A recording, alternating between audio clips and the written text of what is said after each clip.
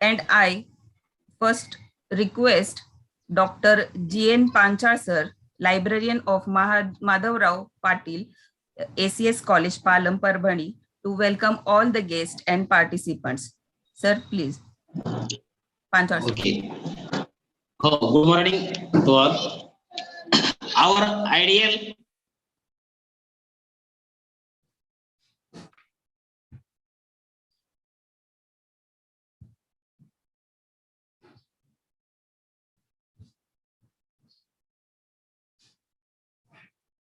Sir, your voice is not coming. Hello. Hi, Panchal sir. Please go ahead. आवाज येतोय ना sir? हा येतोय सर. हॅलो. हा बोला, आवाज येतोय. Our ideal and founder of Sri Baliraja Education Society, Honorable Bhai Lakshmiraoji Goregaonkar, because of his blessing and guidance, the idea of this virtual conference came into reality. This conference is held with collaboration of Department of Library, Madhavrao Patil College, Palam, and Maharashtra University and College Librarian Association, Sectional Council, Swami Ramanand Tirth Marathwada University, Nanded. The chairperson and president of conference, the well-known personality from library area and Mukla president, Dr. Mohan Kharade sir, I heartiest welcome you, sir. Inaugurator of conference, who is ex-vice chancellor of Savitribai Phule Pune University, Pune, and keynote speaker of this conference, Dr. Arun Adsul sir, I welcome you, sir. The chief guest of this conference, Joint Director, Higher Education Nanded Region Nanded, Dr. V.R. More sir, I heartiest welcome you, sir. This conference is organized into 4 different sessions, for which the very well-known dynamic resource persons will deliver their speech for this. I welcome Dr. S.T. Devkar sir from Nanded, Dr. Jaydeep Sharma sir from Delhi, Dr. Ashish Linge sir from Amravati, Dr. M. Sadiq sir from Tamil Nadu. I again welcome you all, sir. Our honorable principal of this, Dr. A.D. Arsule sir, I welcome you, sir. I heartiest welcome to Dr. Vinay Patil sir, General Secretary.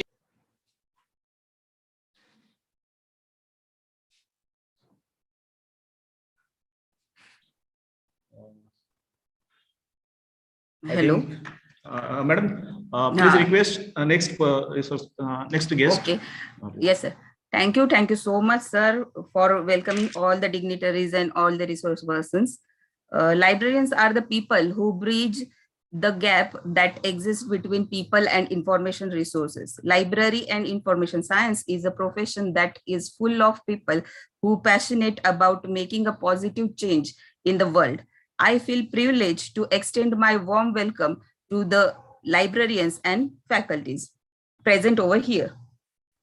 Friends, we all gather here together to listen the talks by professionals who are the resource persons of our conference, and to assimilate their knowledge.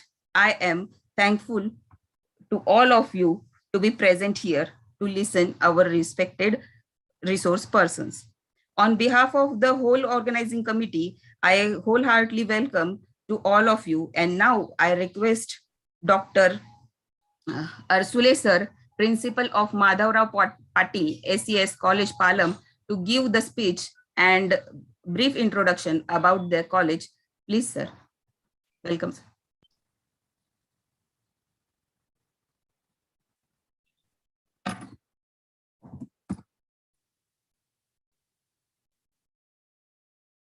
Arsule sir.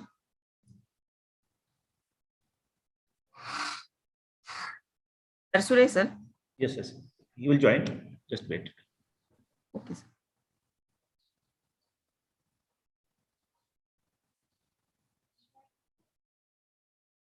Durga madam, participants 99 झालेले आहेत. तर को-होस्टला request आहे की admit करू नका, कारण म्हणजे सरांना जॉईन वगैरे होता येत नाही. Our YouTube live, we are on live on YouTube. Please ask other participants to join in on YouTube only. Okay. Durga sir. madam, please send the Sir.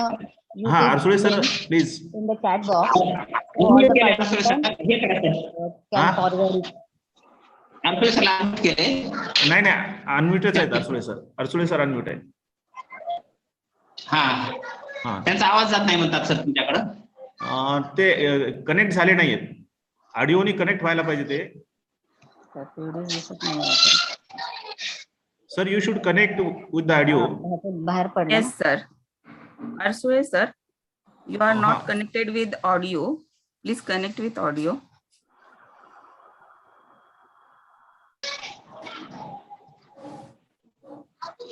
तुम्हाला आवाज येतो ना सर? नाही, Arsule सरांचा येत नाहीये. तुमचा आवाज तिकडे जाईना का तुम्हाला येईना? हा हा. मग तुमचा ऑडिओ काहीतरी बंद आहे म्हणाले बघा की.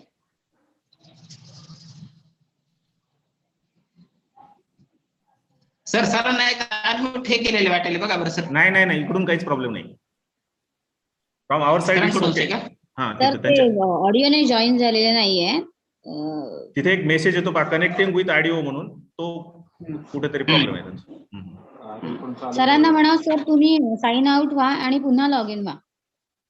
हा, तसं केलं तर चालेल. बरं बरं बरं.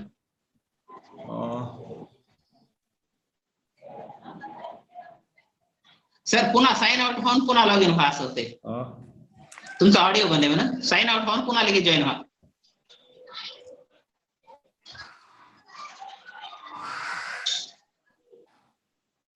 व्हायले सर व्हायले. Okay.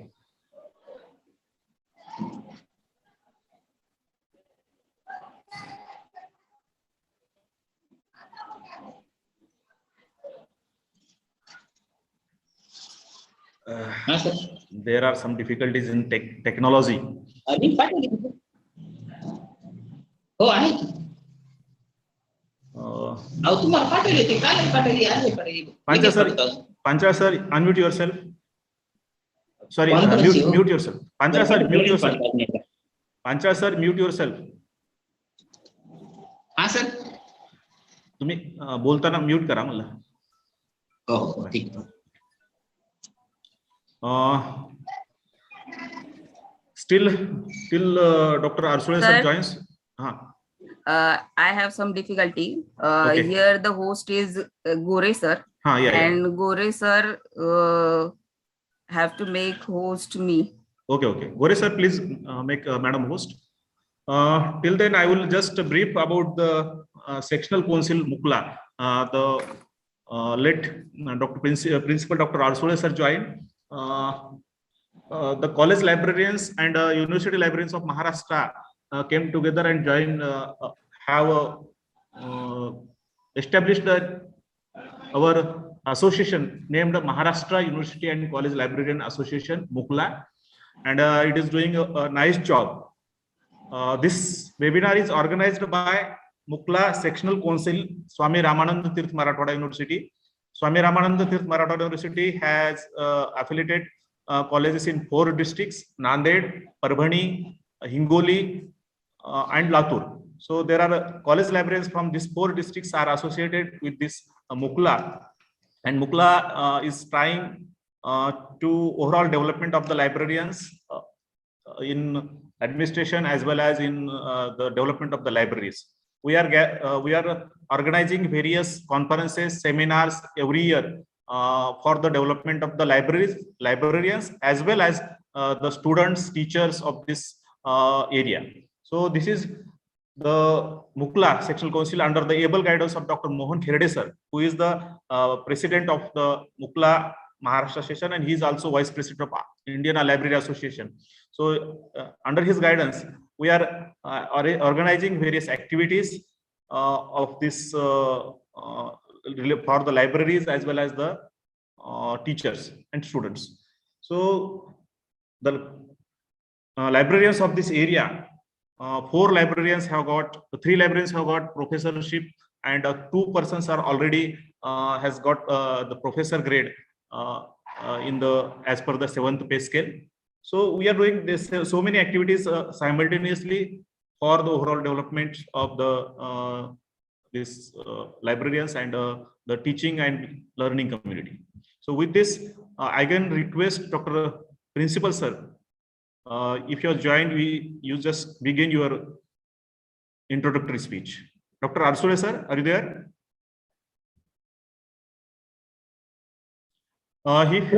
Sir, Gore sir is in the meeting, sir.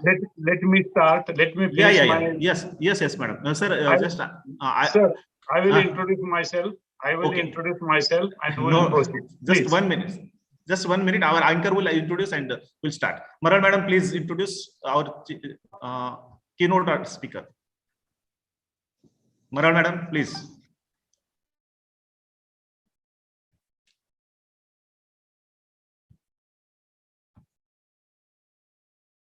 Please, already we are late. Don't waste time.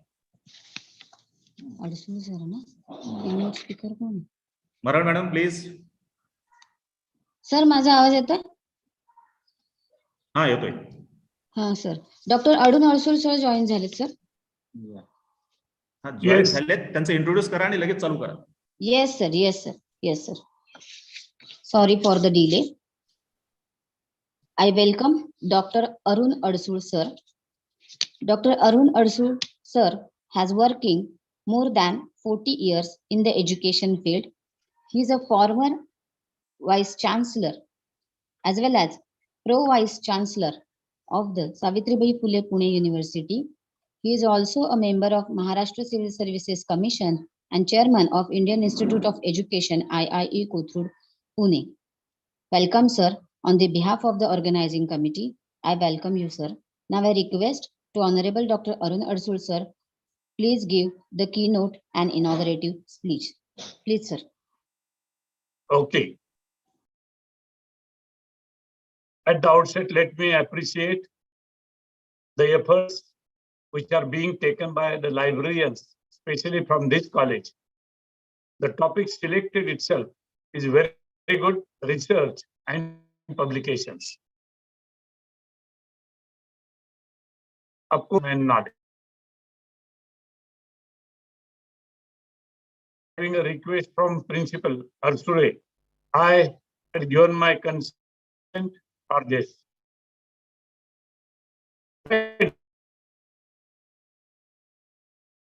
When we think of the human civilization, what is the main component played its role in the development or progress of human continent? And that is nothing but generated knowledge. There is a lot of difference between these two terms. Information, just information. And when this information is applied for comforts and other things of human civilization, progress of human civilization, it becomes knowledge.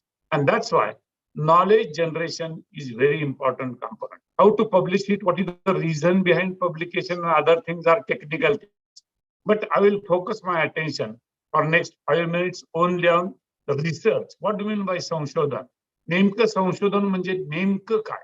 This generation of knowledge, not only information, generation of knowledge itself is called as a research activity. Now this research activity, when one talks about research activities, एखादी व्यक्ती जेव्हा संशोधनावर बोलण्याचा प्रयत्न करते, this research in the language of mathematics is a function of two things. Number one, curiosity, and number two, that is inner drive, means imagination. Imagination is very important. Curiosity is equally important. Now, this curiosity, when one talks about curiosity in Marathi, it is called as a jitnyasa. Nobody can define jitnyasa in toto. Everybody, all researchers so far, did their best in explaining the meaning, in defining the meaning of curiosity. Curiosity changes with space and time. Causes behind the curiosity, causes behind the activation of curiosity are totally different. म्हणून जिज्ञासेची व्याख्या सहजासहजी कुणालाही करता येत नाही किंवा त्या प्रयत्नात कुणी पडत नाही, कारण स्थळ कालानुसार जिज्ञासा ही ऍक्टिव्हेट करावी लागते, ही ऍक्टिव्हेट होते. Now when one thinks about the past, भूतकाळाचा विचार करताना आपल्याला असं लक्षात येतं की need itself was a compulsion for finding the answers, resolving the problems. When agro sector and medicine sectors. Only 2 sectors were there before this I am talking about. त्यावेळेला फक्त 2च गोष्टी होत्या. एक तर ऍग्रो सेक्टर मधल्या काही अडचणी होत्या आणि त्याच्यानंतर डेव्हलप झालेलं मेडिसिन्स, ज्याला आपण हर्बल्स असं म्हणतो, याच्यामध्ये निरनिराळे प्रश्न निर्माण होत होते आणि त्यामुळं लोकांना तत्कालीन लोकांना they were compelled to focus their attention to resolve the problems. This is called as a resolve the problems means what? Why this happens? What is the cause behind it? Need based. It is called as a interested curiosity. Interested curiosity because we are interested in finding resolving the problems, solutions for that. And that's why it is called as interest. Our interest were there to resolve the problem. That's why this curiosity in the language of psychology is called as interested curiosity. Nobody had focused on the other side of the curiosity, and that is uninterested curiosity. What do you mean by uninterested curiosity? Whether sun goes around the earth or planets goes around the sun. This is an uninterested thing, no? That is not useful thing. That's why people were not focusing on such a thing. But after 580 BC, people started to find out the cause behind other things, that is matter and energy, cause behind the various events going on this, not only on the planet Earth, but in the universe itself. And that's why this curiosity is called as an interested curiosity.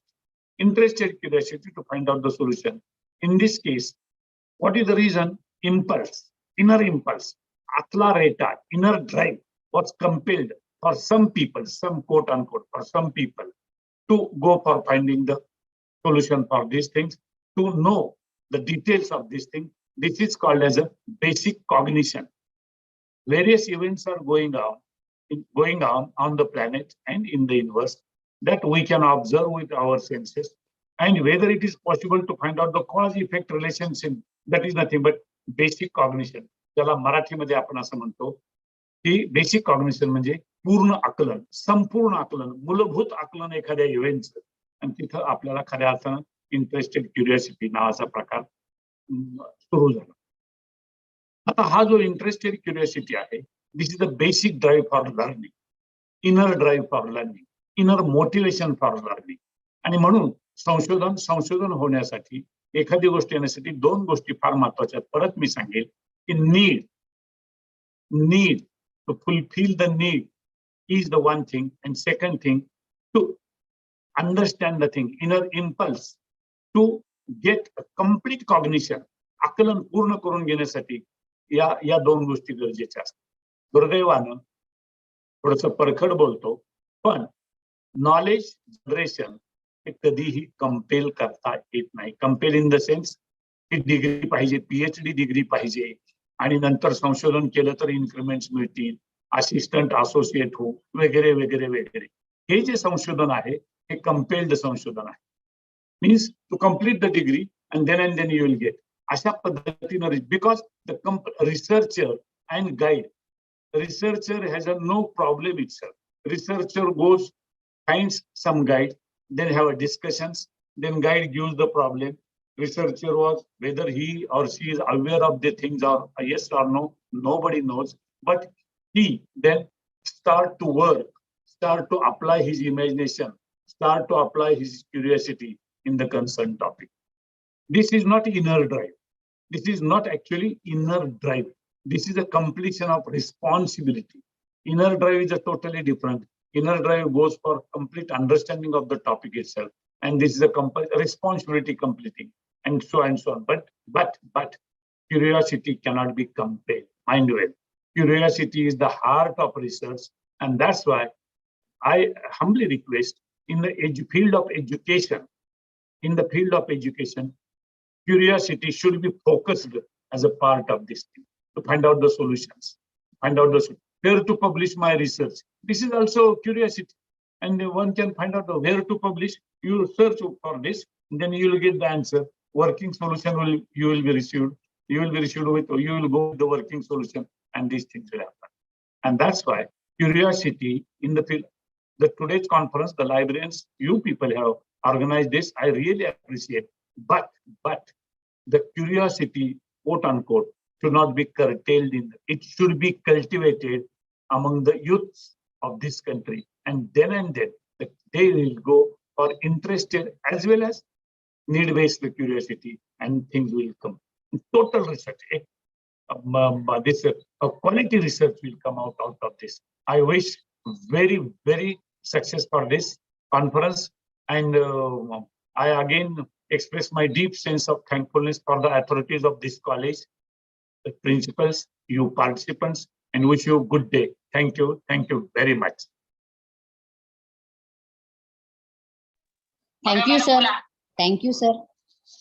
Thank you for your valuable speech, sir. Now, moving forward, our today's guest is Honorable Dr. Vittal More, sir. I briefly introduce you towards our guest. He has published 43 research papers in the reputed journals and one book entitled Environmental Pollution and Life. He is a research guide. He was the member of GR Drafting Committee constituted by Department of Higher Education, Maharashtra State for the revision of pay scale of the college teachers as a 7th Central Pay Commission. On the behalf of the organizing committee and the college, I welcome you, sir. Now I request you to please address the gathering. Please, sir. Dr. Vittal More.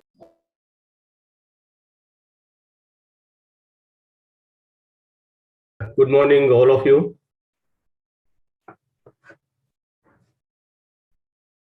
Can you hear me? Yeah. Oh, Yes, sir. Audible. okay. Honorable Bhai Lakshman Rauji Golegaonkar ji, Professor Arun Alsur sir, Principal of the college Dr. Arsule sir, and the librarian of the college Dr. Panchal sir, and office bearers of the Maharashtra University and College Librarians Association, and dear participant friends. It is my great pleasure to be here with you on this occasion as the chief guest of the inaugural function of this conference named Modern Trends in Research and Publication. And this is very important topic as far as the researcher and the publishers is concerned.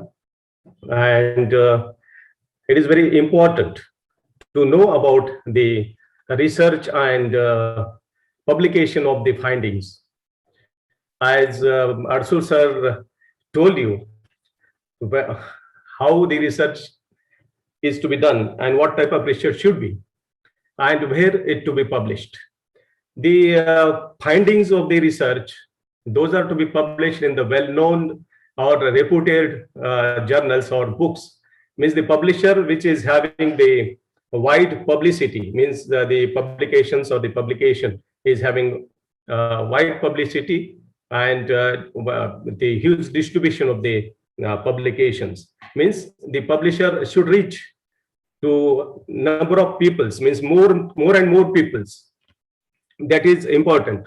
As today we are facing the CAS interviews and CAS meetings. At that time, we asked the people that how many research publications are there in the Thomson Reuters listed journals. Why you ask the Thomson Reuters listed journals? Because the Thomson Reuters listed journals are having more publicity or more people are attached to these journals. And what type of research we expect from the researchers? As Arsul sir told, the research should be, means the research which is applicable for the well-being of the society. And how one can achieve the welfare of the society through his research. The applied research or the research which is used for the well-being of the society is important, and that research should be carried out by the researchers. And by doing research and sharing the findings with the society is important. And sharing of finding with the help of the journals or books through reputed publisher is also important. Means all these the participants, those are participated today, should know. Means they treat through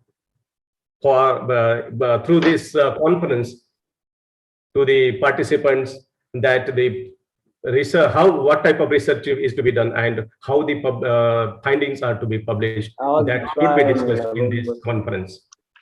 And lastly, I wish every success to the conference, and the conference will be fruitful for the uh, participants. And I'm thankful to the organizers for inviting me and hearing the hearing patiently. Thank you very much. Thank you, sir. Thank you very much. Now moving forward, I request Honorable Dr. Atmaram Arsule sir, Principal of Madhavrao Patil ACS College, Palam, Parabhani, to give the speech. Sir, I welcome you. Sir, please brief us about your college. Please, sir. Thank you, madam. Can you hear me? Yeah. Yes, Hello? sir. Yes. Sir. Yes, sir. Okay. Thank you. First of all, good morning, all of you. I warm welcome all of you conference Multidisciplinary 2021 on the modern trends in research and publication, organized by Department of Library, Madhavrao Patil Mahavidyalaya, Palam, and with the collaboration of Maharashtra University and College Librarian Association Section Council SR team in Nanded. I heartily welcome our patron Honorable Bhai Lakshmanrao Ji Golegaonkar, founder member Sri Baliraja Shikshan Samstha Someshwar. I welcome to Professor Kherde sir, President Maharashtra University College Librarian, Professor Arunji Adsu, former Vice Chancellor Savitribai Phule University Pune, Professor More sir, Joint Director Higher Education Nanded, Professor V. Patil, Secretary Mukla, Professor Kulkarni sir, Professor Panchal sir, Librarian MP Pal, Professor Gore sir, Doha. I heartily welcome all research personality from the different places of India. Dr. Sadiq sir from Annamalai University, Tamil Nadu. Professor Jay Sharma, Indira Gandhi National Open University, New Delhi. Professor Devsarkar sir, School of Chemical Science, SRT in Nanded. Professor Ashish Lingle sir, Nagpur University. I also welcome to all faculty members over India who enjoy the National Multidisciplinary Conference on Modern Trends in Research Publication. So our college is having 26 staff. They include the Faculty of Arts, Commerce, and Science. So when we talk about the trends in research, we are not only consider research method, but also the logic behind the method. The subject of modern trends in research are probably to call research scholars and students to familiarize themselves with the research methodology. Being the promoter in this environment, the research simply means searching for which already exists. Research methodology developing better outfits the needs and students, faculty, and our society. So in our college, there are different faculties from science, arts, commerce. They are developing the new research idea in themselves and students also. So our one colleague, Dr. Dabade madam, she's recently completed the fish farming and pearl harvesting. So the pearl harvesting is the new idea or new concept in our society. Or in she's completed his 4 days workshop on the conference. So our another faculties, they are developing the new ideas and new methods in their research areas. So this conference will attempt to promote the central idea which spin around the conference. So our focus to describe the different methodology to better outcome and finding. With this, I look forward for fruitful and experienced, knowledgeable talk of a resource person will definitely satisfy you. This knowledge will enhance your research at next level. So I hope the all faculties from the different parts of India and all the participants, thank you one in all and enjoy the conference. Thank you. Thank you, sir. Thank you very much. Now moving forwards. Now I request to Honorable Dr. Mohan Kherde sir, who is the president of Mukla and the director of KRC Santa Gadge Baba Amravati University, Amravati, for delivering their presidential speech. Mohan Kherade, sir. Please, sir.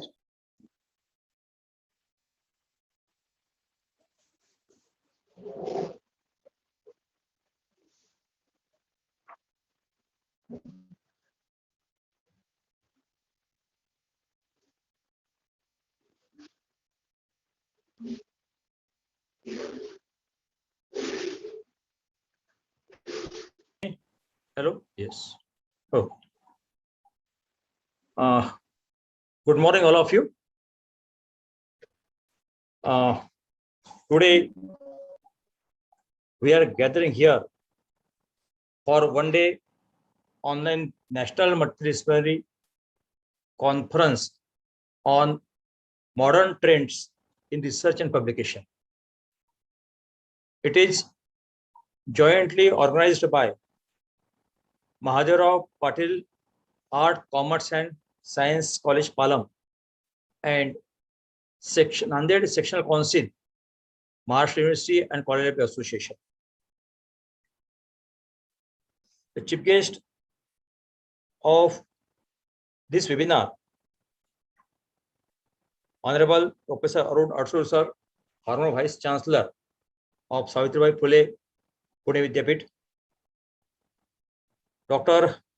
V.R. More sir, Joint Director, Nanded Region, Higher Education, Nanded, Principal Dr. A.D. Arsul sir, Resource Person Dr. Sadiq Bacha sir, Dr. Vinay Patil, General Secretary of Maharashtra University and College Library Association, Coordinator of Nanded Sectional Council of Mukla, Dr. Jagdish Kulkarni sir, Organizer Dr. G.N. Panchal sir, Dr. Rajesh Gore sir, other dignitaries, ladies and gentlemen.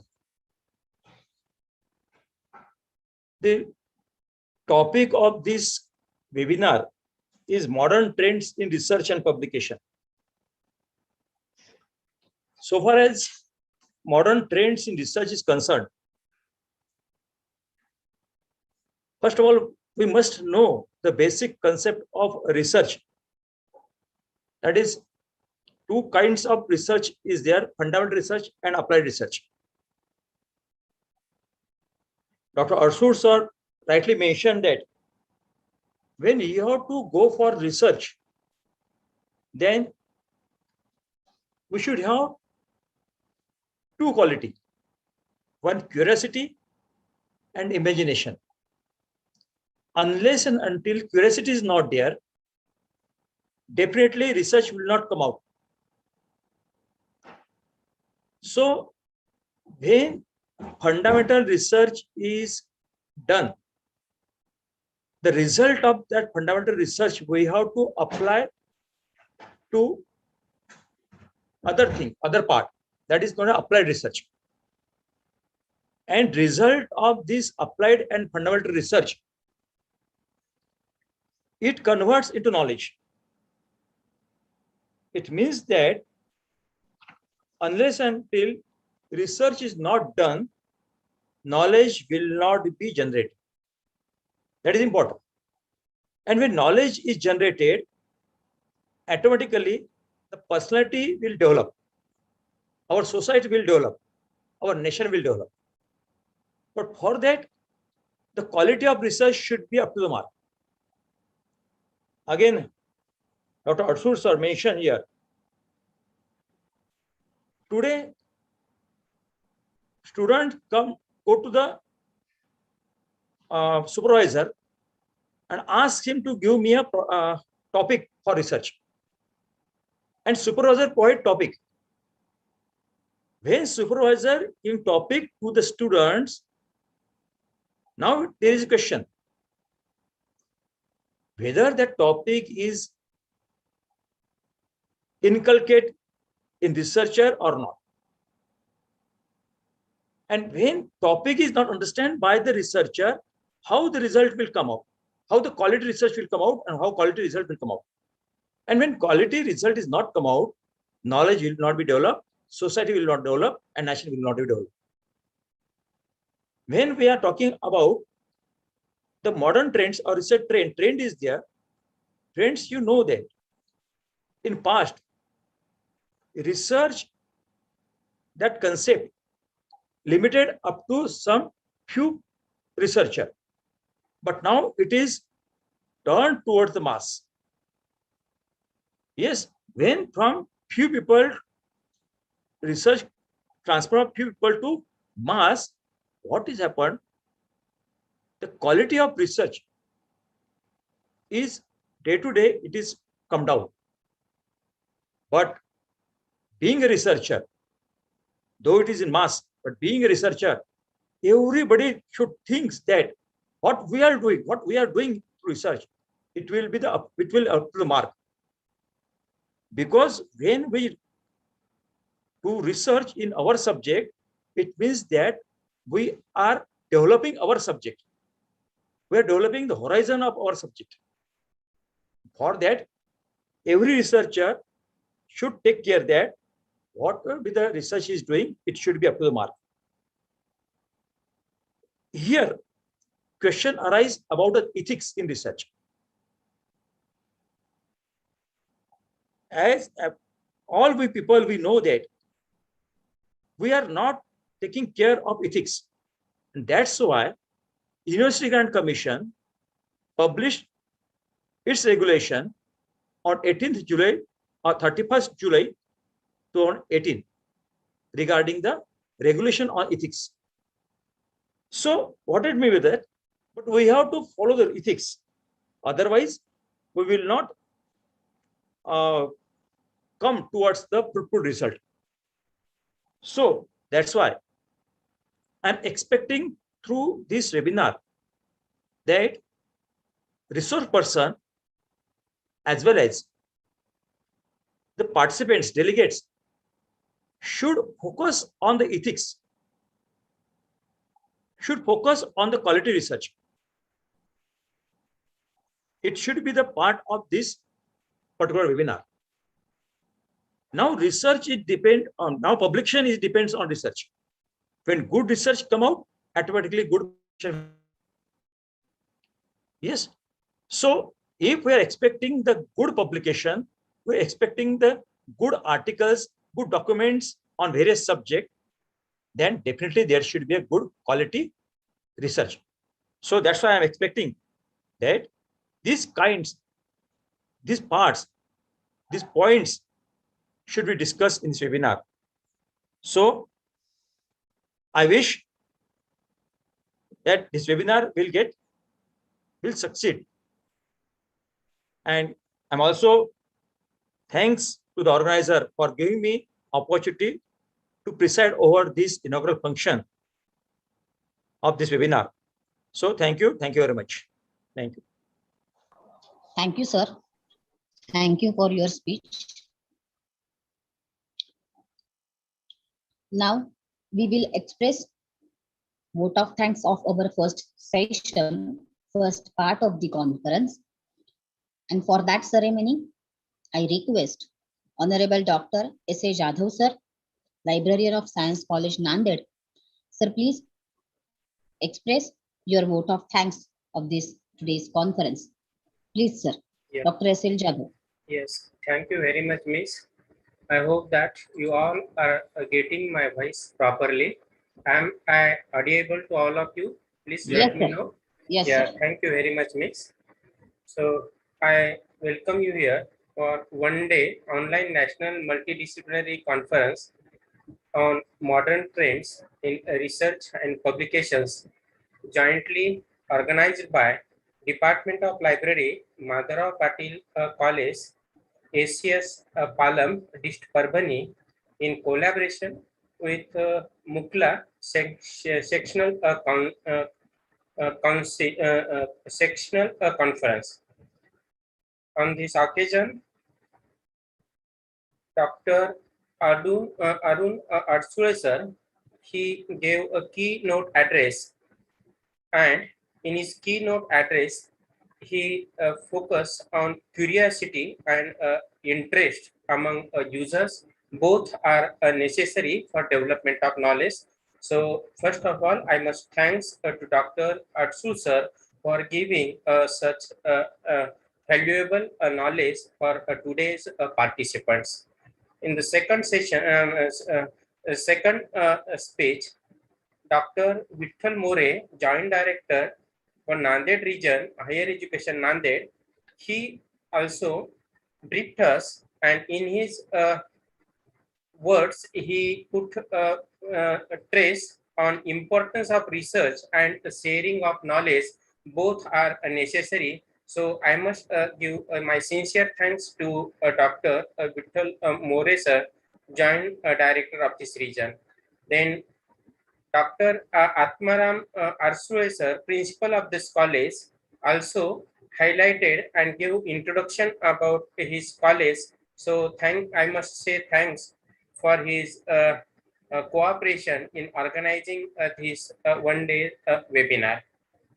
Then after Dr. Mohan Kherde, sir, very enthusiastic, very honorable, very respectful, and is knowledgeable person in our profession. He also gave delivered good lecture on research, what is needed. He has cleared the concept of research. Firstly, he said a fundamental research and applied research, both concepts should be very clear. And in research, ethics are more importance. Then and then only there is a possibility of development of knowledge. Then after that, I also give my sincere thanks for all participants, Vinay Patil sir, and most important, librarian of Madhavrao Patil College, Palam, Dr. G.N. Panchal sir, and our university librarian, Dr. Jagdish Kulkarni sir, for motivating all librarians of this region to go ahead and organize such related and important webinars on current topics. So thank you very much, Dr. Jagdish Kulkarni sir. I must give my sincere thanks to Maral madam for cooperating from, I am seeing her from last 2-3 years. She is very active. And also I must give my sincere thanks to Durga Raikar madam and all participants who have joined today. So thank you very much. With this brief vote of thanks, I may have not taken all names, but please forgive me. Thank you very much, miss, and thank you, sir. Thank you very much, sir. Sure. Till now, we have completed our first part of this conference. Now, further, we will start. Madam, please. Madam. Yes, sir. Madam, there is small change in sessions. Yes. Hello. There is small say. Yes, now you just request Dr. Sadiq Bacha sir. Session. Yes, sir. Yes, sir. I get that message, sir. Yes, sir. Okay. Okay. Okay. So there is a little bit difference. Now we have with us Honorable Dr. Sadiq Bacha sir, who is our resource person, one of our today's resource persons list. He is one of the best resource person of this conference. Now I will introduce all the participants to our resource person. Honorable Dr. Sadiq Bacha sir is the professor and university librarian in Annamalai University, Tamil Nadu. His today's research topic is Trends in Research Methodology, Selection of Research Problem to the Report Writing. Mr. Bacha has done his PhD from Annamalai University. He had 25 years of teaching and research experience. Presently, he is working as a professor in the Department of Library and Information Science and also in charge of University Library. He is a librarian at Annamalai University. His areas of research includes scientometrics, altmetrics, and webometrics. About 63 MPhil and 15 PhD scholars have been awarded Under his guidance, he has published 121 research articles in national and international journals. He has been awarded the Best Research Award in 2020 by Annamalai University. A warm welcome to you, sir. Please enlighten our gathering with your valuable words. Please. Very good morning. Am I audible, sir? Yeah. Yes, sir. So it gives me immense pleasure to take participation as a resource person in this webinar. Let me first thank the organizers for having given me the wonderful opportunity to meet my learned colleagues on this platform. I submit my heartfelt thanks to Dr. Mohan Karade sir, V.R. More sir, and other organizers, Dr. Jagdish Kulkarni sir, Dr. Arsule sir, Dr. Arun Asul. Today, actually, I'm going to focus on how to select publications, how to select the index journal, what are the techniques behind it. So these are the things that I'm going to focus. I have been allotted minimum time. Within that, I would try my level best to share the information to you all. Dear participants, one thing I can give you the guarantee, if you follow me, the concept which I am going to explain you, surely at the end of the session, you may be beneficial. And this thing is not only for the researcher, it is one of the duty of the librarians, the library people, to take this matter to the research scholars. So let me present my presentation now.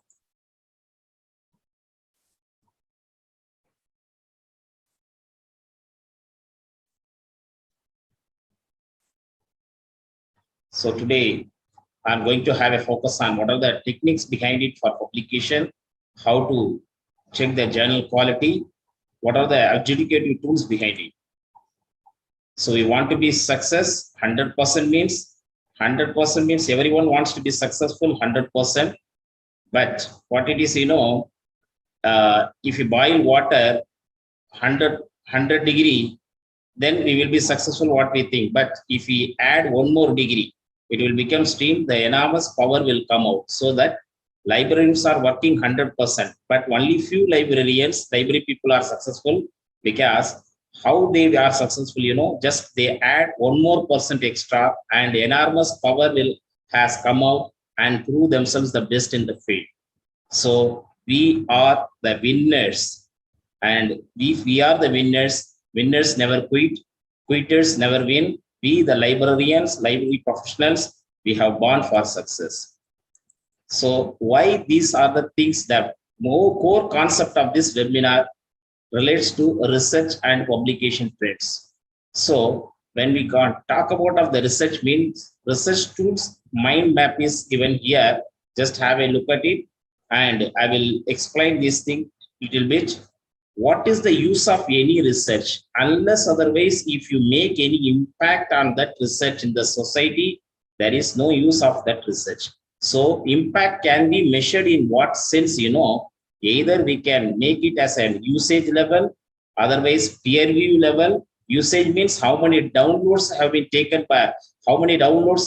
into account of your paper, how many people have viewed your papers, and what's the expert opinion about your paper, how many citations you have received. Now you know very well.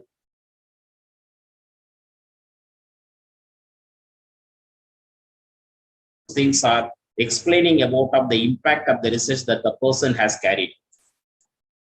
And the impact can be measured in information science, especially library science in 3 level, very well. I'm not going to focus on those things in detail because you may feel boring, but it is a mandatory. So one is journal level matrix, another one is author level matrix, and the article level matrix. So when we talk about of the journal level matrix, my dear friends, those who are in library professions, we should be very clear about of what are the journal level metrics, and we should know how to calculate all those things, how to calculate journal impact factor, how to calculate Skymago journal ranking, SJR, and CNIP value. And another one is when we talk about of the author level metrics, citation per paper, CPP, H index, and so many indices are available. That is not needed here, but the basic things I'm telling. When we talk about of the article level metrics, the article data sets, blacks, code, artist creation. Then when we talk about of the citation, mention, views, downloads, and even alt metric means bookmarklet, impact story, etc. like that. These are the things. So that in our profession, we should have some basic idea about this. So you know very well, the citation databases are available, which are totally we are called as a Web of Science, and this one Google's Scopus, Google Scholar, Microsoft Academic, CiteSeerX.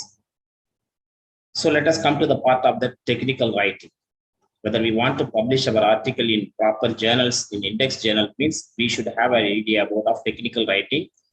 Technical writing is about writing technicality of any topic. I'm not going to give here any patent oriented technical writing and anything, just I'm going to focus on article writing. So whether your article, whether you are worthwhile writing a writer's means, it should have some increased visibility. So what are the skills are needed for an article writer? So actually the skill is, especially for journal writing, we need skill. Dear friends, if we don't have the skill, just if we make cut and paste, what happened? We loss of skill. If we don't have the skill, delete the first letter, you will kill the audience. If you kill the audience, again delete K. So they will become ill. They will become ill. So how long they will become ill, you know? Again delete I, L, lifelong. Lifelong, on seeing the particular author's name, nobody would read your paper and we cannot get any citation. For that, we need some of the skills. What are the skills are needed? Let me show you that. Solid written and verbal communication skills are needed. Usually the librarians have. The strong technical mindset with the ability to learn new technologies. Whenever the new technology is adapted in the society, we should have basic idea about that is needed today. And that's why from classical, from card catalog to we have moved up to OPAC, from this one to the housekeeping operation, from automation to we have moved up to RFID and other technologies. And super skill in using technical documentation related software. What all the softwares are available? What all the reference management softwares are available? Everything should be well known by the librarian. We should have the ability to write in a clear and concise for the intended audience. So we should always think about the audience and we should write it. So further, we have to be able to work on multiple research techniques also. Right. Let me come to the core point of my topic. So when we want to write research paper means, as a researcher, there are 4 options in front of us. We can write short communication, otherwise we can write review paper, research element, full article. Short communication on particular issue, we can write up to 4 pages. Otherwise, at the beginning stage, the researcher will read all the papers relevant to his topic area selected, and we can write a review paper on it. It may be up to 8 pages. Otherwise, whether we have developed a research element by using the other elements, so we can write on that issue just 4 or 5 pages.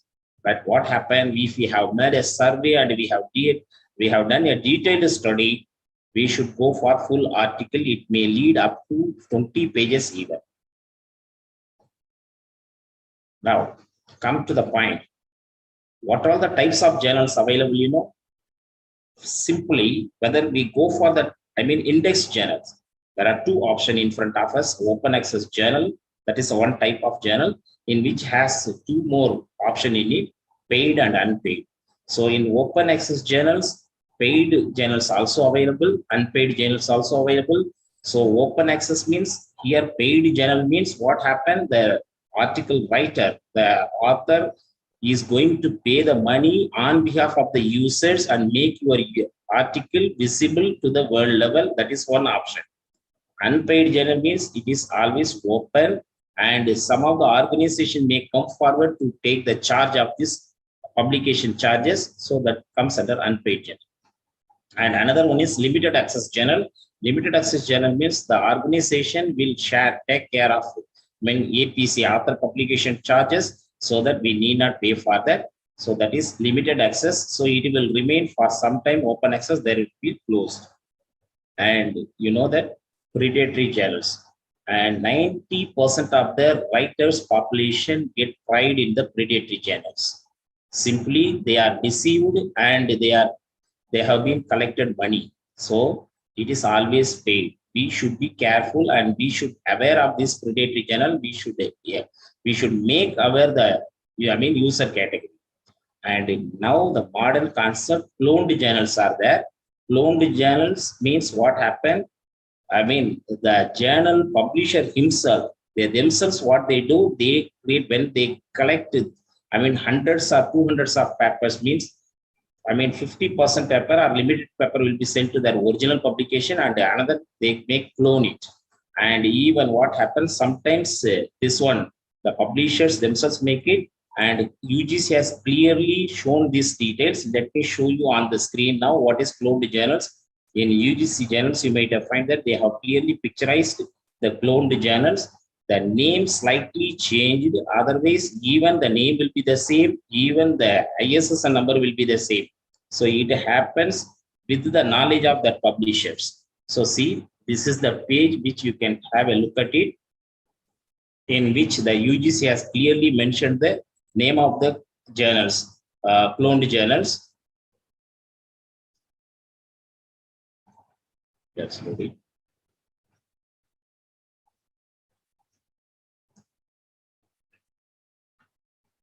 Yes, sir. Yeah, yes. Any problem, sir? No, madam.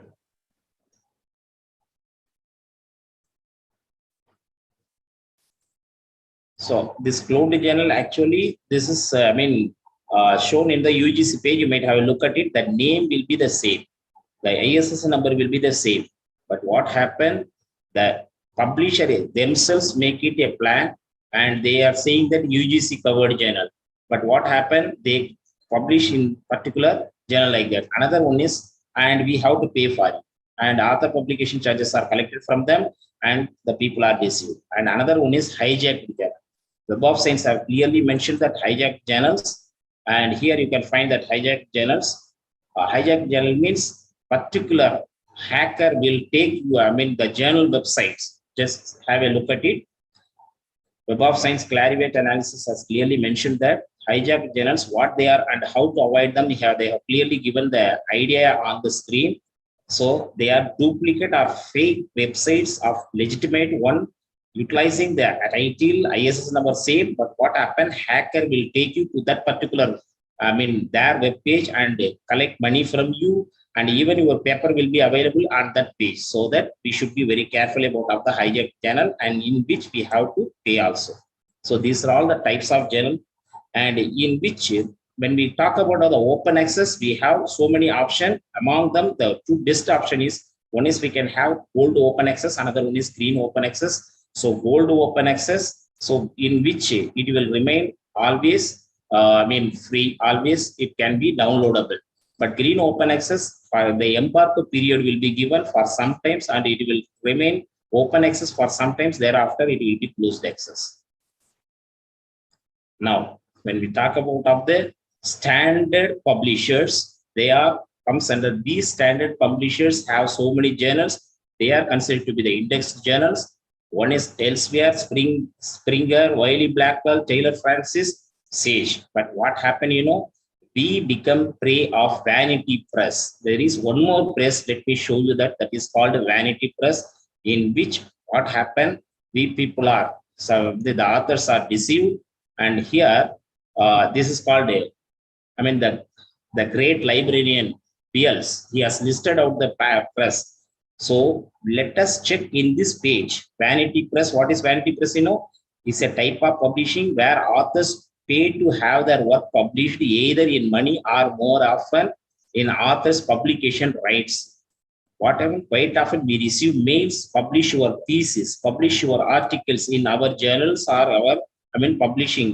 So here, the list have been given of the Vanity Press. List of Vanity Press have been given here by the BLs. On screen, it is available. Just you can type on Google Vanity Press. It will show you these publishers, whether these publishers conducting you don't respond and don't give any publication to them, they are considered to be the Vanity Press.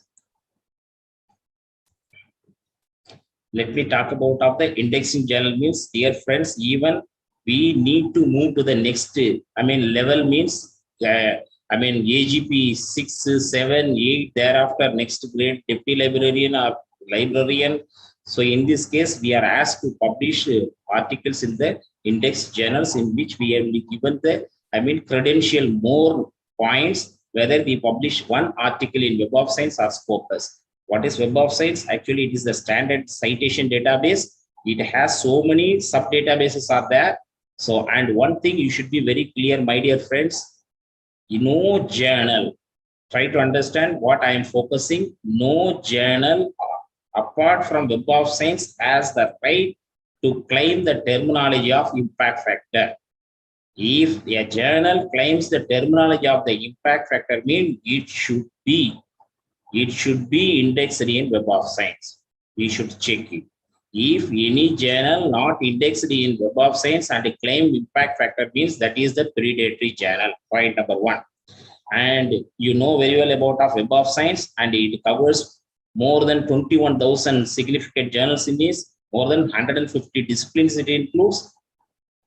For example, if a researcher contacts you, sir, I am going to publish an article. In a journal. So are you able to hear me well? Is there any problem of listening to me? No, sir, no problem. Madam, somebody respond me. No, there is no problem.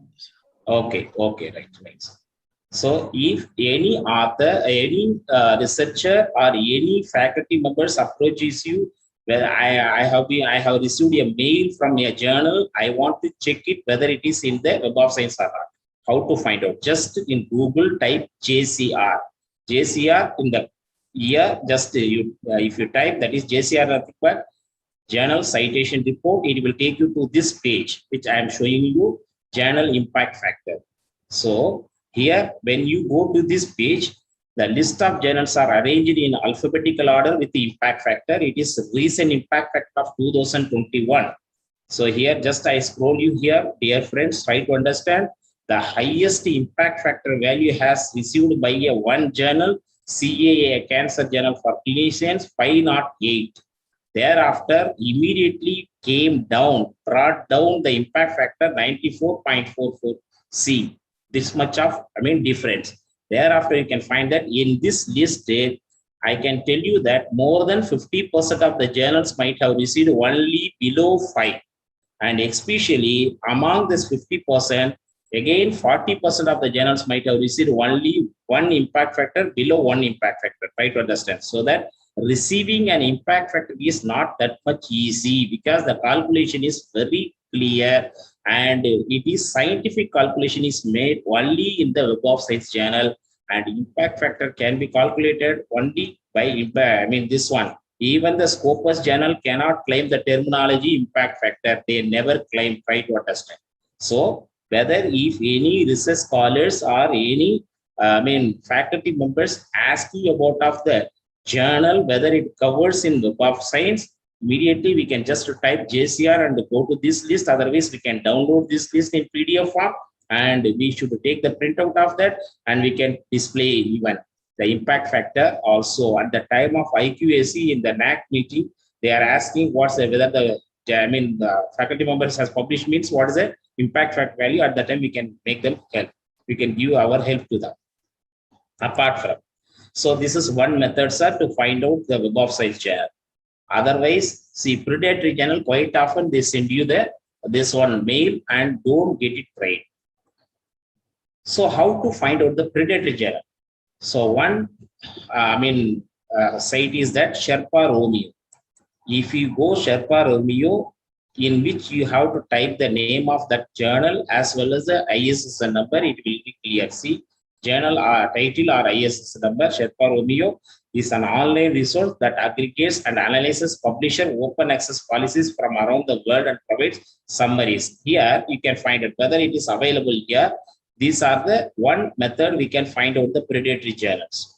Otherwise, one more thing is DL's list. As I told you earlier, the great librarian DL has prepared a list of predatory journals published all over the world. It is available online 24 hours. See, this is the journals. Here you can find the Jeffrey by BL. So he is the librarian. He has prepared the journal list of the journals, which is arranged in alphabetical order.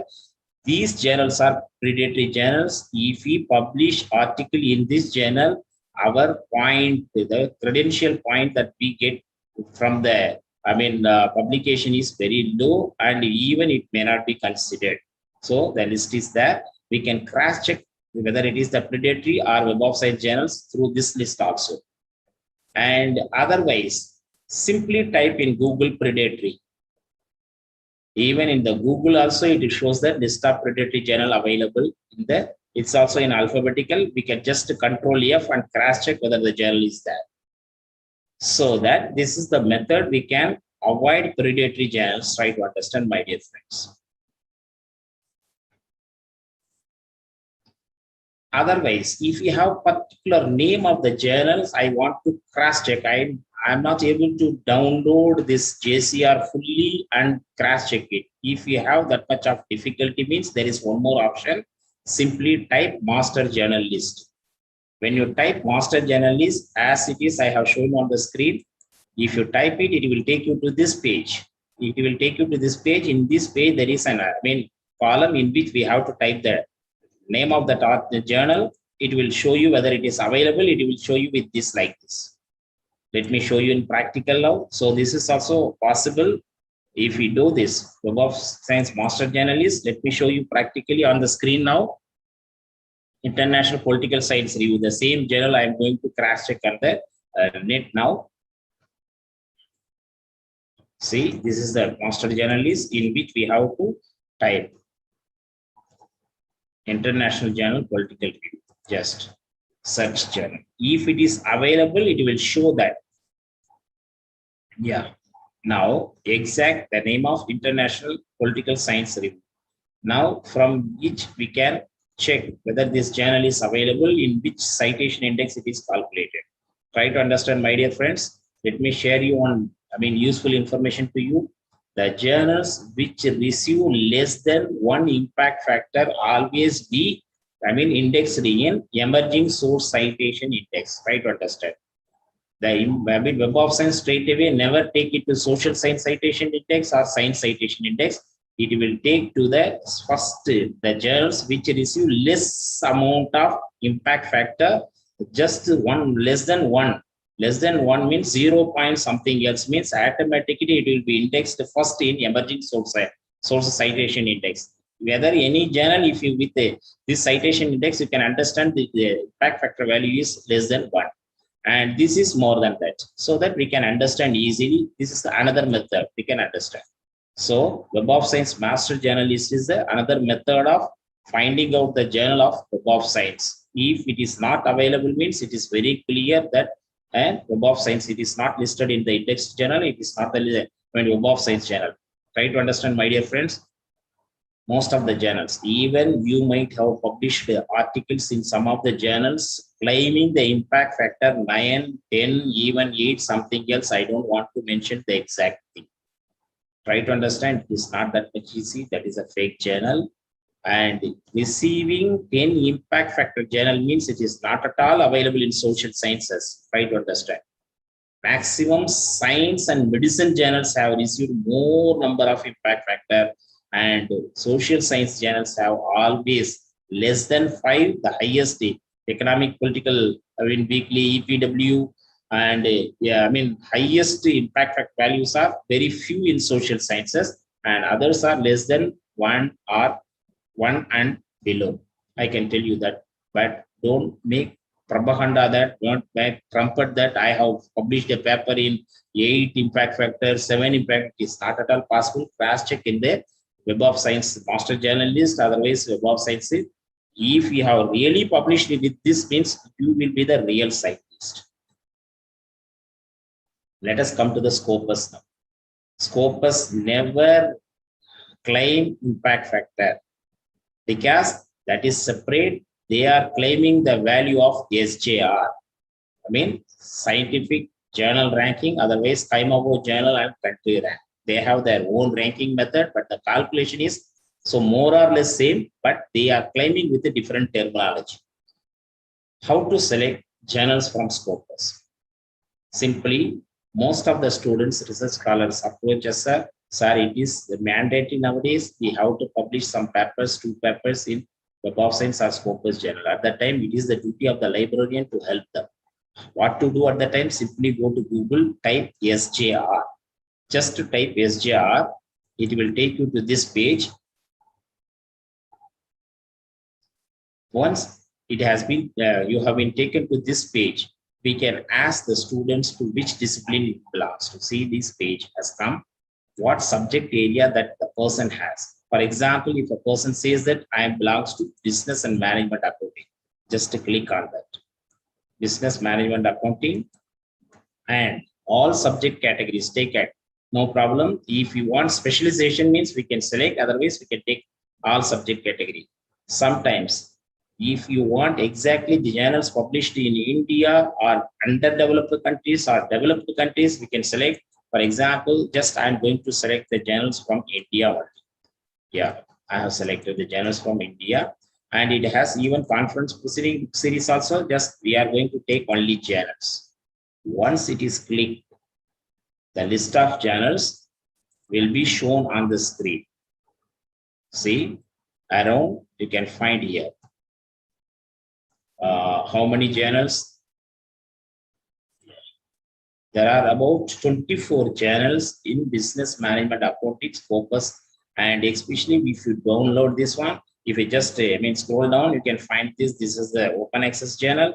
This is also open access journal in which we did not pay, and you should know that the journals which receive more impact factor SJR value or comes under this one 50%. That means Q1 25%, top 25, Q1 25 to 50, Q2 50 to 75 are ranked in Q3 quartile. It is called quartile, and Q4 having less SJR value. Some of the journals may not have SJR value also. So that this is the method we can suggest the name of the journals which are indexed in Scopus to the students as well as the faculty members, so that they can have an idea about of where to publish their article in, especially in the Scopus journals. If you want to go for this journal web page, we just click on that. When we go for this, for example, Journal of Entrepreneurship, if I click on that, it will take you to that particular journal website, and details of the journal, journal of what the H index it has received, and even from here we can go for the journal. And to avoid hijacked journals, always we should go to the journal page through Web of Science through Scopus only. This is the home page. If we go through this means we will not be hijacked. So home page, I have just gone to that particular journals through the Scopus home page, Scopus link, so that I will be launched in the proper exact journal. This is Journal of Entrepreneurship, so it is available here. Okay, so we can find out what's there. This one, this details also we can get it. This is the method we can find out the journal in which in this journal page submit we can paper. Otherwise, we should not submit the paper through the hijacked journals. Okay, so this is the one more method. Let me take you to the other methods. Otherwise, if you have particular journal name in your mind, if you have a particular name of the journal in your mind, otherwise, if anybody asks, sir, please find out whether this journal is covered in Scopus or not. At the time, just type Scopus on Google. It will take you to this page, which I'm going to show you now. Have a look at it. It will take, it is free. This page is free online, And this is not the Scopus full database. It is just author search and the sources will be available. See here. So now we are subscribing. That's why we have these details. Here you can find the sources, right? Just to click on the sources. This is the page in which we can type. For example,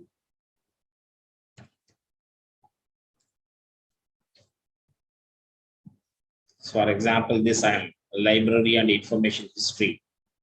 Fine. So this is the name of the journal which I have in my mind, means we can type. If it is available, it will show. Otherwise, it won't show. No result. So that the paper is, just a class check it. Library and information science. This page is needed. Now listen to me very carefully, which I want to show you, but fortunately it has come. By chance, if a person has published a paper in the year 2019, means there was no any problem for him. And for the credentials, here you can find that the Scopus coverage is from 2014 to 2019. If a person has published a paper within this period, means it will be taken into account that the person has published in Scopus index journal. Otherwise, what happened, after which if a person has published in the year 2020, it will not be taken as consideration. Even it is available indexed in the Scopus in these previous years, not now. That is why it is considered to be the predatory journal. It is discontinued journal for the Scopus. Try to understand. So that as soon as when we publish our paper, we should take the screenshot of this page in which whether on that particular year, that particular journal is available in Scopus or not. To find out, we have to take this one. Okay, sir. This is another method that to cross check the journals in the Scopus. So if you go for the search, it will show you like this, which I have boxed here with the color. You can find out. We have to just select it and find out. You can go to the home page of the journal also.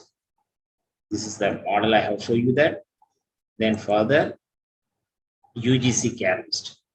We are talking about of the UGC care list, but we librarians are not following it. It is the duty of the librarian and the IQAC people that they have to cross check the UGC care list every month. Let me take you there. UGC care list, actually, in the UGC care list, updation is done every month.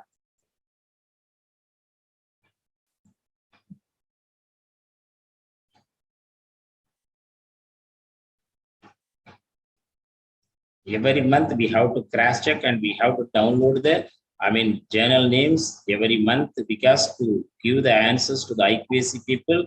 Otherwise, the IQAC people have to find out this page is properly. So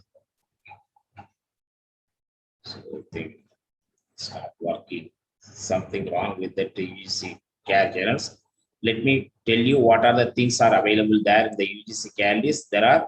You can find that when you go for the UGC care list, let me show you something. When you go for the UGC care list, there are, two types of journals. Group 1, group 2. Two groups journals are there. Group 1 journals, when you click on that, automatically it will take you to the Web of Science and Scopus. These are the group 1 journals. And group 2 journals are these are the journals recommended by the heads of the department of various universities and colleges, and it is accepted by the UGC. Whether it is accepted, it will be listed. But when you click on the group 2, so it's not working actually. Yeah, it's come down. Issue. Works. I will show you that how you can cross check.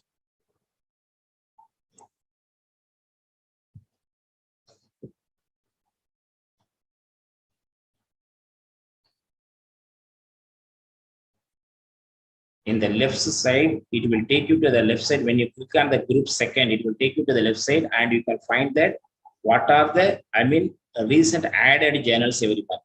List of journals added. Yes, in our university there is a firewall problem. That's why it is. This website is not functioning with us. So let me tell you that the left side you can find the names of the list of journals added particular month, and again, one more option will be available, list of journal discontinued in that particular month. We should take the list which are added we should also take the list which have been discontinued from the UGC. Okay, now let me tell you one thing, sir. Here, I have given that single, attempted. Here was single goal in single attempt. For example, if I want to publish a paper in particular journal, says that at the time, usually I have to cross check what is the impact factor, otherwise SGR value. If I cross check, it shows that SGR value is 0.343. That means that if I publish a paper in this particular city, culture, and society means, so it is Scopus indexed. The journal which claims the SGR means it is Scopus indexed, and my profile will be updated in the Scopus. Try to understand. I can probably say that I have published a paper in Scopus. One paper I have published. But what we can do here, you can find another journal. While we publish paper in particular journal, what happened here? For example, I have shown you a title of the journal is Energy and Building. For example, here you can find that when I cross check, it shows that SGR value also 1.826. SGR value 1.934. And when I just cross check furthermore, I got, a happy news that I have got impact factor value also. Impact factor is 4.495.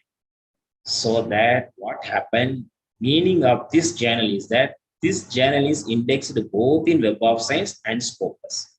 So what happened? Single attempt, double goal. If I publish a paper in this type of journals, my profile will be updated in both Web of Science as well as in Scopus. So now the committee asked me, how many papers you have published in Web of Science? One paper, sir. How many papers in Scopus? One paper, sir. Have you published two papers? No, sir. Only one paper. Only one paper, but my profile is updated in both of Web of Science and Scopus. Try to understand. So this type of benefit also we can get when we look at these factors properly. Sometimes at the beginning, the researchers at the beginning, they may have, fear in publishing the articles in Web of Science and Scopus. So at that time, what can we do? We can start with the conference proceedings. But conference proceeding means which conference we have to go. We should see the theme of the conference relevant to our topic, and the organizers we have to look at properly. The standard organizers, they will always say that the selected papers will be published in Scopus. So if it is the case, what we have to do, we should go for this type of journals. The journals, this type of conferences, the outcomes will be published in Scopus publications. So that would not be that much difficulty. But what happened? How can we find out within the standard conferences? So they never receive full paper. They will ask you to submit only abstract at the time. Whether your abstract has the matter of trending, whether it has some new fact, then they will ask you to submit your full paper. After receiving your full paper, it will be sent for review. And blind review will be there, 2 or 3, triple blind review, or sometimes 2. Thereafter, it will be accepted. Whether if we go for this type, we may have opportunity to publish our article in, Scopus. How can I know, sir, this type of standard conference is organized somewhere else? So there are so many sites are available in which we have to get it login and a password credential. They will give you the notification. When what happened, here, allconferencealerts.com. So if we, for example, if I have, login in that, if I have, had on my account in that particular site means it will send me the notification. Here you can find that. What are the subjects the conference is going to be organized at international level, national level. Even if you are interested to visit any country with the name of these conferences, even you can have the option. You can check the name of the country. When you click on that country names and where, what are all the conferences going to be organized, it will show. So that, try to understand, dear friends, you can find that. You can find here the conference alerts are there in which we should have to log in credential in it. So that why all those things are carried out, if we understand the system, indexing system, if we publish the articles in the standard journals, we will be given some credit. what credit will be given, fake journals always says that. So even some of the people says that my paper has been read by so many number of people. What is the use? Who knows that it is true? It is not that much true, sir. Actually, it is, propaganda made by that particular journal. It may not be the scientific one, cannot be taken into account. Another, some of the journals claims that this article has been downloaded this much of time, so that the calculation of impact factor of the journal is calculated according to the download they may argue. Who downloaded? Do you have any idea? What happened, sometimes the journal, the publishers themselves might have downloaded overnight and might have showed some account. So even it may not be scientific and it may not be taken into consideration. Some of the journals may claim that when you go to that particular website, immediately the scroll will be running very fast. Visits, this much of visits. What is that? It may not be a right one, but the quality matters with the citation. Quality matters with the citation. How many citations that you have received? So what is the meaning of citation? Most of the people don't understand what is the citation. For example, if I write an article, in the reviews, I would cite some of the earlier works. For example, if I have used the, Mr. X work in which I have cited, and finally his name and the name of the article has been given at the reference, and I get it published. Once my article has been published, then it will be sent to the indexing system. When it is indexed, what happened? That authors whom I have cited, Mr. X, will be given credit one citation by the system automatically to his account, whether the person has created proper accounts online.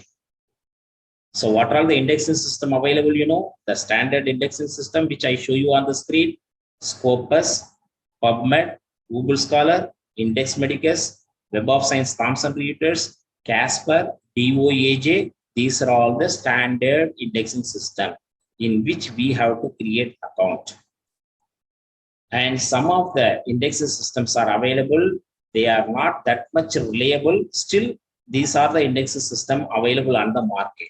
One is Expanded Academic ASP. What is the method of calculation? I don't know. They have their own calculation and they have their own argument, but it is not that much standard.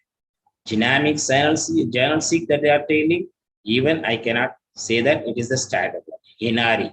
But OpenJGate, actually, they are maintaining proper aspect. OpenJGate also has the Web of Science and Scopus index journals. Primo Central, that is also one of the indexing system available in the market. And Copernicus, you can find that 90% of the journals claim this indexing system. Copernicus, what is the method of calculation? It is not taken into account. So before submitting the paper, we have to go through the author guidelines properly so that we can follow the guidelines. When we follow the guidelines, means our paper may have the opportunity to be accepted. Please, the organizer, can I go further, move further, because it is my allotted time is going on. I have crossed the allotted time. Shall I move further? Sir, you can speed up because there will be questions and answers. Okay, speed up. Actually, sir, it is not a small topic. I have 150 slides. This is a very important topic because I can stop here as a publication part. Another part is that what are the academic, right? So what are the academic identities that we have to create? Then what are the techniques of writing? So that is, elaborating. That's why I can stop here. We can go for the, question and answer session. Thereafter, we will, if you allow, I will further move, sir. Okay, sir. Thank you. So these are all the just, free journals available in elsewhere. Most of the people just argue with us, sir, whether we go for Scopus means they are collecting $600, $900. They are asking. It is not so. Just to have a look at properly. So many free journals are available. Even in social sciences, it is available. Science is available. And even this is Springer free journals, right? I have just listed the top 15 free journals available in Springer. and find out the fast publication. So these are all the names of the journals. They have the, the publication time is very less with these journals. So Social Science Open Access Journal, International Journal of Management Studies. But what happened this one now, International Social Science Journal have been removed from Scopus this year. So in such a way, how to find out, select the journals, let me tell you one techniques to you. If you want to target any journals, means you should not directly submit, even though there is no, for example, if you have selected a journal, why you have selected is free journal. And even the periodicity also, what you find that the periodicity is quarterly journal. You may make an idea like this, but immediately you should not submit it. What you have to do, you should open the paper, you should see the volumes, and you should download the paper first, in which there is an information available when the paper is received, paper received date, month, accepted or reviewed, then accepted. If it is quite acceptable by you, for example, the person has sent the paper received in the month of January, reviewed in the month of March, and published in the month of April, means okay, it is time is okay. But received in the year 2000, reviewed in 2000, December, reviewed in December 2020, but published in 2021 June, means we should not prefer. This is not the fast publication. This is also another method we can follow.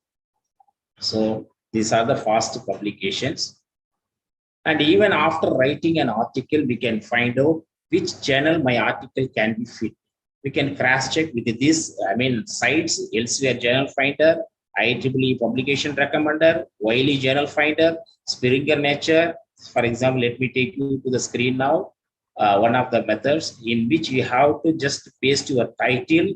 You should paste your manuscript title, abstract, what is subject area. When you click on this, it will suggest the names of the journal, not 100% scientific. Still, it will be helpful to you to find out some of the names of the journals, and in which it may be said the information. How long does it take to publish your papers? How many months it will take? What is the acceptance percentage of your paper, right? So these are all the idea will be given by this sites: Elsewhere, IEEE, Wiley Journal. So these are the one more thing. And one more statistics, scientific is available here. That is known as APA, American Psychological Association Journal Acceptance Rates. This is real data, scientific data. When you go to this site, it will show you that the topmost publication or topmost publishers in which they have received, how many papers they have received, how many papers they have accepted, how many papers they have rejected. If you go this statistical data, actually this is available. 2019, 2020, up 2020 it is available. 2021 is not available. I think statistics they have not taken. See here, 2019 statistics is available now online. Journal statistics and operations data. When you click on this data, here you can find that the names of the journal, in which number of paper received, number of accepted, number of pending, rejection rate. So here rejection rate is high, means that when we submit our papers to this type of journals, means we will be one among that rejection rate. That's why find out the journals which have less number of rejection rate. We will try to this journal, for example, 34%, 36%. In such a way, this is also 36%. If we try to these journals, our rejection will be very less. So that this is also one more method of selecting the journals. So now I stop here. Let me come out now.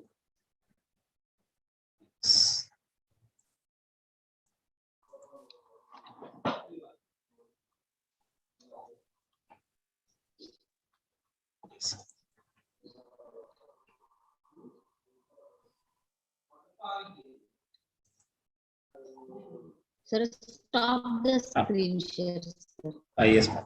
So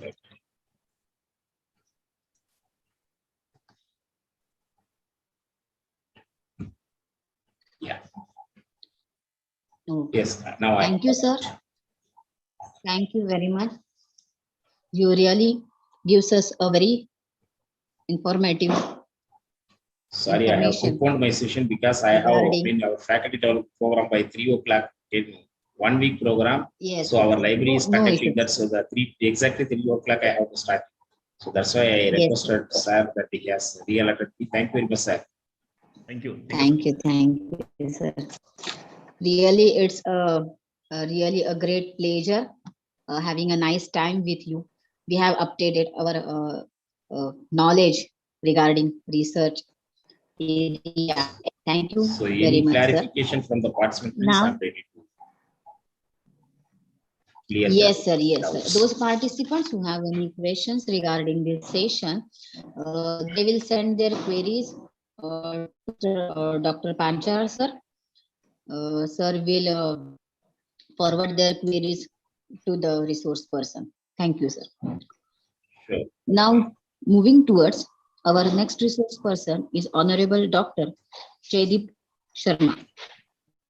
Sir is having PhD in library and information science profession.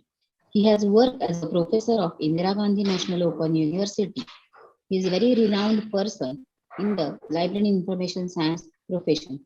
He completed his MLIS and BLIS and MSc from University of Delhi. He started teaching in LIS since December 1989 beginning.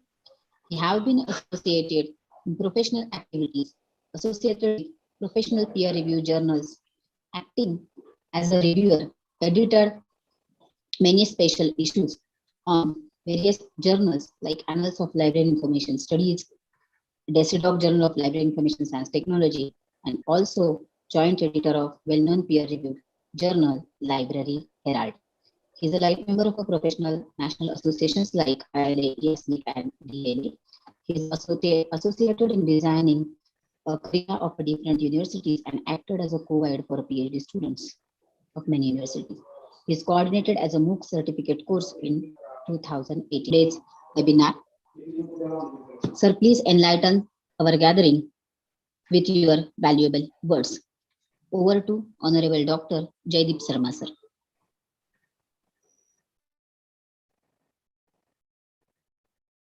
Thank you, Dr. Manisha. Am I right? The speaker was Dr. Manisha only? Yeah. Yeah. I suppose I'm audible? Yes, sir. Yes. Yeah. So a Yes, sir. Very good afternoon to all of you. And before I start, I'm really thankful to Dr. Jagdish Kulkarni and his team. There are so many people involved. I'll not be able to name all of them, but I have gone through all the names, and it's a collaborative effort.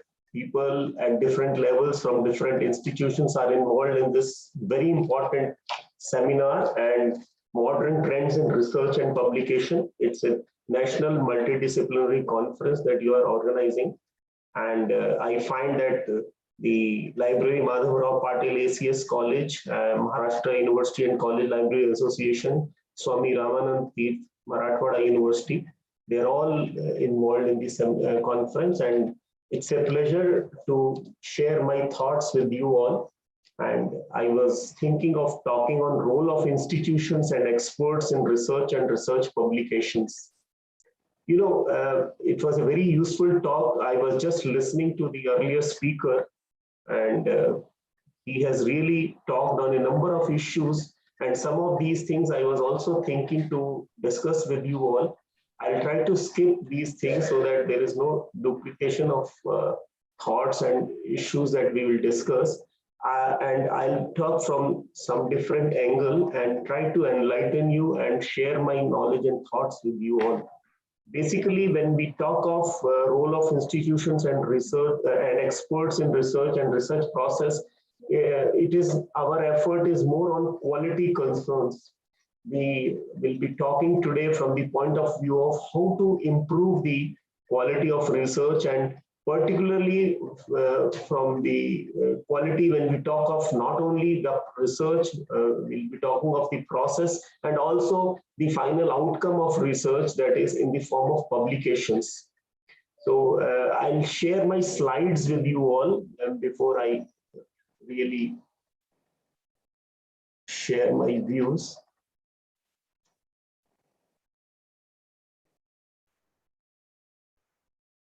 I hope you are able to see the slide.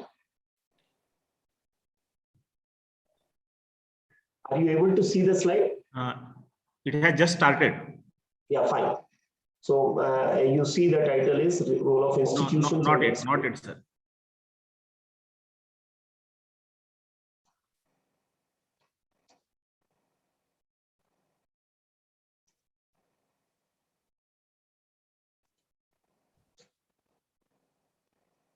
It is just saying Jaideep Sharma has started screen sharing. That's only. Acha. Maybe it is processing. Yeah.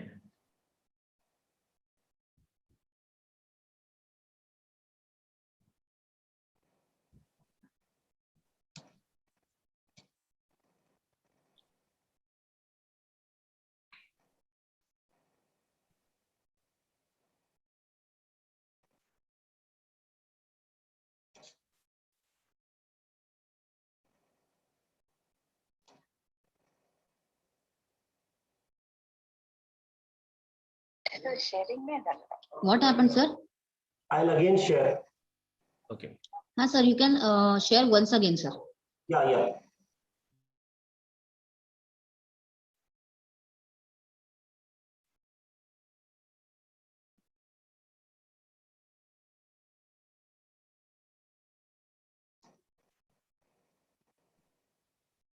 Is it visible now?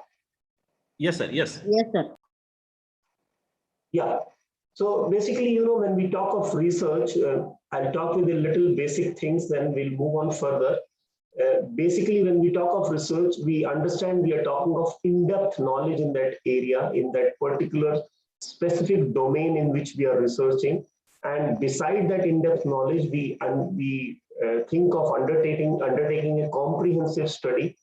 And added to that, we need to have an analytical approach towards the topic. And we also tend to synthesize what we have analyzed. And while doing so, we think in terms of having quality in our work and also innovation. Though we may not have innovation of the highest order, but then at least innovation is a very important component of research.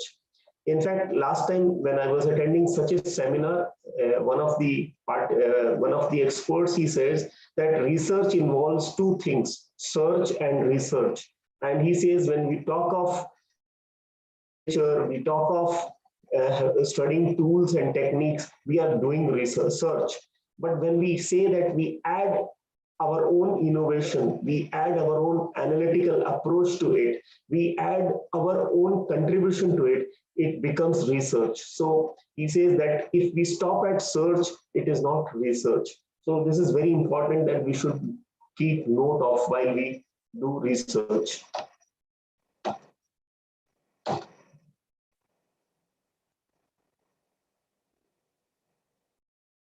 It's taking time for processing. Maybe bandwidth is an issue. Yeah. So now this research which we are discussing today, it is basically for degree and otherwise an individual research or team research also. So when we talk of role of institutions and experts, and I have tried to see it differently. I have tried to separate it out. When we talk of role of institution, it is here that we talk of the role of the department. Whenever we, for a degree, we undertake research, it is at a particular department, and the department has a role to play there. Because it is not solely the individual, the researcher who is attached to a department. When we see of all those things, like we talk of quality, we talk of innovation, when we talk of how much analysis and synthesis has been done, it is a role, it is a part played not only by the researcher, but also by the department. And you all know that when we talk of the department, there are different level committees that are involved, like research committee at the department level. It starts with the department and it moves on further with the research committee, where there are experts of the department, of the university, and the external experts also. And it moves on further that a step ahead, a step above, it is the research council at the institutional or university level, where you have more experts, and these experts may be from different disciplines also. So there is a component of these people at the level of the institution who really mold the topic, who really try to focus on the problem and help the researcher to frame a topic that has viability and also has a scope to be called a topic of research. It so happens when we evaluate research, we see that there are issues at the level of the formulation of topic itself.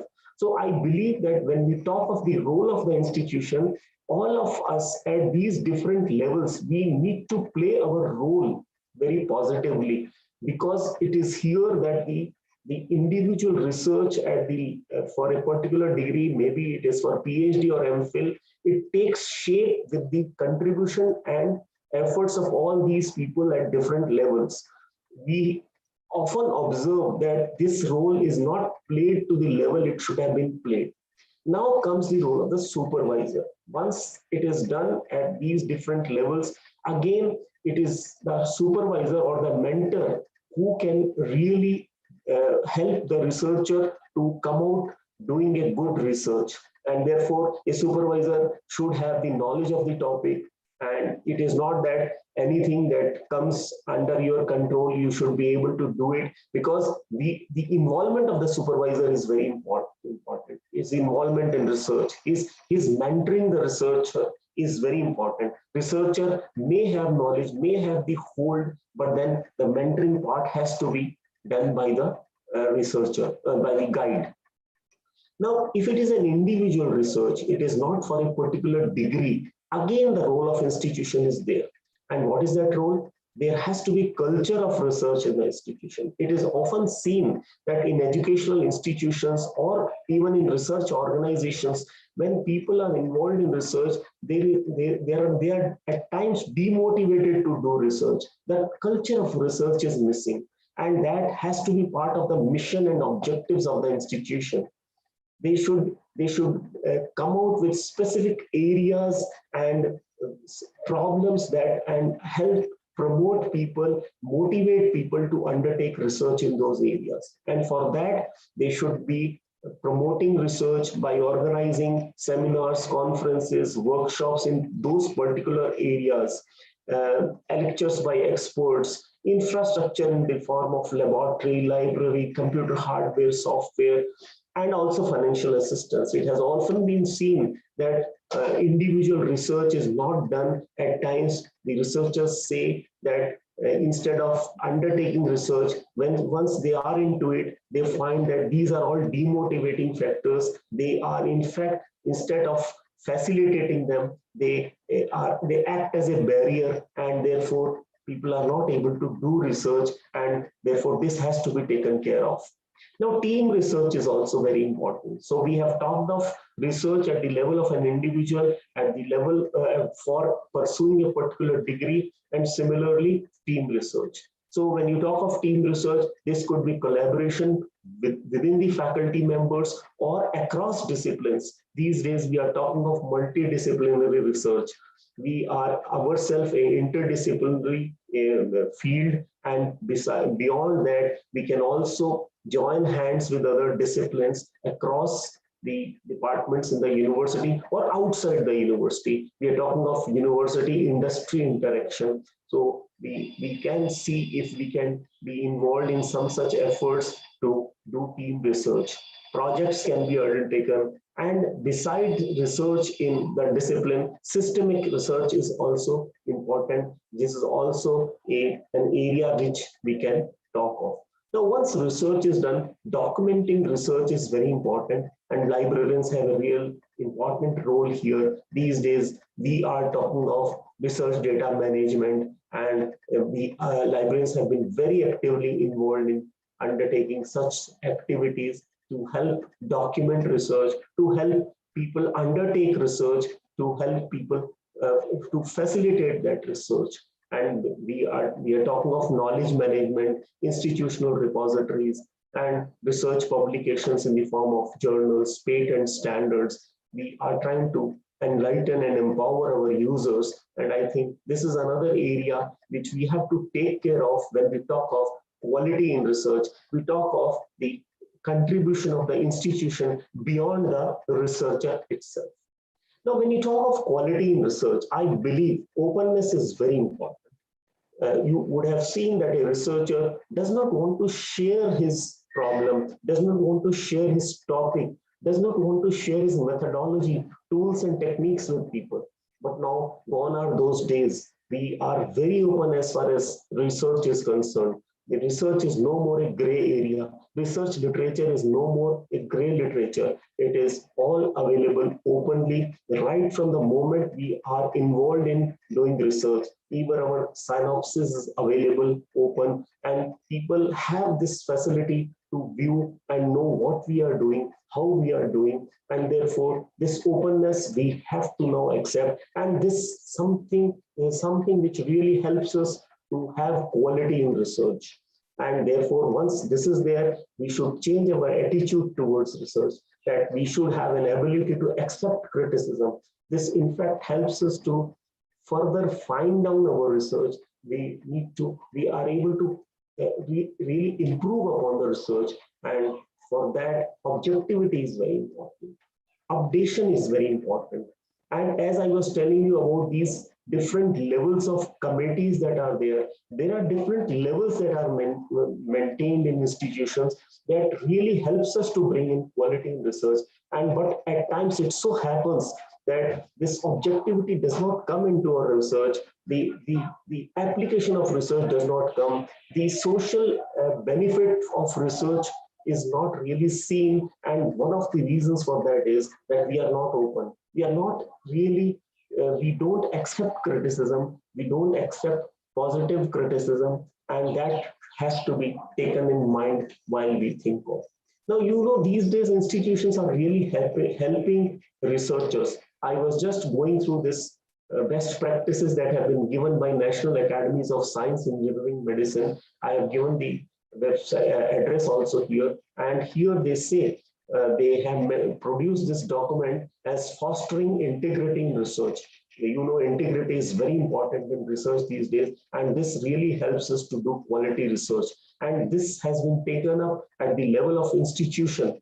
Like while mentioning this, I read out, in fact, I have quoted from that document where they say that while you demonstrate fostering research integrity, which is a central priority at all levels, it should be seen within the faculty as well as institutional leaders. For that, they say one needs to provide training to the faculty in effective mentoring. So what we are saying that as a guide, as a supervisor, you need to train the people how to do that, how one can be an effective mentor.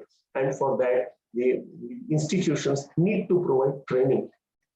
They should be empowered, they should be enlightened as far as what are their rights and responsibility towards, this should be for students, faculty, and researchers all.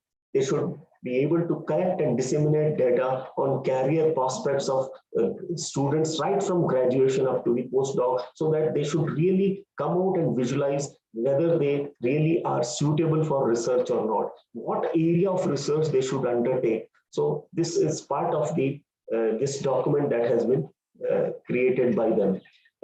This also should consider implications for research integrity when making larger management decisions.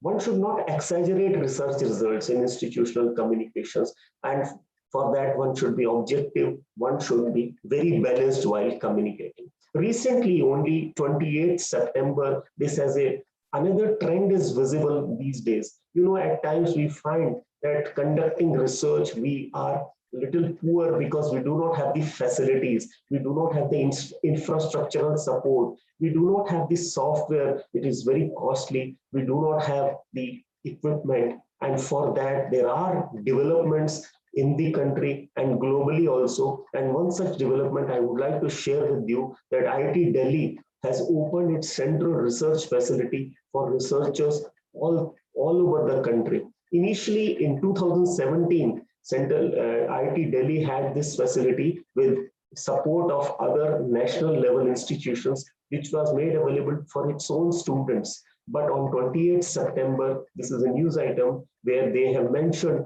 that now any researcher across the country can make use of this central research facility, which is available at IIT Delhi and also its campus at Sonipat, Haryana. So they say that I have again taken from this news item that some of the most modern equipment like these which are there, physical property measurement system, X-ray photo emission spectrometer, high resolution transmission electron microscope, and all such things, they are all available for use for the different people across domains. This is another example I would like to share with you that this is not one, there are many which really help us to formulate a topic, to think of the problem, to also help us undertake research. So right from thinking of the problem, thinking of areas ripe for research, thinking of what is the status of research in our discipline, and also knowing the publications in our area, knowing where we stand, and while doing research also knowing our status. All these things are available. There is a lot of help, as the earlier speaker was also mentioning. I think this is one such example I wanted to share with you. And like they say, you know, the efforts of this institution, that 252 countries are involved, and they also help research funding, citations, and all such things are available. And you again, they say that you can know what are the hot areas of research and trends around the world in your field. You can identify people who are engaged in research, in what areas people are working, who are these people, what institutions are there in the forefront in those areas, what are the institutions that give you grant in those areas. You can also visualize your own personal research graph of publications. We all know that as librarians, so not much to share here, but then there are many such instances, like I saw about the Swami Ramanand Tirth Marathwada University, using this wizard, I saw the wisdom that this is how their research trends are, their research publications are, and this is how they are contributing to research in open access and non-open access, and this is how they are moving, which journals they are researching. So, you know, while we are researching, I think we get a lot of help. And so while researching, we should know all these things, and these institutions are really there helping us to maintain quality in our research publications. Research. Now let us come to quality in research publications. Now again, while I was seeing this fostering integrity in research, which is a quality publication which is available as a guideline to us, you see that they have provided this best practices checklist. Like they say, when you talk of publication, so this is for a journal, that they should practice transparency in journal policies and practices. Like you see that good journals, they provide you all information about their policies and practices, including retractions that have happened in their journals, and what were the causes of retractions, and how the corrections have been made. What are the reasons for all these? So this is very clearly mentioned. As individuals, at times, we are not able to really think, we are not able to decide, we are not able to really know all these things, but then this is there as in the form of guidelines by different bodies. I have just mentioned here one. Similarly, there are COPE guidelines also. There are guidelines provided for editors of medical journals also. So similarly, they say that one should be open. This openness is important, whether it is from the author side or the editor side or the journal side. So where it is openness towards data, how data has been collected, data organization, data analysis, and reproducing the results, like you say that this is very important as far as research is concerned. Mentioning the funding sources, all these things are very important. And if different authors are there, a number of authors are contributing a publication, what roles they have been performing, and this has to be mentioned in the publication itself. So this is another guideline as far as this transparency in publication is concerned. And they should facilitate regular training and education in responsible publishing policies and best practices for editors, reviewers, and authors. Librarians have been really playing a very important role, conducting authors' workshops and also mentioning all these things on their websites. University Grants Commission has also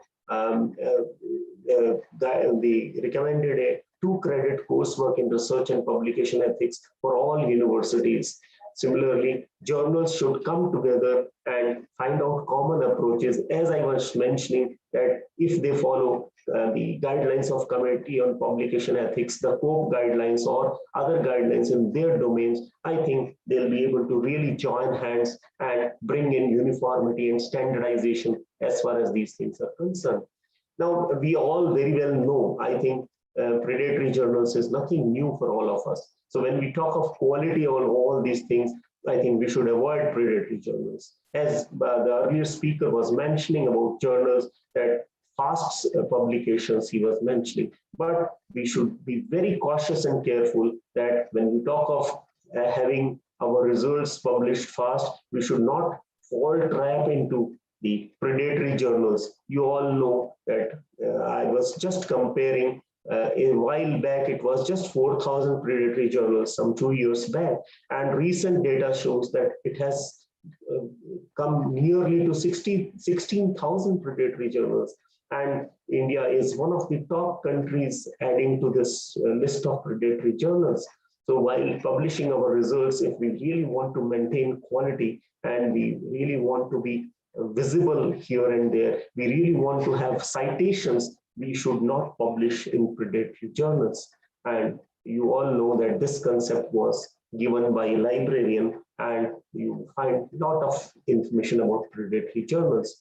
These are some of the characteristics of predatory journals, and the fact is that they have a publication fees, though we all know that there's article processing charges associated with open access journals. So in the garb of open access journals, these predatory journals also thrive, though they do not really undertake any peer review. Editing is very poor, and once the author submits a journal, it's only after acceptance of the article that the author comes to know that there is a fees associated, and he's already into it and he pays for it. But then this is a fast publication, but then later on only the author comes to know that this is a predatory journal. He will not get recognition for that. So this is a quality issue, and therefore institutions should inform their faculty and researchers about these journals. And librarian has a very important role here to really enlighten the users, faculty, and researchers about it. So not only authors, they also attract editors. They send invitations to faculties and other to be part of their editorial boards, and they send mass mails to people across disciplines. And this you can very easily identify that this is a predatory journal. Very fast acceptance of low quality papers, even hoax papers, and fake authors. At times the authors do not exist, and they take from here and there and publish under fake names, at times fake editorial board members also. And also at times articles are reproduced from well-established journals. So these are all against ethics of publication. So these journals are there, which are there. And also fraudulent ISSN numbers, false information about place of publication, and fake impact factor also is there.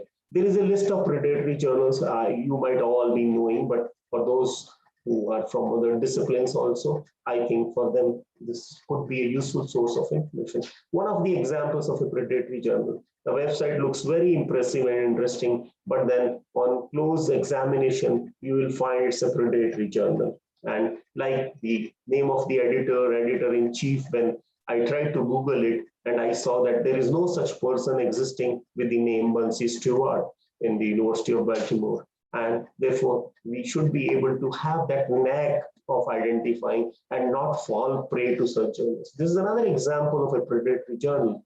Again, I have taken some examples where websites are very impressive. So this is another feature of these predatory journals, that they look very impressive, but then again, the editor-in-chief is a person from National Institute of Technology, but there is no place mentioned here. So this in itself shows that this must be something which does not exist. Another example of a predatory journal, and so you should be able to really educate your users about these. Clone journals, you all know, these are another category of journals which are low quality journals, and therefore even if we have done a good research and publish our findings in such journals, they go unnoticed, and in fact this should not be done. And this is a list of clone journals as mentioned on the UGC care list, and you would find that there is a slight change in the name of journal. So well-established journals with slight change in their names, and exactly the same ISSN number, they are also thriving, and we should be very cautious and inform people about all these. So there is another example of a clone journal, and you can very well see that even the name of the journal has a grammatical mistake. So this is a feature of such journals, that they have grammatical mistakes, and also they show that they cover a very wide area. Like see this journal in the area of social sciences and humanities, you find any discipline and you find a mention here. So this shows that in the context, when we are talking of multidisciplinarity, they have also taken this to track people. Like you see, the editorial board, the person belongs to psychology, but this university, when I visited, I found that there is no person with this name in psychology in this faculty. So these are all fake things, and you find that the number of disciplines that they are covering for this journal, it's a wide area of disciplines, and you cannot think of a quality journal with offering so many disciplines. So generally, if you see the Bell's criteria, you find that the editor name at times is missing, and at most of the time it may be fake. Similarly, for the editorial board also, it's not very specific, or it may be common to many journals. And they don't appoint reviewers the way the good journals, well-known journals appoint. They do not have expertise in the field. Information is not clear, it is not transparent, it is insufficient, it is hidden. Journal name may not be very specific, indexing is not proper. So these all are some of the factors have to be kept in mind if we really want to do quality research and publish in quality journals. So going further, their website may be poorly designed, but on the examples that we have seen, they are not poorly designed, they have improved upon that. But then there are dead links, grammatical mistakes, articles are published again, and boastful language or copy editing and proofreading is not there. Contact address is minimum. You would have seen, and you can yourself see, that most of the time they will not give contact address. So the checklist for genuinity of such journals is that if we belong to a particular discipline, I think we can very well know that this journal is not known. So if we do not know, we can ask our colleagues also. We can try to find it from the publisher. We all know which publisher specializes in our field. So that is also a criteria by which we can know what type of peer review. Is it blind, it is double blind, or whether it is really mentioned, as we have seen the best practices for transparency. Is it there or not? Indexing of these articles, where are they indexed? What sort of fees, and this should be clearly mentioned. And so all these things, do they really follow COPE, DOJ, and all those, are they mentioned there or not? So we all know that OA journals are there, but then in the name of OA journals, they are doing. Now, publication ethics guidelines are there, and we all know that COPE has given guidelines. Similarly, in other journals have given guidelines. They have been given for authors, for editors, for editorial board members, even for readers and publishers and owners.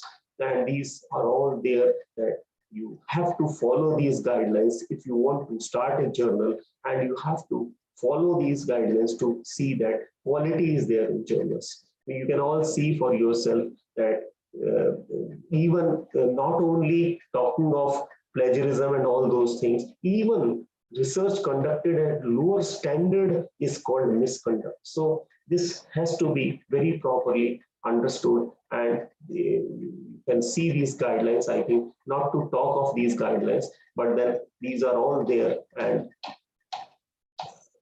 I think I'll stop here, and I'll be more happy to take questions, and let us have discussions on all these things rather than reading out for you.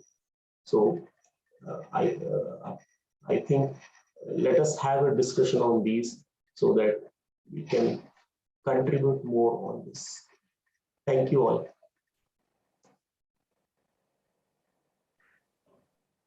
Thank you very much, sir.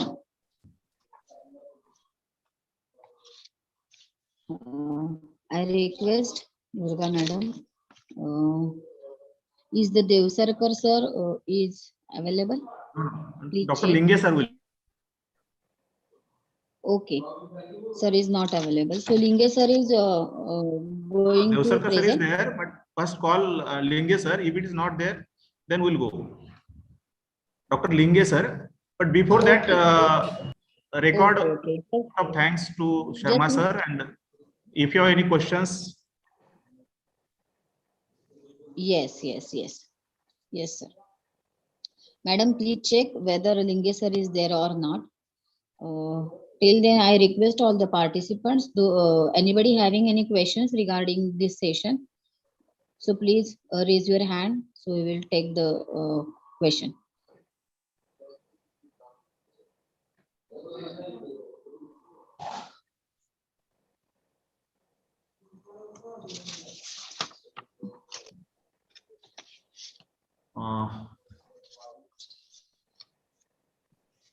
I think so there is no question from the participants side. just I will add, this lecture was very useful for this research and publication ethics. New paper has been added for the coursework, and the lecture delivered by Sharma sir was very useful to those students, those researchers, those appearing for the coursework first time. So really, it was a very knowledgeable and informative session. I should say thanks for your guidance to Sharma sir. Thank you, Dr. Kulkarni, and all others involved. I just wanted to concentrate how to bring in quality, and for that, whether it is from the point of view of the researcher or his supervisor or his institution, I tried to touch all those aspects. Thank you. Thank you, sir. Thank you, sir. Thank you. Dr. Linge sir आलेले आहेत. Join. Ashish Linge sir is there. Yeah. Thank you, sir. Yes, sir. So can we take his session? So I'll take leave. Thank you. Okay, sir. Thank you. Thank you, sir. Thank you very much for your guidance, sir. Thank you all. The lecture is very nice. Thank you, sir. Now moving forward, we have with us Honorable Dr. Ashish Linge sir. Today's topic of research. Today's topic of the conference is guidelines for the thesis writing. He is a training and placement officer in the Department of Business Management, CP Berer College, Nagpur. He is a founder director of a Research Vidya, a research and statistics training and consultancy institute. He is working as a training and placement officer in the Department of Business Management, Nagpur. He is PhD, MBA, MPhil, and MA. More than 20 years of teaching and training experience he had. He published 25 plus research projects. He delivered lectures, 1,000 plus workshops on research methodology. He trained more than 10,000 PhD research scholars. He's worked as a resource person in several faculty development program, orientation programs, refresher programs, ICT workshop, IQAC workshops, etc. Working as a trainer for a pre-PhD coursework, 6 universities, proficiency in handling the statistical software like SPSS, MS Excel, etc. He's conducted several workshops on campus recruitment programs, soft skills, resume writing, creating professional PPTs, and emotional intelligence. On the behalf of the whole organizing committee, I welcome you, sir. Please Thank you. enlighten the gathering. Thank you, ma'am. So with your permission, ma'am, may I share my PowerPoint presentation? Yes, sir. Ma'am? Yes, sir. Yes, sir. Go ahead. Thank you, sir.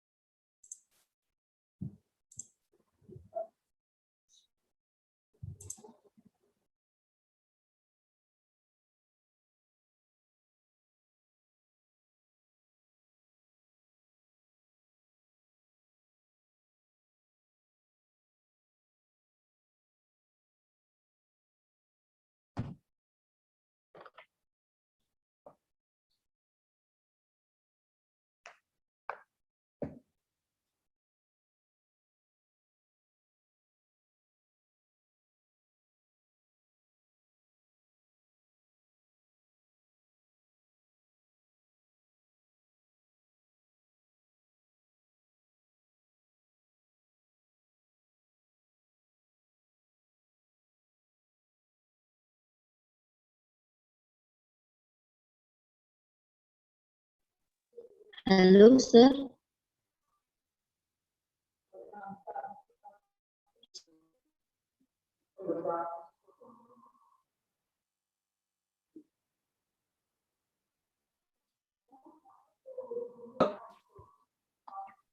Sir, I unmuted you. Please unmute from your side. Thank you, ma'am. I have unmuted me. I hope you can hear me now. Yes, sir. Yes, sir. Okay. Please go ahead. Okay. I believe all set. I must proceed with my session now. So good afternoon. We are on to session number 3 now. And I've been conferred with the responsibility to deal with the topic as you can read on the screen. I'm going to share some guidelines for writing a research thesis. So before getting into it, I just wish to extend my heartfelt thanks to the organizers and specifically Dr. Panchal sir. He has been pursuing me and he has been in consistent talk with me for last 1 month or so regarding this particular lecture. So we are on to it. And I also wish to extend my heartfelt thanks to the entire team of this particular conference. Now we are going to have discussions on how to write thesis, and importantly, I'm going to share some guidelines regarding how to write PhD thesis. So I've been conferred with about allotted with about 40 minutes or so, and in this 40 minutes, I will try to do justice with this particular topic. You must be knowing that the topic is pretty comprehensive, but I will just try to cover most of the important issues while writing a PhD thesis. In fact, I have conducted several workshops on this particular topic, guidelines on thesis writing. And importantly, I conduct some workshops on this particular topic, of longer durations like 6 days or so. But still, I'll try to share some important issues with regard to thesis writing. So now I'm getting into it. But before getting into my core discussion, I just wish to confirm from the organizers, may I deliver my lecture in English language only, or may I use a combination of couple of languages? Please, anybody, if could guide me regarding the language that I shall use.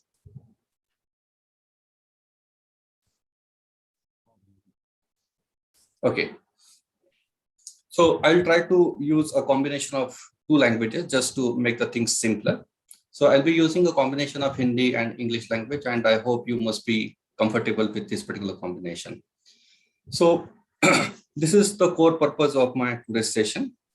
So I'm going to share some guidelines regarding thesis writing, and you must be knowing that while writing a thesis, the evaluators, they have got a set of expectations in their mind. The thesis should be like this, and it should comply at least these set parameters.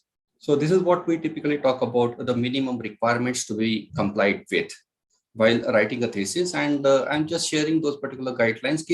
What are all the expectations that generally the examiners they have, and what do they expect from particular research scholars while writing and presenting his research thesis. So I'm sharing few guidelines, which at least means we should at least comply with those minimum requirements at least. This is the statistics I wish to start with. This is a real life example, and this particular research is being carried out in Maharashtra only. And as you can see, I have already mentioned the source. The news regarding this has been published in Daily Maharashtra Times on 30th September. Incidentally, it happens to be 30th September, and it was about 5 years back, 2016. And the news was that this happened in Nashik. And the news was that 60% of the research scholars couldn't complete their research projects within a stipulated period of time. And as far as Indian context is concerned, the stipulated period of time for writing and submitting a PhD thesis is about 5 years. And as you can see, about 60% research scholars are struggling to complete writing their PhD thesis and at the same time submitting their research thesis. And I think this particular number, this particular statistics is quite glaring one. And why does this happen? Even the news is being carrying the reasons behind. 60% research scholars, they are not able to submit their thesis within 5 years of span. And obviously, these people must be either applying for extension or they must be re-registering themselves. So why does this happen? So the reasons which were specified in the news item was, it was found that the research scholars are lacking some guidance. Means they were of the opinion that we people are ready to do, and we people wish to finish it in, rather we wish to finish it quickly, but they were of the opinion that we are directionless. Means हम करना तो चाहते हैं, but there should be someone who could guide us properly, and complete hand holding you can talk about.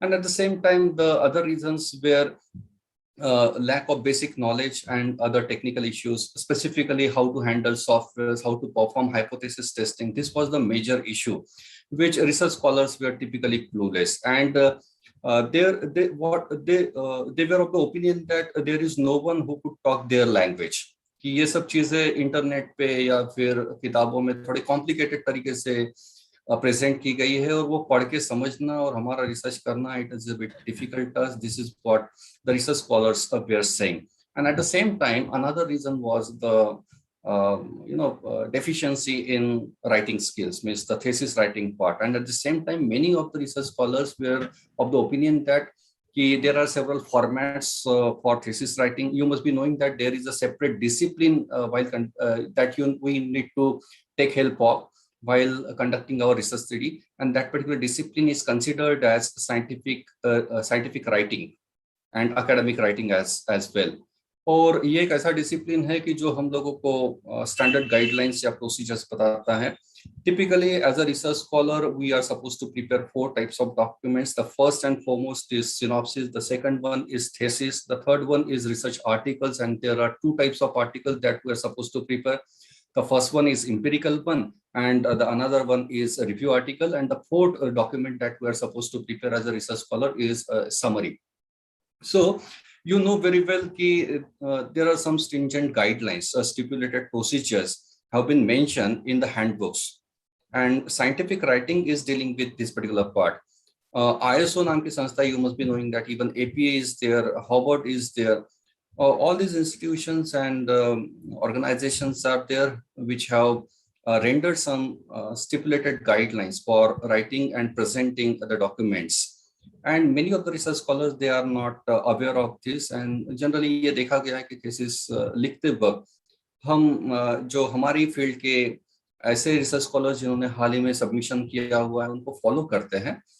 Nothing wrong with it, means we can always refer to those particular people who have recently completed this particular task, but still there are some written guidelines and procedures which have been rendered by several institutions.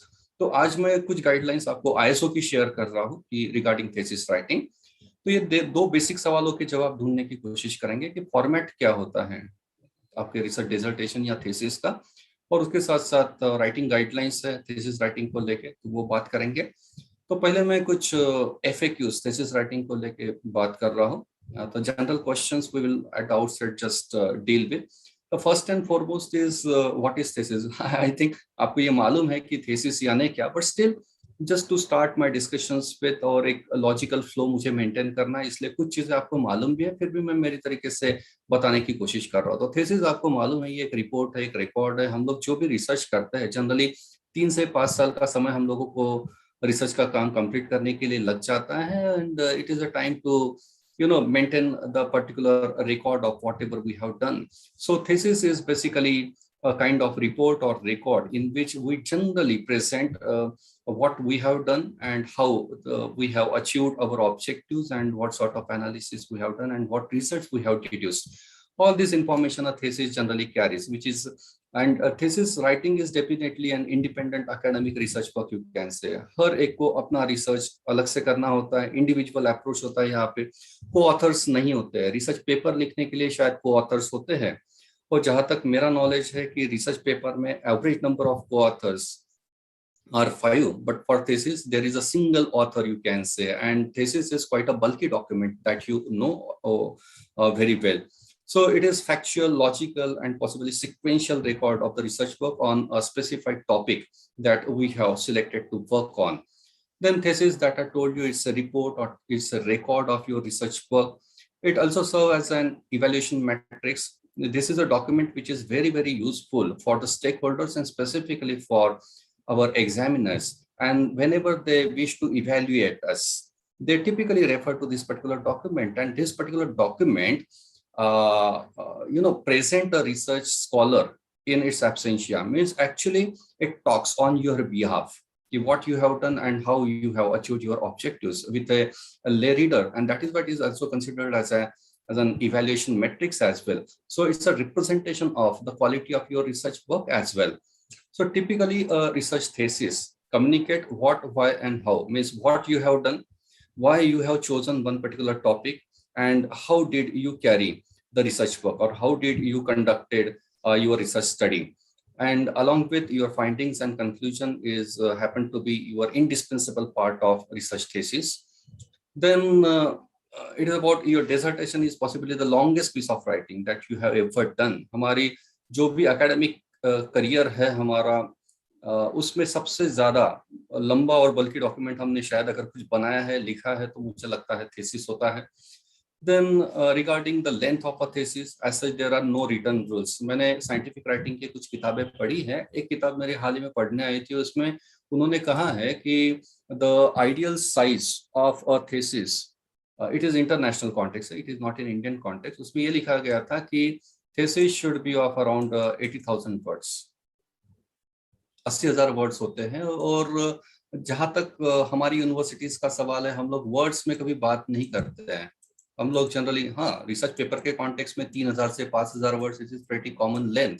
But as far as thesis part is concern, we generally talk in terms of numbers. 200 से 400 pages, this is our language, but as such there is no written rule regarding the length of a thesis. It is totally up to you, your discretion, your supervisor discretion, and importantly the nature of your topic and the depth of your topic, how many objectives that you are going to achieve, how many hypotheses that you are going to test, and at the same time to what extent you have conducted your literature review, the depth of your literature review. It all depends on specifically the nature of your research study.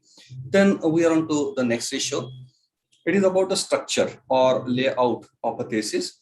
Any thesis can be configured or structured into 3 apparent sections. The first section is preliminary. The second section is called as the text, or it is supposed to be the main text, or it is also called as the body of your thesis. And eventually we have got a third section that is considered as end matter.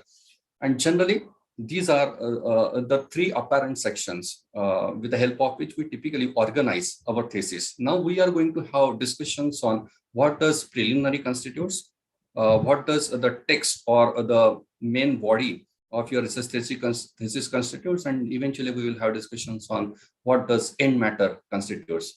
So this is the outline of your thesis, and one of the guidelines which is being rendered in scientific writing regarding preparation of thesis is a thesis should not contain more than 8 chapters. This is the guideline which is being rendered in the scientific writing books.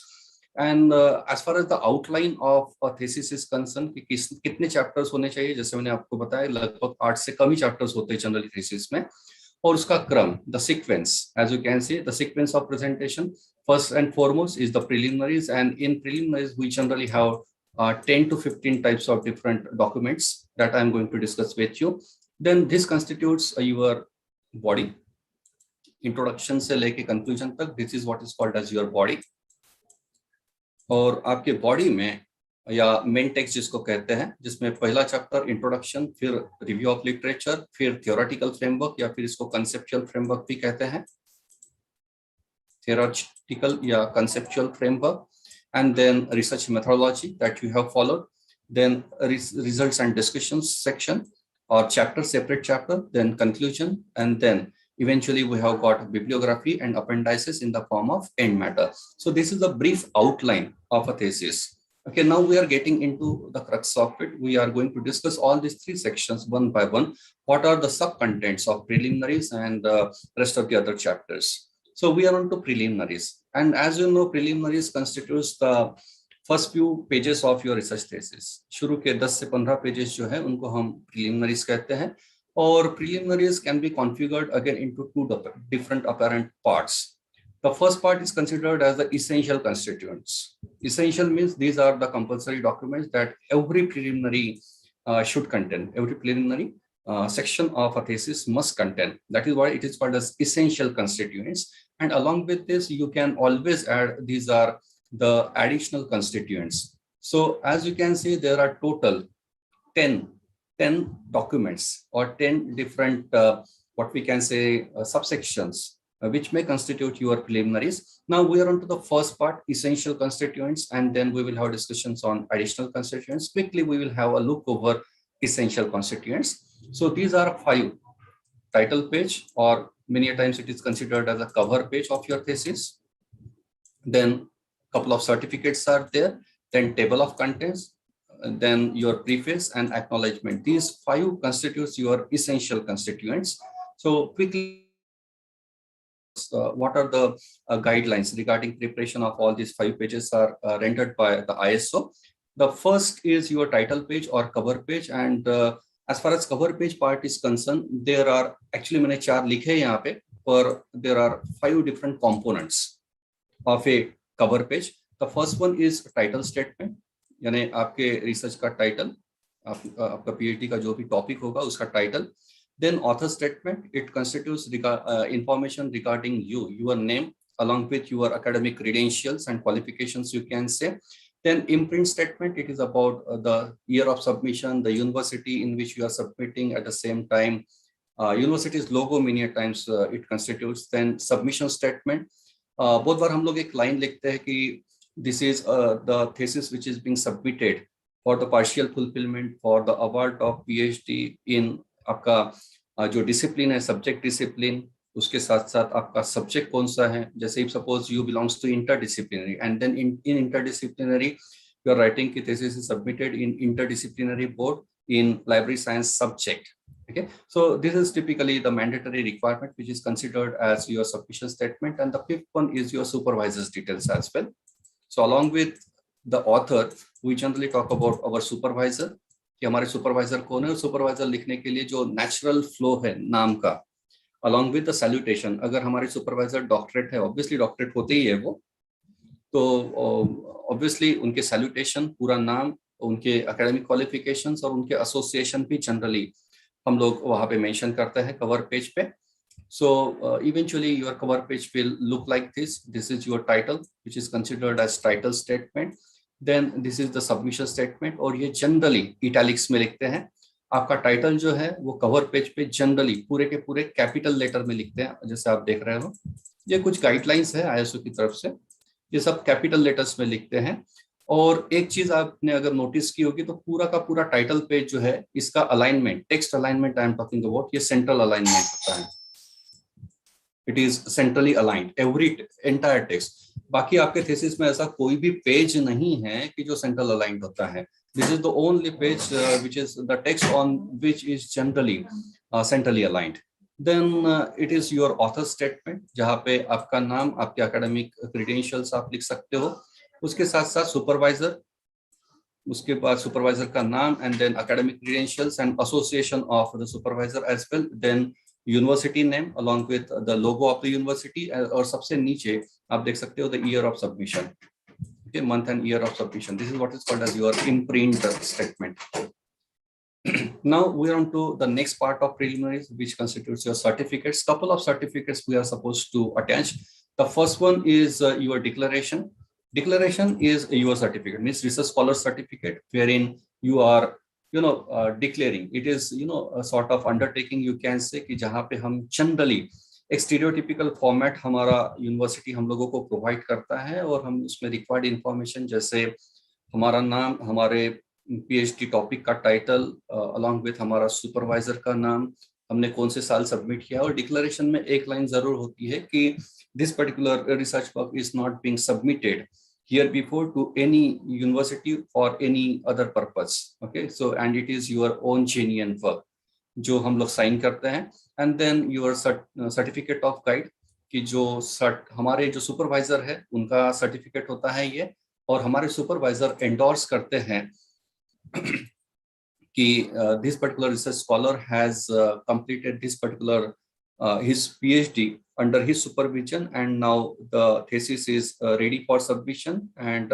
it is of quality. Such kind of endorsement generally our supervisor do, and our supervisor also sign across this particular document. So typically format of this particular, both the documents, declaration and guide ka certificate, which typically prescribed by the respective universities. Then we are on to the next part of preliminaries, that is called as the preface. बहुत सारे लोग preface लिखते हैं या फिर नहीं भी लिखते हैं, पर प्रीफेस बहुत बार कंपलसरी नहीं होता है, पर कंपलसरीली जनरली हम लोग एक्नॉलेजमेंट तो लिखते हैं। और अगर आप प्रीफेस लिख रहे हो तो एक्नॉलेजमेंट अलग से लिखने की जरूरत नहीं होती है, because acknowledgement is also a part of preface. तो प्रीफेस में क्या लिखना, मैं ब्रीफ अप कर देता हूँ आपको।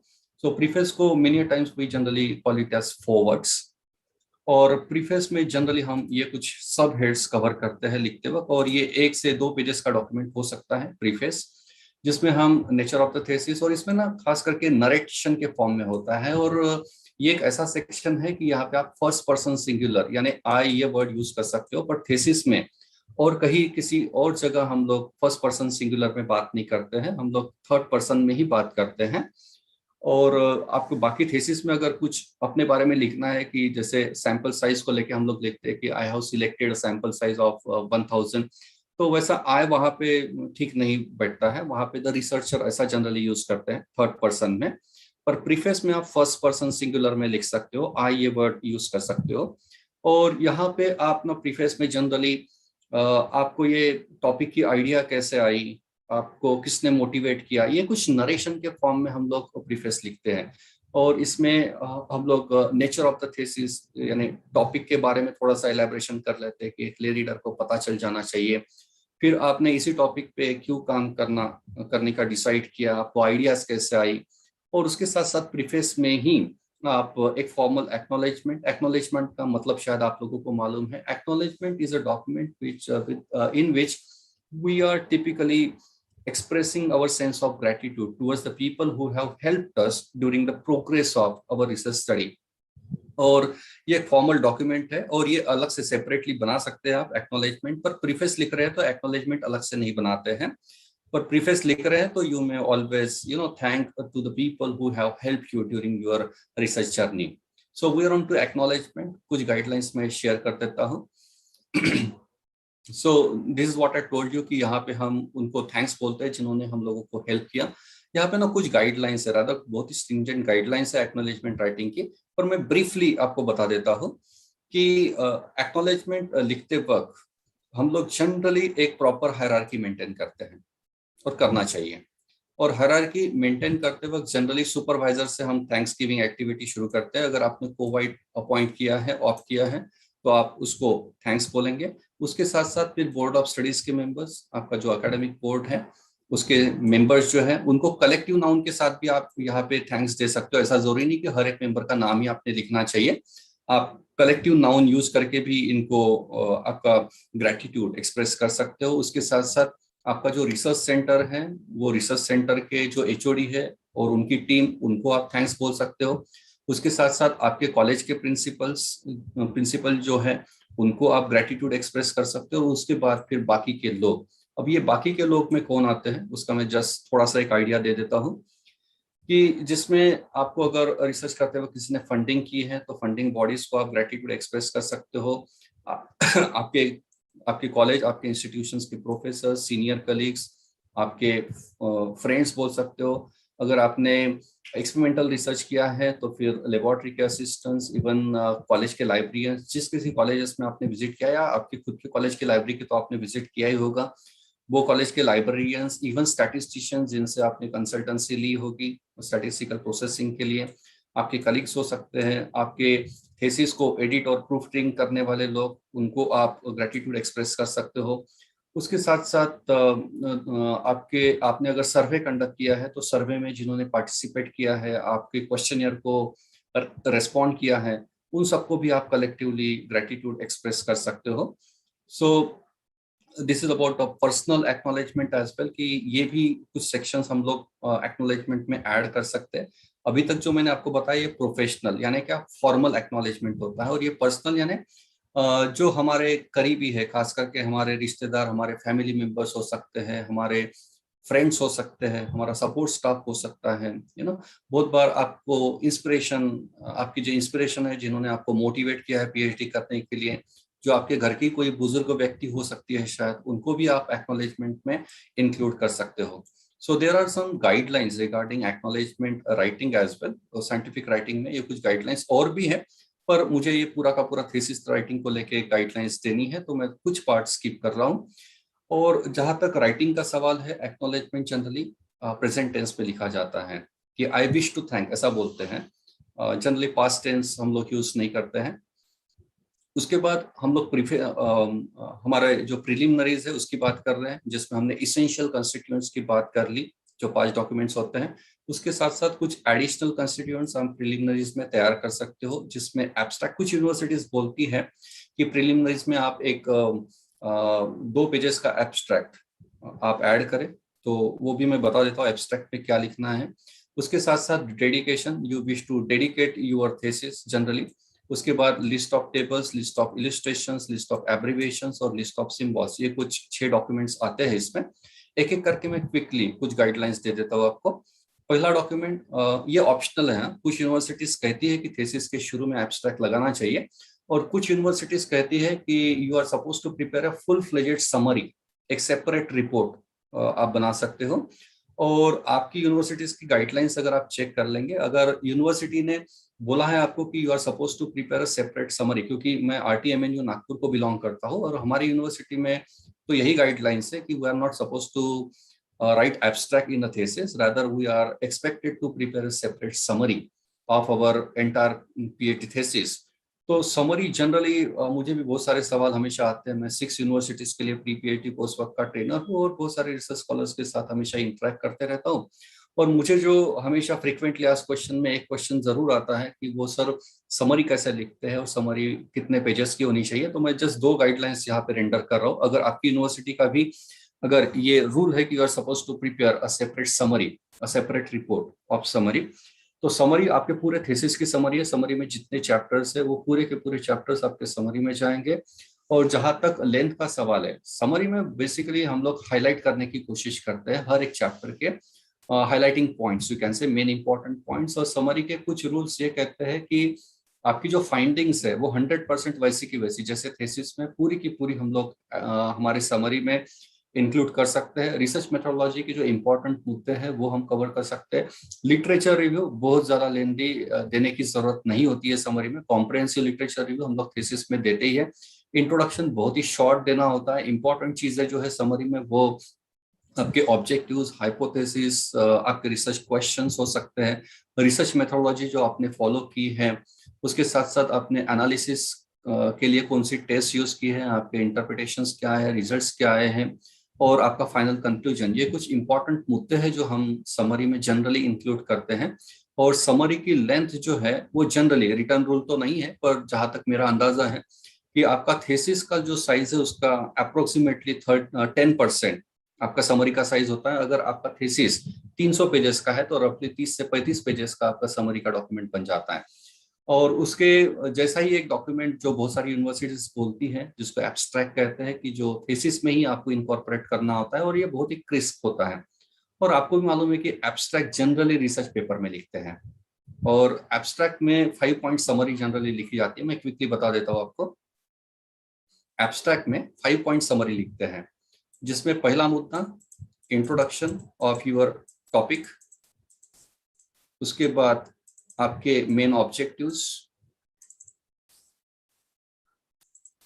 तीसरा होता है आपने रिसर्च मेथोडोलॉजी क्या फॉलो की है, चौथा होता है आपके की findings,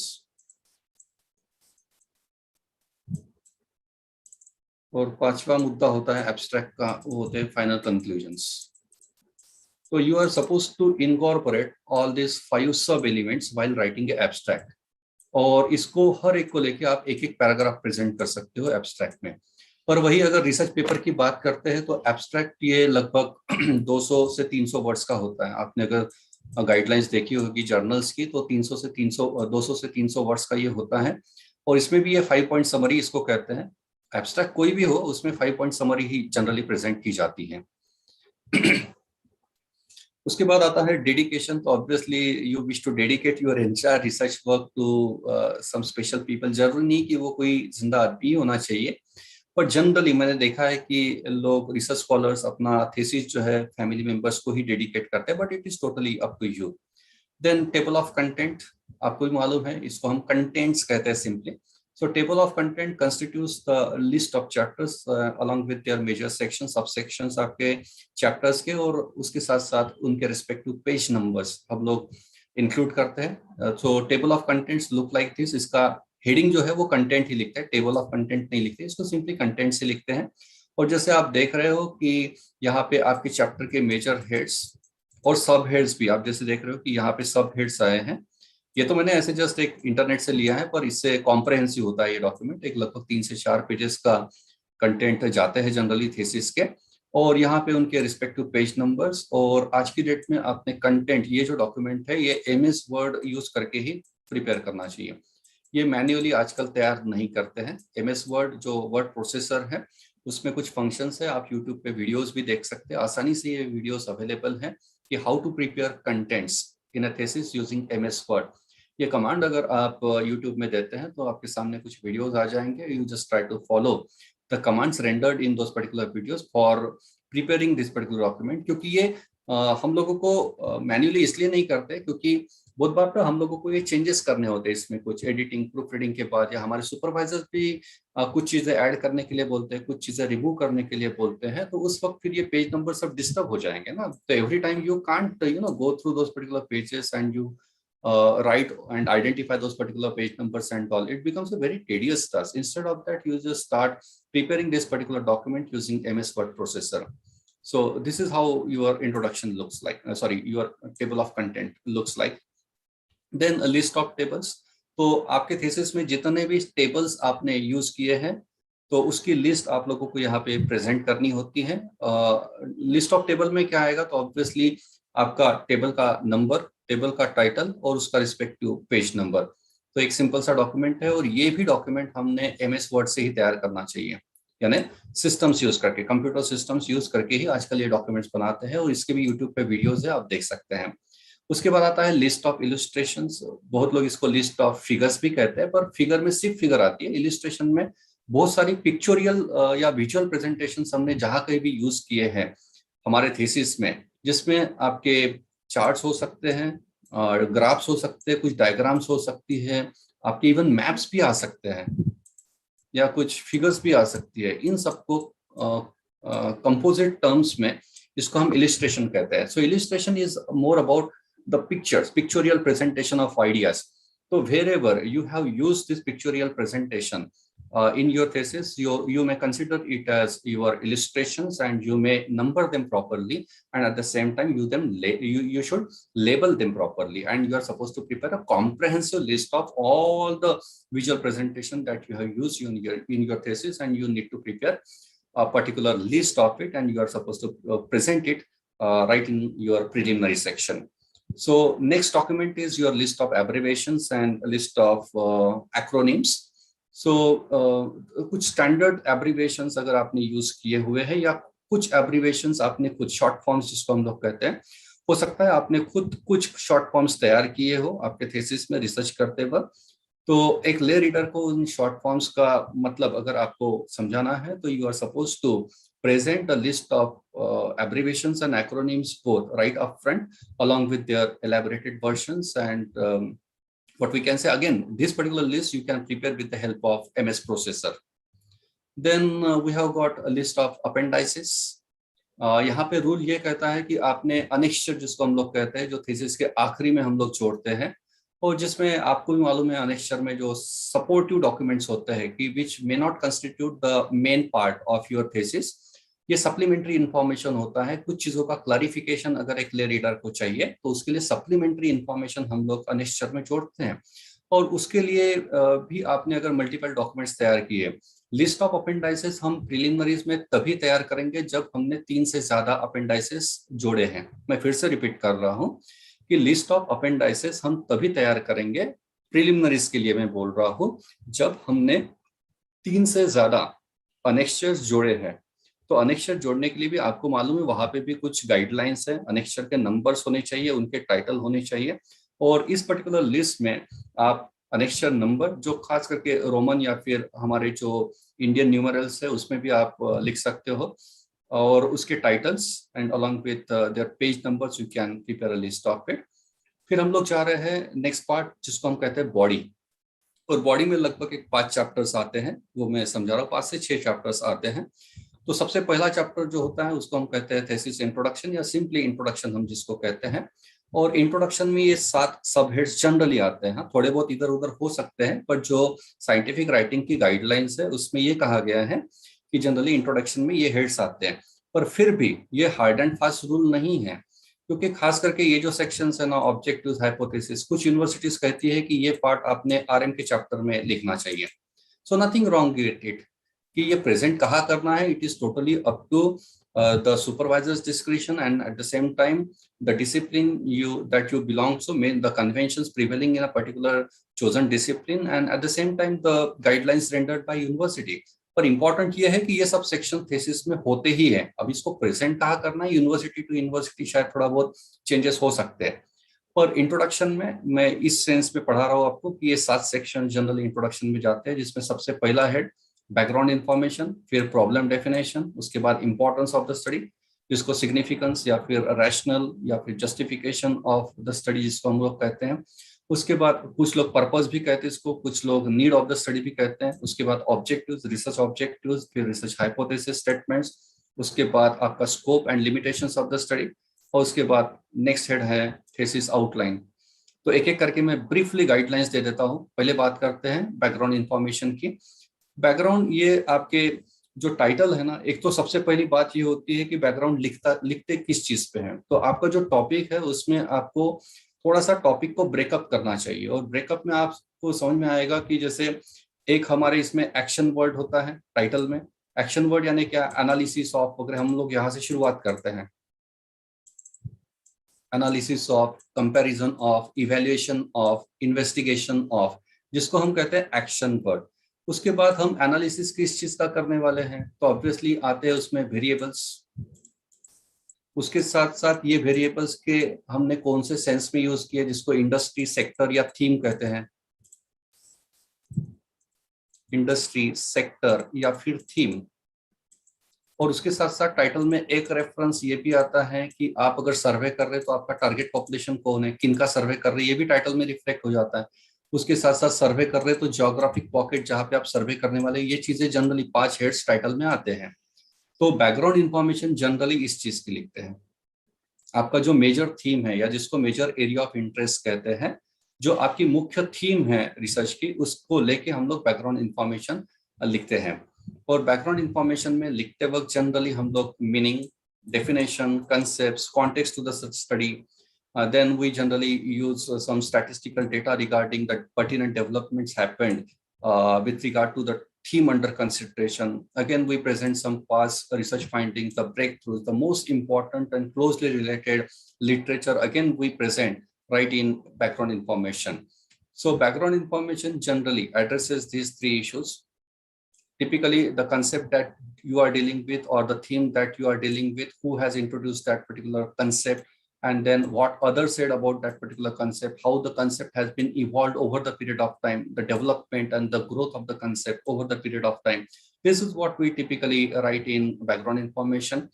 And then again, we cite some closely related or relevant literature with regard to those particular themes or what we can say the interest areas in background information. Then we get down to the next head that is called as your problem definition. कुछ लोग इसको problem statement कहते हैं. और मैंने देखा है research scholars को रियल लाइफ में कि प्रॉब्लम डेफिनेशन या प्रॉब्लम स्टेटमेंट में जनरली टाइटल को डबल कोट में लिख देते हैं बोल्ड करके. Nothing wrong with it. Problem is basically your title only, but it is not only a single statement. Problems definition जो है ये एक पैराग्राफ में जनरली लिखी जाती है. एक या दो पैराग्राफ भी मैंने देखे हैं, पर ये छोटा सा पार्ट है. और problem definition is more about the elaboration of your research title. Title लिखने के लिए हमारे जो साइंटिफिक राइटिंग की जो डिसिप्लिन है उसमें कुछ गाइडलाइंस है. उसमें ये कहा गया है कि टाइटल जो है उसमें जनरली यूजुअली 20 वर्ड से ऊपर नहीं जाते हैं. Getting me? कि टाइटल फ्रेम करते वक्त जनरली 20 वर्ड से ऊपर नहीं जाते हैं. कुछ एक्सेप्शंस हो सकते हैं, पर साइंटिफिक राइटिंग कहता है ये. अभी आपके पास टाइटल बनाने के लिए बहुत ही कंजर्वेटिवली वर्ड्स यूज करने हैं आपको. एंड ऐसा एक रूल है कि there should not be any waste words in the draft of a title. आपके टाइटल में हर एक वर्ड जो आपने यूज किया है उसको कुछ ना कुछ मीनिंग होना चाहिए. अगर उसको कोई कुछ मीनिंग नहीं है और वो रिमूव करने के बाद भी टाइटल ठीक तरीके से इंटरप्रेट आप कर सकते हो, तो डेफिनेटली आपके टाइटल में वेस्ट वर्ड्स है ऐसा माना जाता है. तो obviously you are using very conservative words while framing a title, and if you wish to elaborate that particular title, एक ले रीडर को आप समझाना चाहते हो. प्रॉब्लम डेफिनेशन यानी क्या? सिंपल सी बात यह है कि अगर आपको कोई पूछता है, एक ले मैन, कि आप पीएचडी कर रहे हैं, आप रिसर्च कर रहे हैं, तो एग्जैक्टली क्या कर रहे हैं, तो आप 3 या 4 लाइन में एक ब्रॉड सेंस में जो जवाब दोगे ना उसको कि मैं ये कर रहा हूँ, तो that is what is called as your problem definition. Problem definition is more about the elaboration of your title.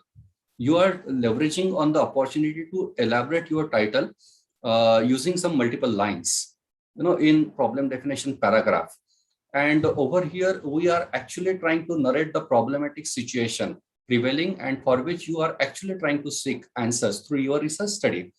So in broad sense, we are trying to explain what we are doing and what sort of questions you are trying to address through your research study.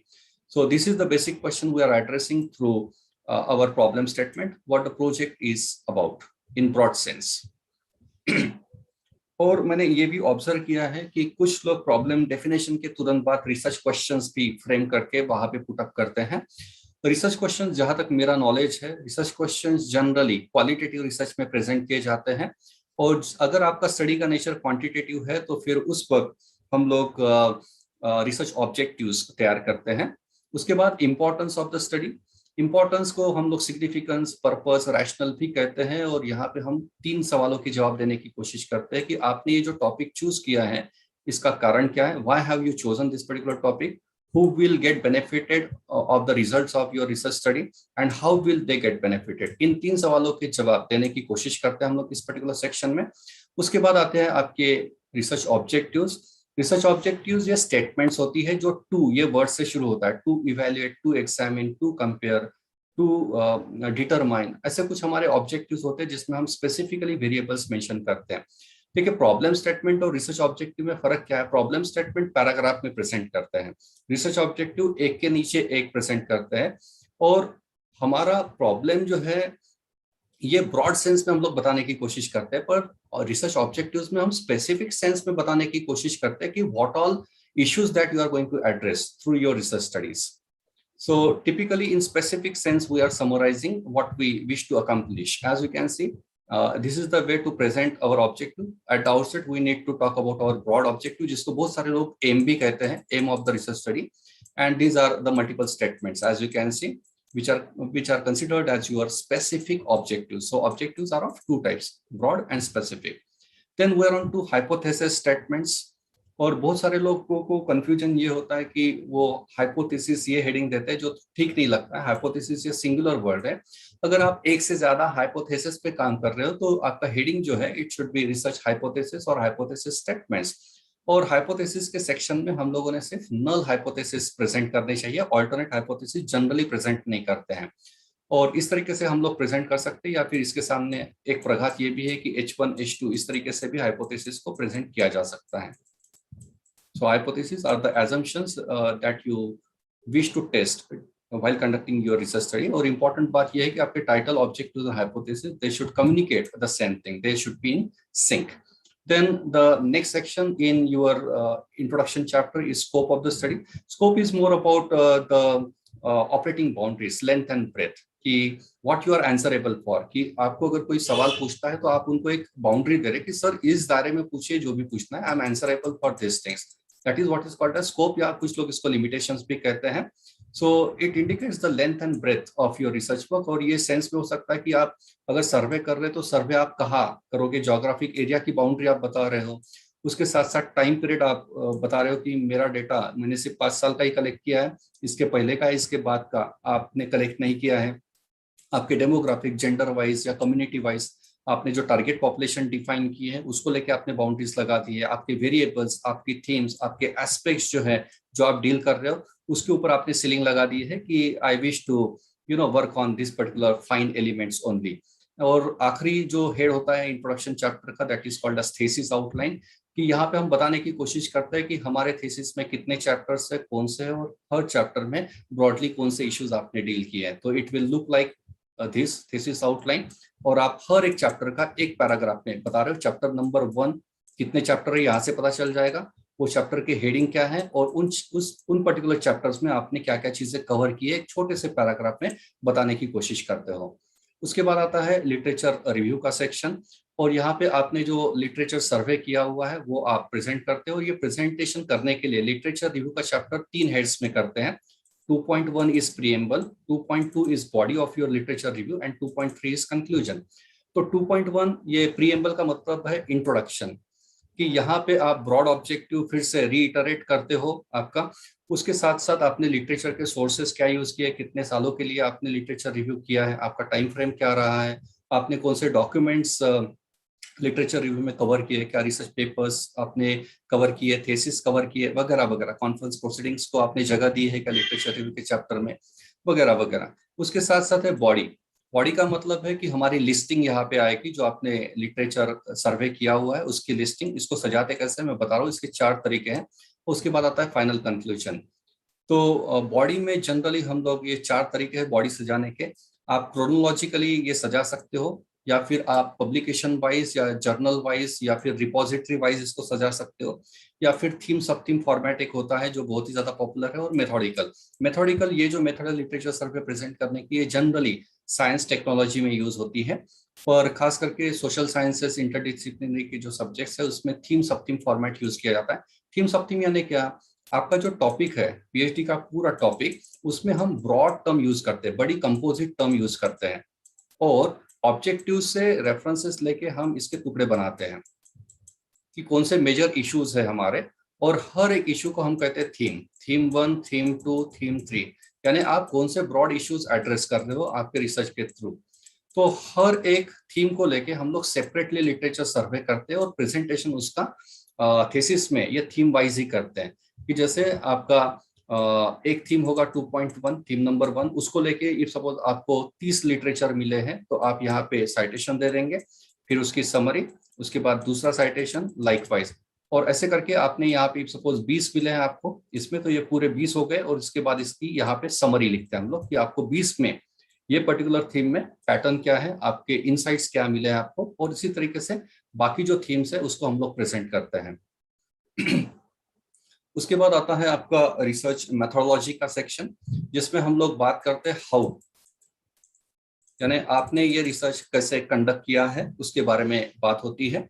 और उसमें हम लोग methods, procedures, techniques, design जो हमने follow की है research करते वक्त उसके बारे में लिखते हैं। और मैंने एक ऑब्जर्वेशन ये भी किया है कि बहुत सारे रिसर्च स्कॉलर जिनको खास करके फर्स्ट टाइम रिसर्च स्कॉलर जिनको बहुत ज्यादा अंडरस्टैंडिंग नहीं होता है, तो वो रिसर्च मेथोडोलॉजी की बुक वहां पे लिखने की कोशिश करते हैं, डेफिनेशंस वगैरह, ये अपेक्षित नहीं होता है। यहाँ पे अपेक्षा क्या है कि आपने आपका रिसर्च करने के लिए क्या रिसर्च मेथोडोलॉजी फॉलो की है वो लिखना अपेक्षित है।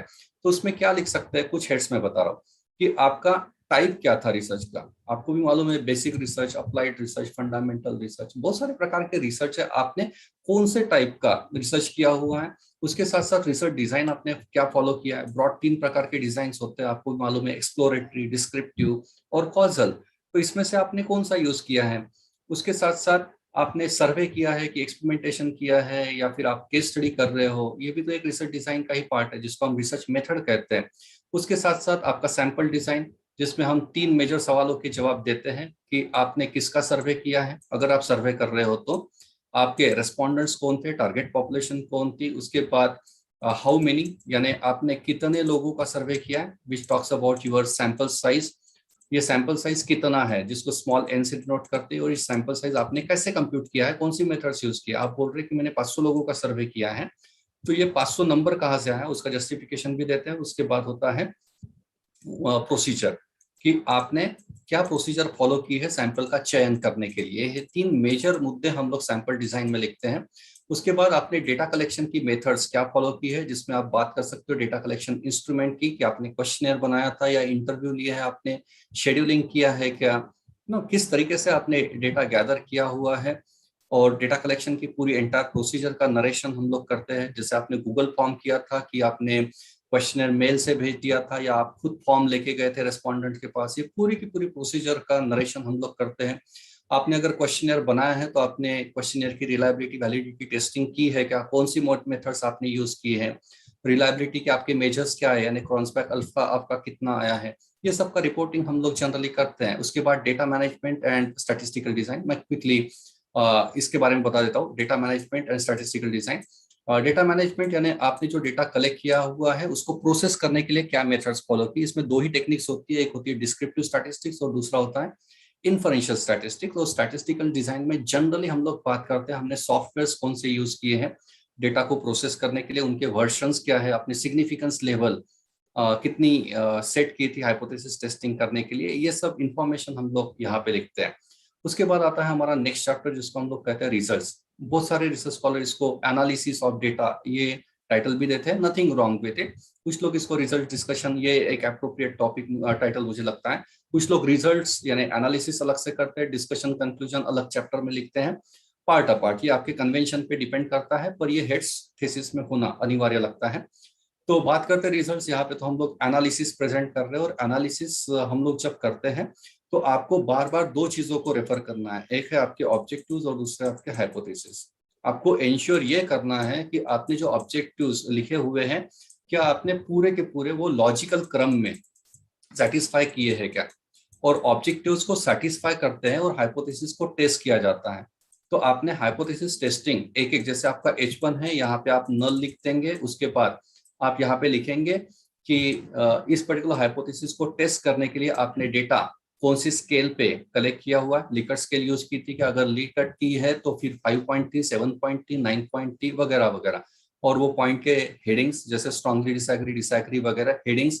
और उसके साथ साथ इस पर्टिकुलर डेटा को, इस पर्टिकुलर हाइपोथेसिस के लिए कौन सी हाइपोथेसिस की टेस्ट अप्रोप्रिएट रहेगी उसका जस्टिफिकेशन। और उसके बाद फिर उसके डिस्क्रिप्टिव स्टैटिस्टिक्स के टेबल का प्रेजेंटेशन और फिर आउटपुट और उसके बाद फिर उसका इंटरप्रिटेशन। जनरली ये कन्वेंशन है।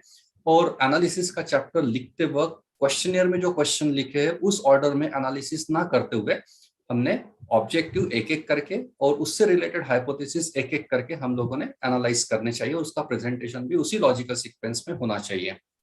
तो एनालिसिस करते वक्त ये एक ऐसा चैप्टर है कि जहाँ पे हम लोगों को विजुअल प्रेजेंटेशन के लिए अच्छा खासा स्कोप है। इसमें हम लोग टेबुलर प्रेजेंटेशन कर सकते हैं, टेबुलेशन जिसको कहते हैं, अलग अलग प्रकार के टेबल्स आते हैं, simple table, cross table, contingencies वगैरह।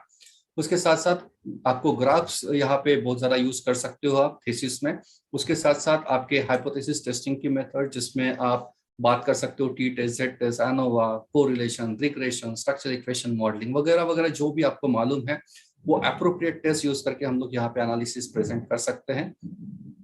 उसके बाद आता है डिस्कशन। डिस्कशन में हमारे जो रिजल्ट्स आए हैं उन रिजल्ट्स को हम हमारे जो लिटरेचर रिव्यू में प्रीवियस स्टडीज की जो रिजल्ट्स है उनके साथ कंपेयर करके हम लोग कॉन्ट्रास्ट देने की कोशिश करते हैं। यहाँ पे हम डिस्कशन का मतलब क्या, डिस्कस कर रहे हैं। डिस्कस क्या करते हैं, डिस्कशन फाइंडिंग्स का होता है। किसकी फाइंडिंग, हमारी फाइंडिंग। और डिस्कशन यानी क्या, डिस्कशन यानी कंपैरिजन।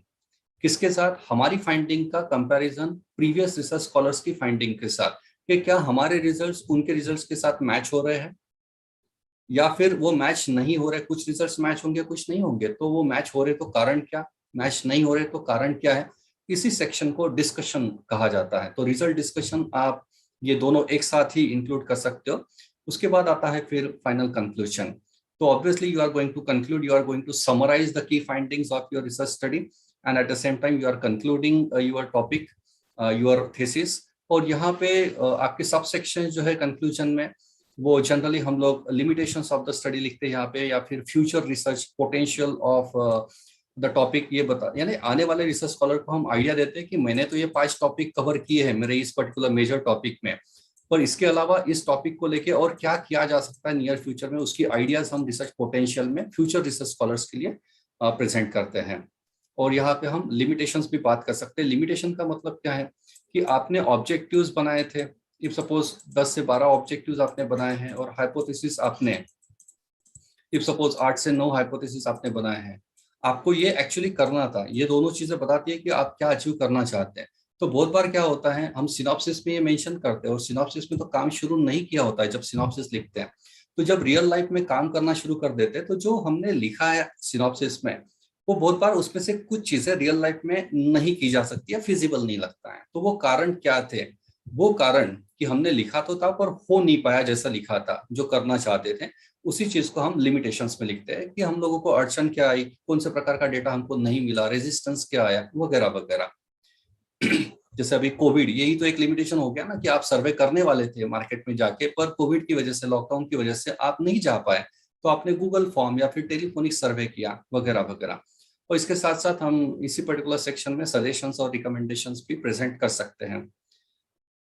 सो उसके बाद आता है एंड मैटर। इसमें 2 ही डॉक्यूमेंट्स आते हैं, जो है बिब्लियोग्राफी। और आपको भी मालूम है, आप तो सब लाइब्रेरी साइंस के स्टूडेंट्स हैं, तो मेरे से ज्यादा शायद आपको मालूम है कि references, bibliography, citation, source notes, ये कुछ चीजें हैं इस पर्टिकुलर सेंस में। पर थीसिस में बिब्लियोग्राफी लिखी जाती है, जो आखिर में प्रेजेंट करते हैं। और बिब्लियोग्राफी का मतलब आपको मालूम है कि यहाँ पे हमने जो भी लिटरेचर सर्च किया है या रेफर किया है, उसके बिब्लियोमेट्रिक डिटेल्स, जिसमें आप author, year of publication, title of the research work, और वो कहाँ पे पब्लिश हुआ है, बुक है या जर्नल है या कोई रिपोर्ट है, वगैरह वगैरह। और उसके साथ साथ अगर जर्नल है तो volume number, issue number, page numbers, ये कुछ details, even city of publication, ये कुछ बिब्लियोमेट्रिक डिटेल्स हम लोग बिब्लियोग्राफी में देते हैं। आपको भी मालूम है कि 2 चीज है, एक साइटेशन, जिसको हम इन टेक्स्ट साइटेशन कहते हैं, और साइटेशन में 2 ही चीजें जनरली एपीए और फॉरवर्ड फॉर्मेट में जाती है, वो है आपका ऑथर का नाम और ईयर ऑफ पब्लिकेशन। पर बिब्लियोग्राफी में ये एलैबोरेशन होता है साइटेशन का, जिसमें हम एंटायर बिब्लियोमेट्रिक डिटेल्स का प्रेजेंटेशन करते हैं, और ये डॉक्यूमेंट हम लोग थीसिस के आखिर में जोड़ते हैं। और उसके बाद आती है आपकी लिस्ट ऑफ अपेंडाइसेस, जिसमें हम सप्लीमेंट्री मटेरियल जोड़ते हैं। तो लिस्ट ऑफ अपेंडाइसेस में आप टिपिकली जो सप्लीमेंट्री मटेरियल है, जैसे आपका क्वेश्चनर हो सकता है, या फिर आपकी मैन्युस्क्रिप्ट्स हो सकती है, ये कुछ चीजें जनरली हम लोग अपेंडाइसेस में जोड़ते हैं। So this is all from my side regarding guidelines on thesis writing. If you are having any queries, I will be very happy to take on if there are any. Over to you organisers.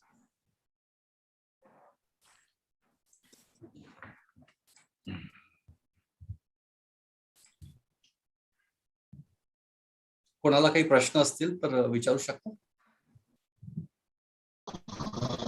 Thank you so much, Thank you, sir, sir. for your wonderful speech, and very nicely you have given us information about how to write a thesis and all. Any participants having question, please ask here. Otherwise, you can send your question to Mr. Pancha, sir, and after that he will send to our resource person.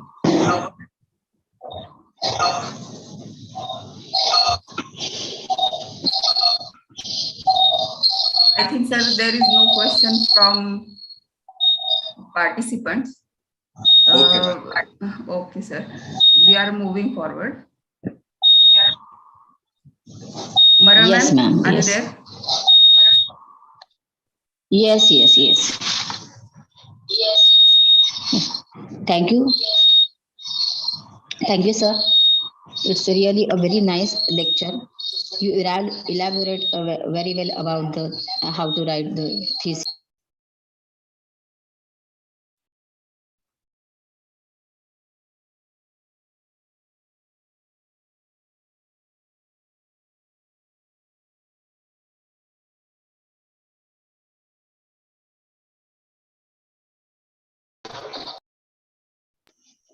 Hello.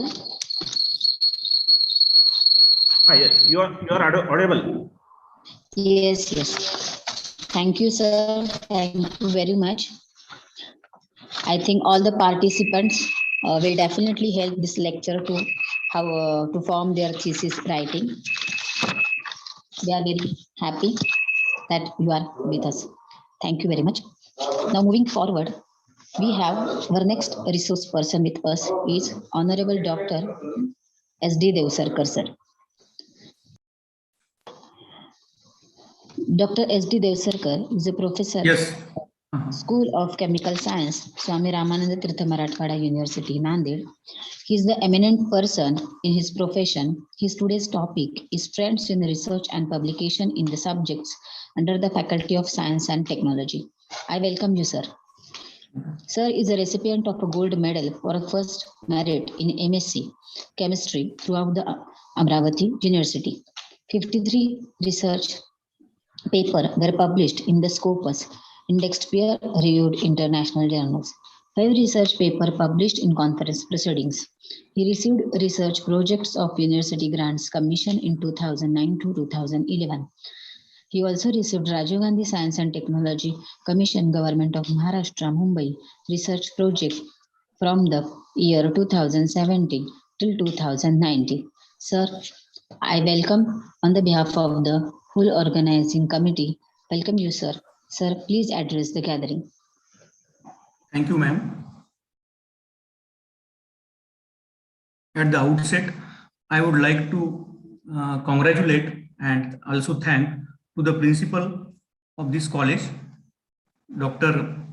Atmaram Arsule sir, secretary of this National Multidisciplinary Conference on Modern Trends in Research and Publication in different disciplines, Patil sir, chairperson, our respected Dr. Jagdish Kulkarni sir, organizing secretary, Dr. Panchal sir, and joint organizing secretary, Dr. Gore sir, and all the organizing committee members of this one-day national multidisciplinary conference on modern trends in research and publications in all the different disciplines.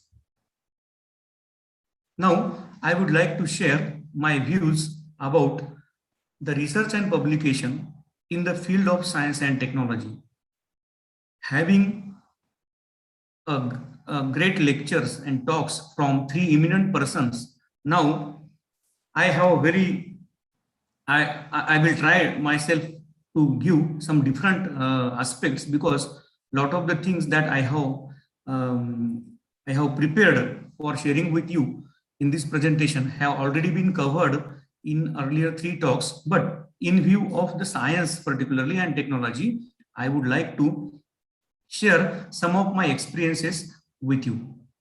Let me share my presentation.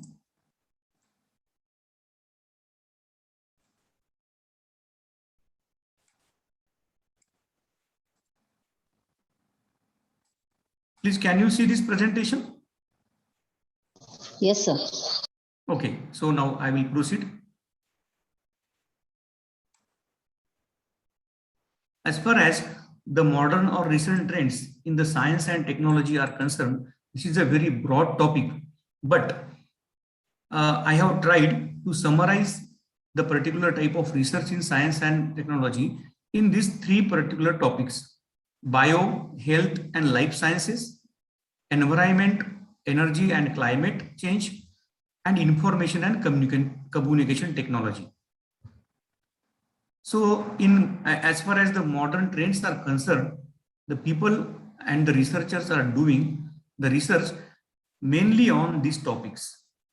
These are the hot topics in the science and technology. And as we know that we do the research for the betterment of our society, our country, and the world. So therefore, it is the prime duty of the researcher in science and technology to solve the simple problems in these three different type of areas in the science. It is very difficult here to talk about all these areas, and I am not having also expertise in all these areas. I am a person of chemistry, but definitely I will share my experiences regarding performing the research in different aspect and different areas of the research, and how the different methodologies and the databases and journals can be selected for carrying out the research in science and different subjects of the science. This is a very specific example I have cited over here. So any student or a teacher or the professor of any subject, please do not take this as a, because I have selected this just for example. I have selected is what type of research people are. There are a lot of, you can say that now the challenge is COVID vaccine, and our India, I can proudly say that we have given the Covaxin, this particular vaccine, this we have prepared in our India only, and a lot of things are there. But the challenge, the modern trends are depend upon the problems that we are facing nowadays.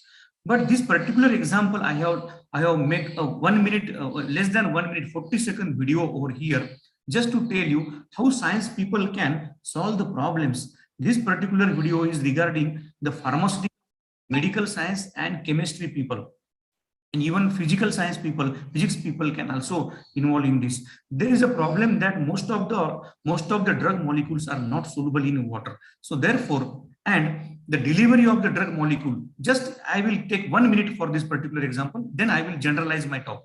So the recent trends or modern trends, what we want, that particular drug should be released at particular site. You can see here, a chemistry person or the pharmacy person or medical science person can easily understand. If you can see this video, this molecule is a beta-cyclodextrin molecule, and this is a particular drug. I will not go into the technical details of all this, but please try to understand that this particular beta-cyclodextrin molecule increases the solubility of the drug, and it forms the complex as a host-guest relationship, and it delivers the drug at particular site in our body. So that is the beauty of the science. So this is one very simple one problem I have taken. The pharmacy people, medical science people, and the chemistry, physics people, they can do. So they are doing such type of work in order to increase the effectiveness of the research in the science. The research in the science and technology, as far as it is concerned, then 4 or 5 important things are generally considered, like quality of the research, in which we include whether it is a good science, it is well planned or executed study, whether it is the presentation of that particular topic or the problem that we have selected is how is that presentation, and whether the transfer of that particular problem or the outcome of the research can be done. Then we see the significance and originality of the study, and interest of the people, means the scientific fraternity, how much they are interested in the research that you are doing in your specific topic. A person may be of physics or chemistry or biology, or it may be from the medical science, or maybe from the computer science or pharmacy or technology. So how many peoples, or what is the audience of your research? If you publish that patent or paper in a particular journal, then how many people or the audience will take interest in that? Wide readership, that is also required, and well-written story. So whatever, when we apply for some research project, or when you write some research paper, or when you write some research thesis, then the story, what you have done, it should be, first of all, it should be good quality, innovative, and readership should be more, and the story that you are writing, so that it should be very good. And interest of author, the person who is writing that particular, he should not write out of the compulsion, he should write out of the interest, and that is the requirement of research, as said by our first resource person. I would not like to go into the detail of different research method. We all know that when we choose some research topic, then we select one or more one single method or mixed methods of the research. But in only 2 slides, I will try to explain or share with you what type of research methods can be selected by the person who is doing the research in science and technology. The most of the research methods are scientific methods, which are studied by the person in science and technology, in which observation and description of phenomenon is studied. Questions about why certain phenomena occur. So a particular phenomenon is selected by that science person, that science and technology person, and observation, generally the numerical observation. For example, in the quantitative method of research, we collect the numerical data and we analyze that data by using the statistical method of analysis. Even qualitative method of research can be used in science and technology. Then we ask the question about why certain phenomena occurs. And then we have a hypothesis or prediction, and we conduct the experiment and we tally the results of our experiment with that of the hypothesis. So these are the scientific methods generally which have been selected for carrying out the research.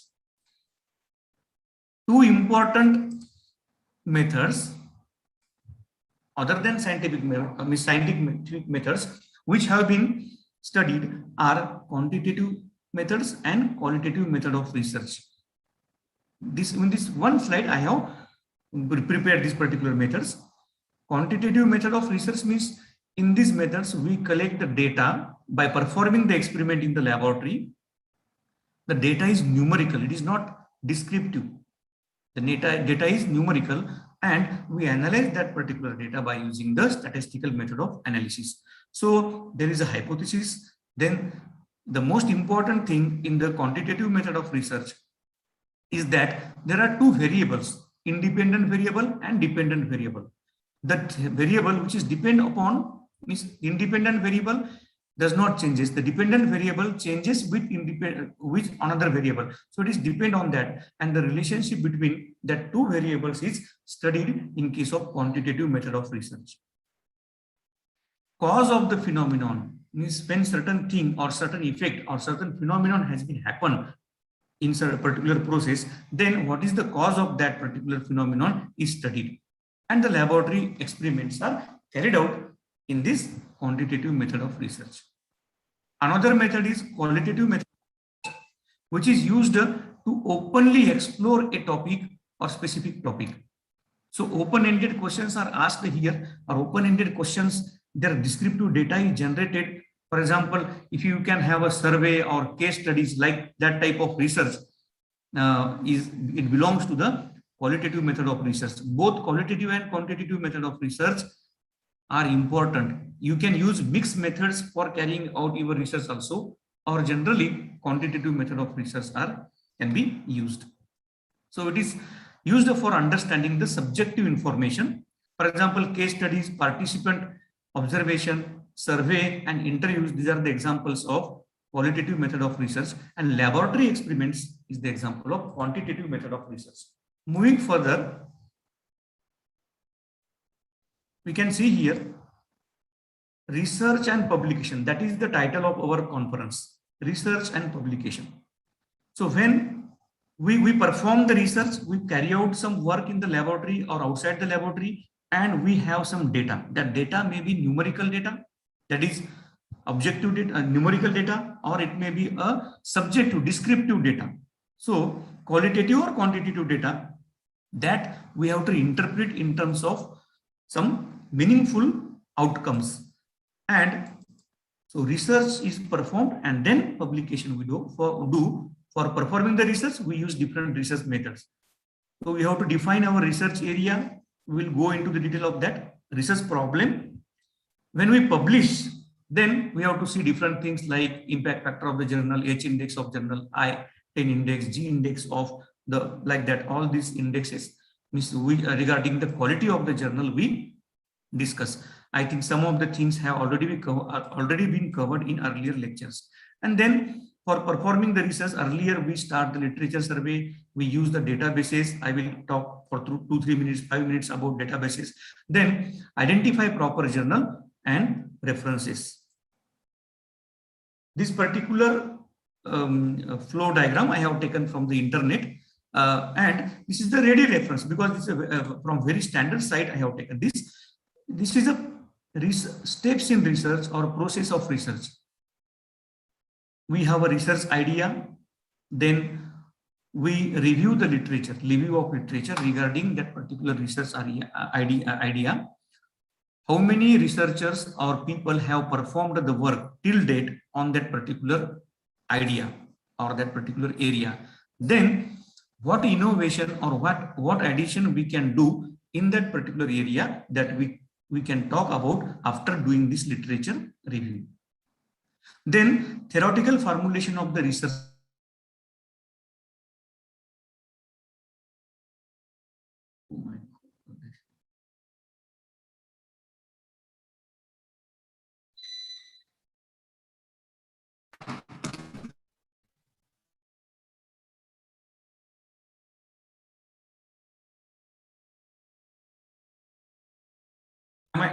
Am I audible? Am I audible? Yes, you are audible, sir. Continue. Okay, Yes, thank sir. you, thank you, thank you. There Yes, is sir. a Yes, sir. yes, there was a network issue. I have now connected my mobile. Okay, so this particular research idea, literature review, theoretical and formulation of the research problem. Now, once we understand that this particular work can be done, or we can add particular point or particular things, a small contribution in our work, then we can do the theoretical formulation. Then empirical research questions. Empirical data, numerical data can be generated, and empirical equations or the formulations can be used. Then research design or research planning regarding the idea is done. Then data collection means by performing the experiments in the laboratory or outside the laboratory, we will get the data. It may be descriptive or it may be objective. It may be numerical data. So that data is collected and that data is analyzed. The data is analyzed. There are a number of methods for analyzing data. A separate lecture we can have a separate lecture on that also. But on internet also, number of presentations you will find regarding the analysis of data.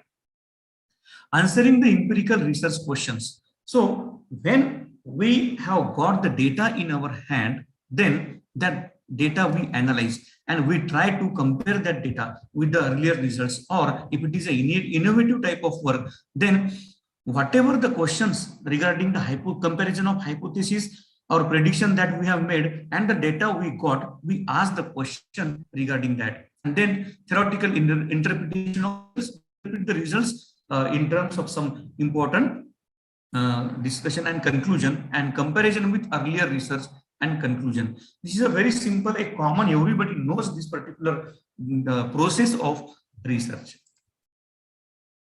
Coming to the academic research databases,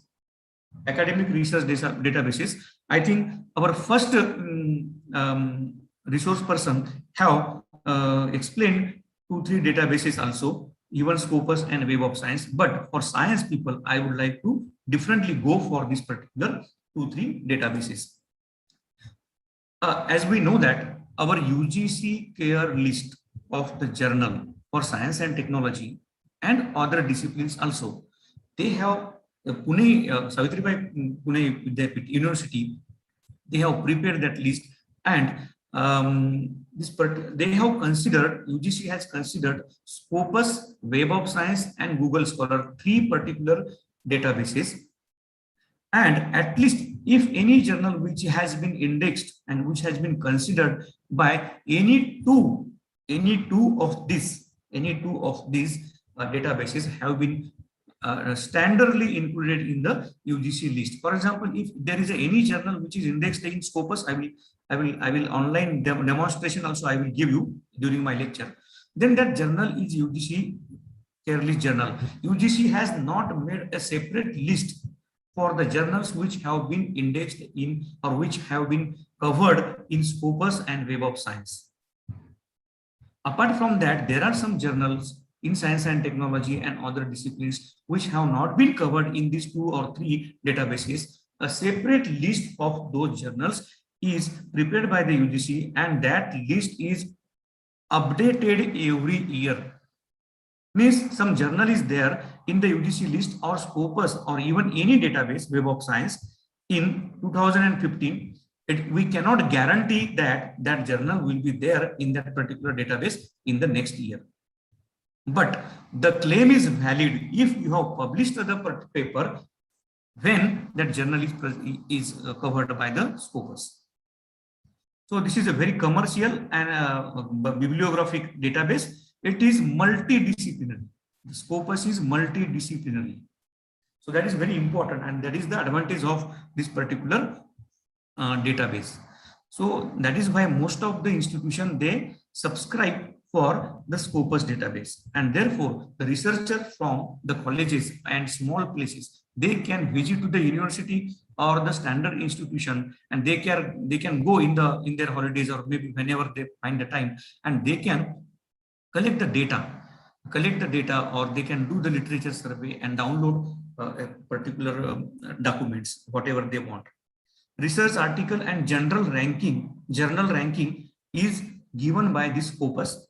Author profiles, in addition to this research article, means you can not only download the research article, not only you will get the ranking of the journal, but also you can get the author profile, individual author profile, and H-index calculator. We can calculate the H-index by using Scopus. Even we can calculate the H-index by using Google Scholar and Web of Science also. And there are a number of other databases by using which you can calculate or we will get the our H-index. The access is limited, pre-preview, but you cannot download the document. Institutional subscription is required.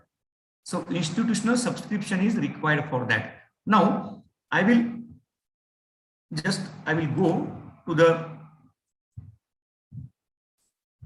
that particular site. Can you see this, Google? Yes, sir.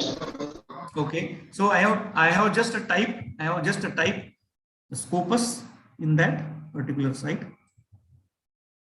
Just a minute. Okay, so I got this. Can you see this Scopus? This particular, I am giving online demonstration also here. Can you see this? Yes, sir. Yes, sir. Yes. So this SD, that means I have already signed in here. I have access to the Scopus. I have access to the Scopus. So therefore, I can log in and I can download, or I can see anything. I can take all the benefits of this Scopus. You can see here there are 2-3 things. One is a search. Another one is a source. These 2 important things are there. Search. So we'll go to the search. In search, you will find you can search documents, authors, or affiliation. 3 things you can search here. Documents, you can search, you can put your keyword, title of the document, or whatever the word if you have regarding, because it is a multidisciplinary database. So therefore, you can put, if you would like to download the document, you can put here your type word, then you will get the document. You can search author also here, or you can search affiliations. For example, affiliation, I will write here Swami Ramananda Tirtha. Now automatically the name will come, Swami Ramananda Tirtha Marathwada University. So this will come. So you will get all the information regarding all the people, scientists and researchers, they have published their work with this particular affiliation. You can see here there are 2,756 documents like this of whole institution. Affiliation only, there are 649 authors. So like this particular, all type of this metric data you will get from this particular scopus. For example, if you put here, if you click this authors, then you will get the names of the authors, all that 649 authors who have published their papers in the Scopus index or Scopus covering journals. We can see here Mane Rajaram Sakaram.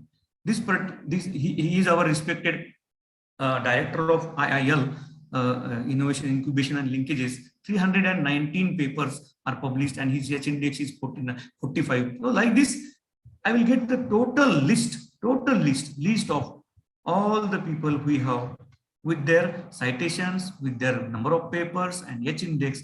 I will get the information about this. So this is the use of Scopus. Another thing is that apart from the affiliation, we can see the authors also. We can see the authors. If you go to the author and you put the name of author, just if you shall I put my name, or you can tell any name I will put here. Shall I put my name? Yes, sir. Yes, sir. Yes, sir. Okay. So I will put my name, Devsarkar Santosh. That is the name I use for publication in the journals. Then if you search for that particular author, then you will get such type of information, Devsarkar Santosh. So you can click this particular author. If there are more than one authors are there for that particular name, then you can see the affiliation and other details of that author. Then such type of information we got such type of information. We got such type of information. You can see here now, this particular author has published 55 papers in the Scopus. So you can put any name, you will get the data. Then 257 citations are there in the Scopus and H index is 10 in the Scopus. And year-wise metric data of that particular author you will get. In which year, how many citations that person has got. In which year, how many publications he has published in Scopus journal. Scopus journal. Not only this, we can calculate the H index and all other H index of that person is 10. You can see also how that H index is calculated, and you can see here. So this particular graph for the H index, you can see at here, you can say 10 means 10 articles are there which have been minimum 10 times cited. So therefore the H index of that person is 10. So we can exclude our self citation, we can exclude the citation from the book. So any type of information if you want, then you will get from this particular database, that is Scopus. And one of the most important advantage of this database is that it is multidisciplinary database. It is multidisciplinary database. So affiliations, authors and documents also, we can put here documents and we can download that documents. We can download that documents from this particular database. Then second is sources. Sources means the journals which have been covered by Scopus. The sources means journals or publications which have been covered by Scopus. There is an option, you can put title of the journal, you can put subject area, publisher, ISSN number. So we'll put title. Now, any one of you, please tell me any name of science journal, maybe chemistry, physics, mathematics. You tell one standard journal, I will put over here and we'll see whether that journal is there in the Scopus or not. Please.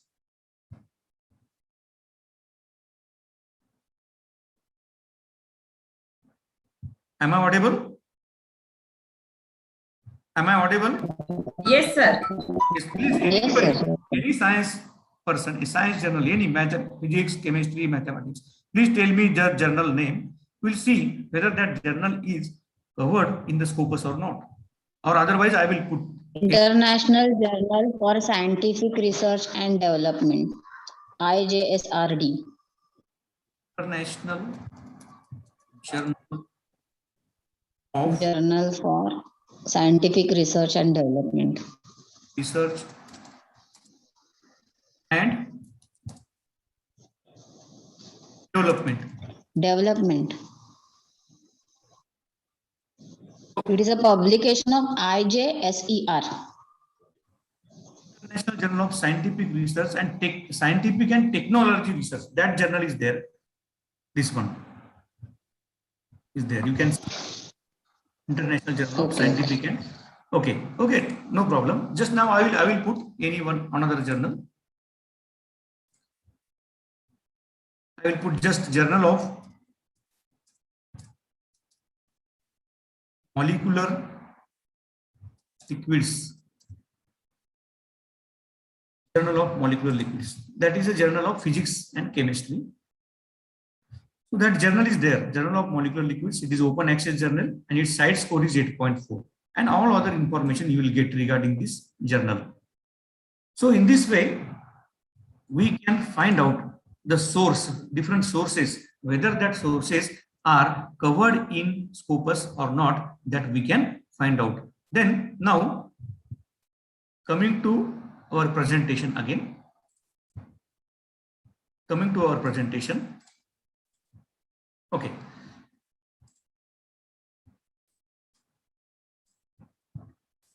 So Scopus is one of the most important database which can be used for carrying out the research, which can be used for literature survey and downloading the documents. The second one is Web of Science. It is from the Thomson and Reuters, which calculate or which publish the impact factor of the different journals every year, depending on the citations of the number of publications which have been published in earlier 2 years. Now that Thomson and Reuters is now, it is called as a Clarivate. It is now Clarivate. So this Web of Science is from Thomson and Reuters, and it is a very wide, it covers a wide range of the disciplines. Web of Knowledge, it is also called as Web of Knowledge, the second big bibliographic database. And academic institutions provide on their campus network for free. Means even our university has, if you come here and log in from our university, with the help of some professor or our respected Kulkarni sir also, then we will get a complete information. We can log in to the Web of Science and we'll get whatever the information we want regarding particular journal or the author, we'll get that. So I will not go into the detail of this because it is freely available. Okay, with the institution, generally institution, most of the universities have this particular database. Another one is a PubMed. So coming to, you can see, just I can show you the, give me just 1 second, Am I audible? Yes, sir. Okay. So I will continue. Just you put Web of Science. Why we are focusing on this Scopus Web of Science? Because UGC care list journals are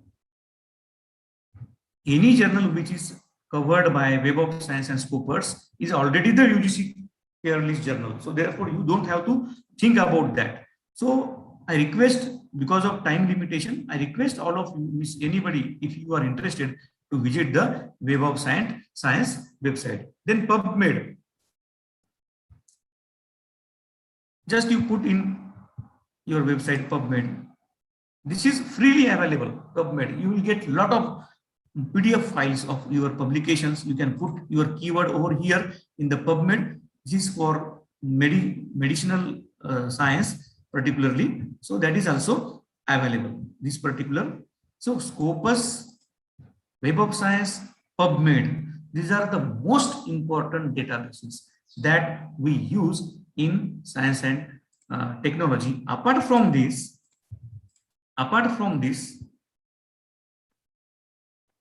we use IEEE Explore for the literature review in engineering and computer science. Engineering and computer science. This will be able to give you journal articles, conference papers, standards, and books, and lot of information. And the articles are available in this particular sites also. Institute for Electrical and Electronics Engineering. This is a very well-known Science Direct. It is from the Elsevier. You can download journals, books, and different type of innovative articles from Science Direct also. It is free, and most of the articles that you are interested in are available in this Science Direct. DOAJ, Directory of Open Access Journals. This is purely again the academic database, and all articles which are indexed are open access and can be accessed freely. So if you put DOAJ in Google, then in that search you can put your particular topic or the journal name, even journal name. So it will display all the information about that particular journal or your topic. Then this is not only 6 databases or the sources. There are number of sources available for performing the literature survey, collecting the data, full papers, and information regarding the authors and researchers. But I have focused on this particular 6, and particularly 2 or 3. Number 1 is a Scopus. Number 2 is a Web of Science. Number 3 is a Google Scholar. Google Scholar is also one of the important. Let me come again here on the internet. Google Scholar. Just put Google Scholar here.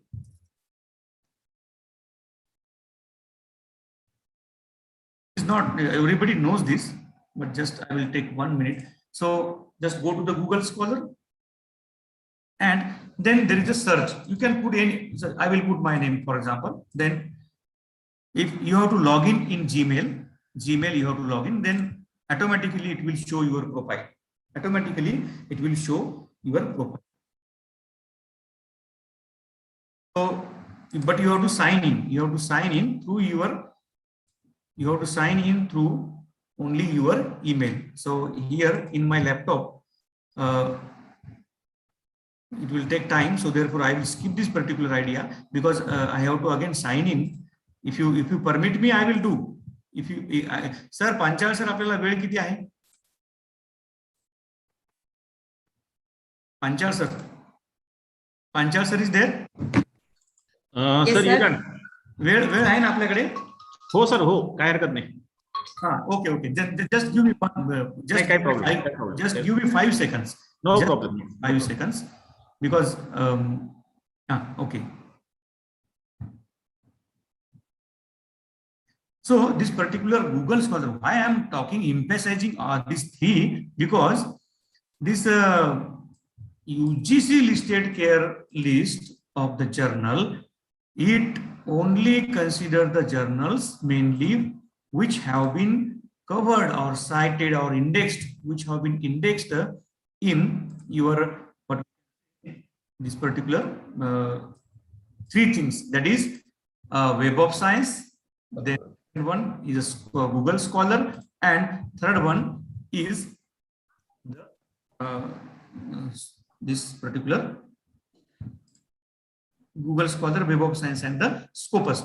So just give me 1 minute. Can you see this particular?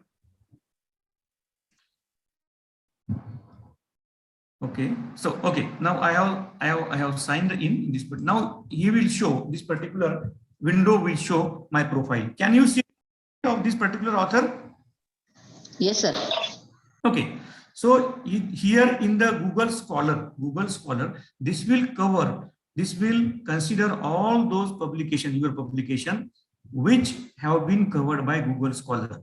So there are number of research publications or research papers which are not covered by Scopus, but they are covered by Google Scholar. So whatever your total impact of your research, means citation, H index or H10 index or G index, will be generally greater here in your Google Scholar as compared to your Scopus or Web of Science, Web of Science data.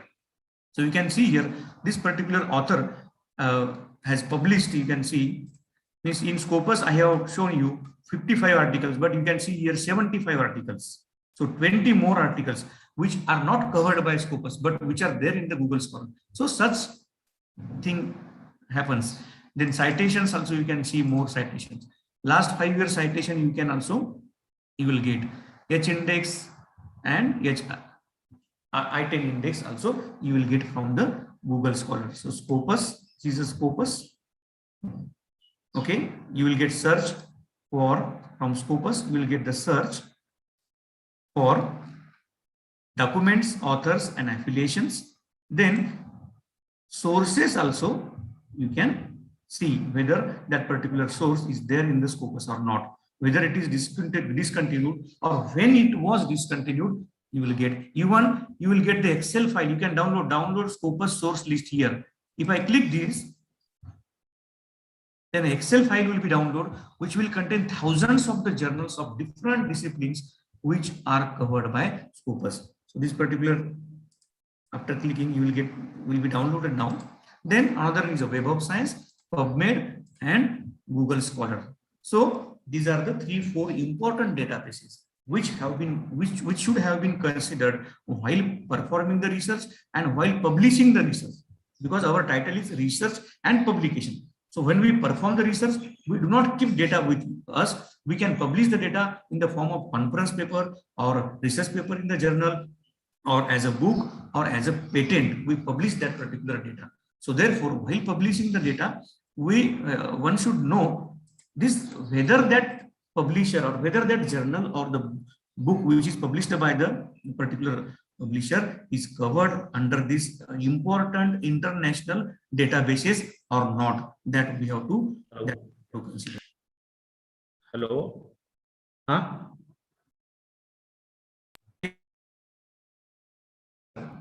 नहीं sir किया है क्या, देखते Hello. Yes, sir. Yes, sir. Shall I continue? Yes, sir. Okay. Now coming to our presentation. Having understood these different databases, now there are different publishers. It is not possible for me to cover all the names, but Elsevier, Springer, RSC, ACS, Wiley, Taylor and Francis, RSC is Royal Society of Chemistry, American Chemical Society. Elsewhere covers almost all the science and technology disciplines: pharmacy, medicine, life sciences, chemistry, physics, material science, information and technology, computer science. And Springer also, Taylor and Francis, Wiley. These are the different publishers. I will go fast. Now, the main question in front of the research student or the researcher is there: where to publish our work? Having carrying out your work, then where to publish that work? There are 3 options: journals, book chapters, and conference proceeding. As our earlier resource person, sir, told us that at the beginning, the researcher or research student hesitate to communicate the research paper to the high impact journal or high quality journals which have been cited in Web of Science or Scopus, and we go for the conference proceeding. But as he told, and also I will tell you, okay, this is you can go for the conference proceeding also, but from my personal experience and my research group experience, I can share this very simple and important thing with all the new researchers, that if you write if your work is worthy, and if you write that particular article in a proper way as per the aim and scope, general guidelines of the journals, then you can definitely go forward for publication of your article in a good quality journal, or the journal which is cited or which is indexed or covered by Web of Science and Scopus or Scopus. Anyone, you can see that. So generally, I will now talk about the publication of article in the journal in Science and Technology. The topic and coverage of the journal should be seen, means it whatever the research area that we have selected, the work we have done, the data we have evaluated, it should be exactly matches with the topic and coverage of the journal. Otherwise, at the initial stages of the communication, there are chances of rejection of the paper at editorial level only. Then we have to see whether that particular journal is peer reviewed or not. Peer reviewed or not. Many journals write on their first page is peer reviewed and international journal with this and that impact factor. But peer reviewed journal means a very simple, in simple language, I can say you, when we communicate the journal, the editorial board will handle that journal, that your paper. One of the editorial member or editor is assigned to that your paper, and that paper is sent to at least two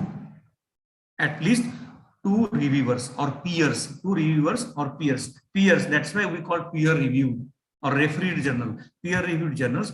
And we used to get some comments. They may be critical comments or comments from the reviewers, and then we answer that all that comments. So that you have to see that it should be peer reviewed, not like that when you send the paper and it is directly accepted or just one or two comments. It should not be like that. Readership of that journal should be wide. Readership should be wide.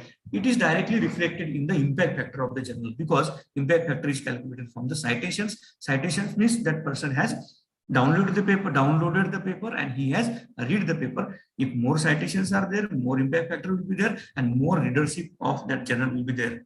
This is because many people will read your work and you will also get the citation, and your work will be get generalized and it will reach to the many people. Length of time from submission to publication, it is depend upon the journal to journal. A rejection date and this particular length of time is depend upon journal to journal. Because of time factor, I am going little fast. And then impact factor of the journal is also important. UGC care list, I have already talked about this. So, for example, we can visit some journal. Just give me 1 minute, please. Just give me 1 minute.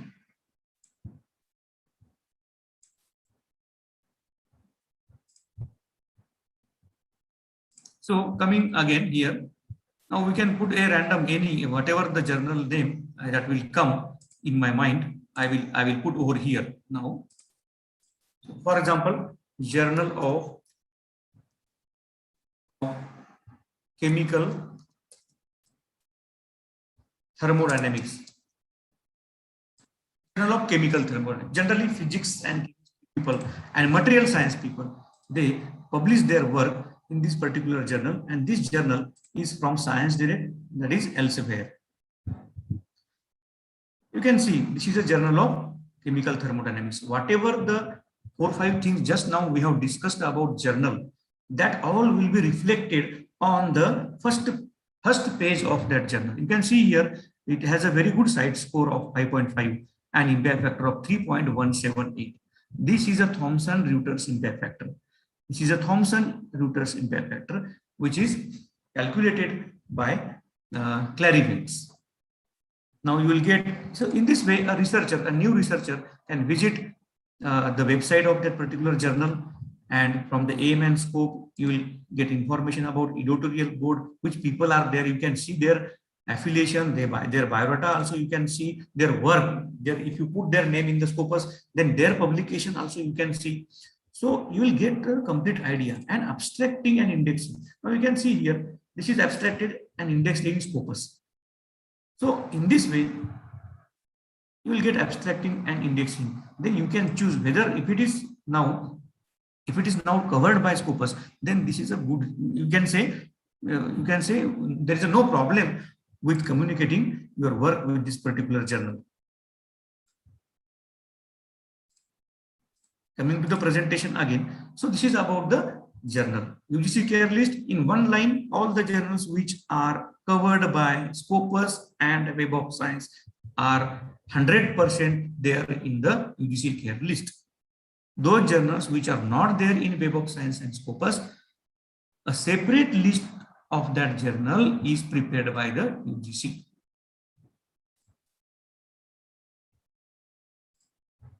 Just so now next.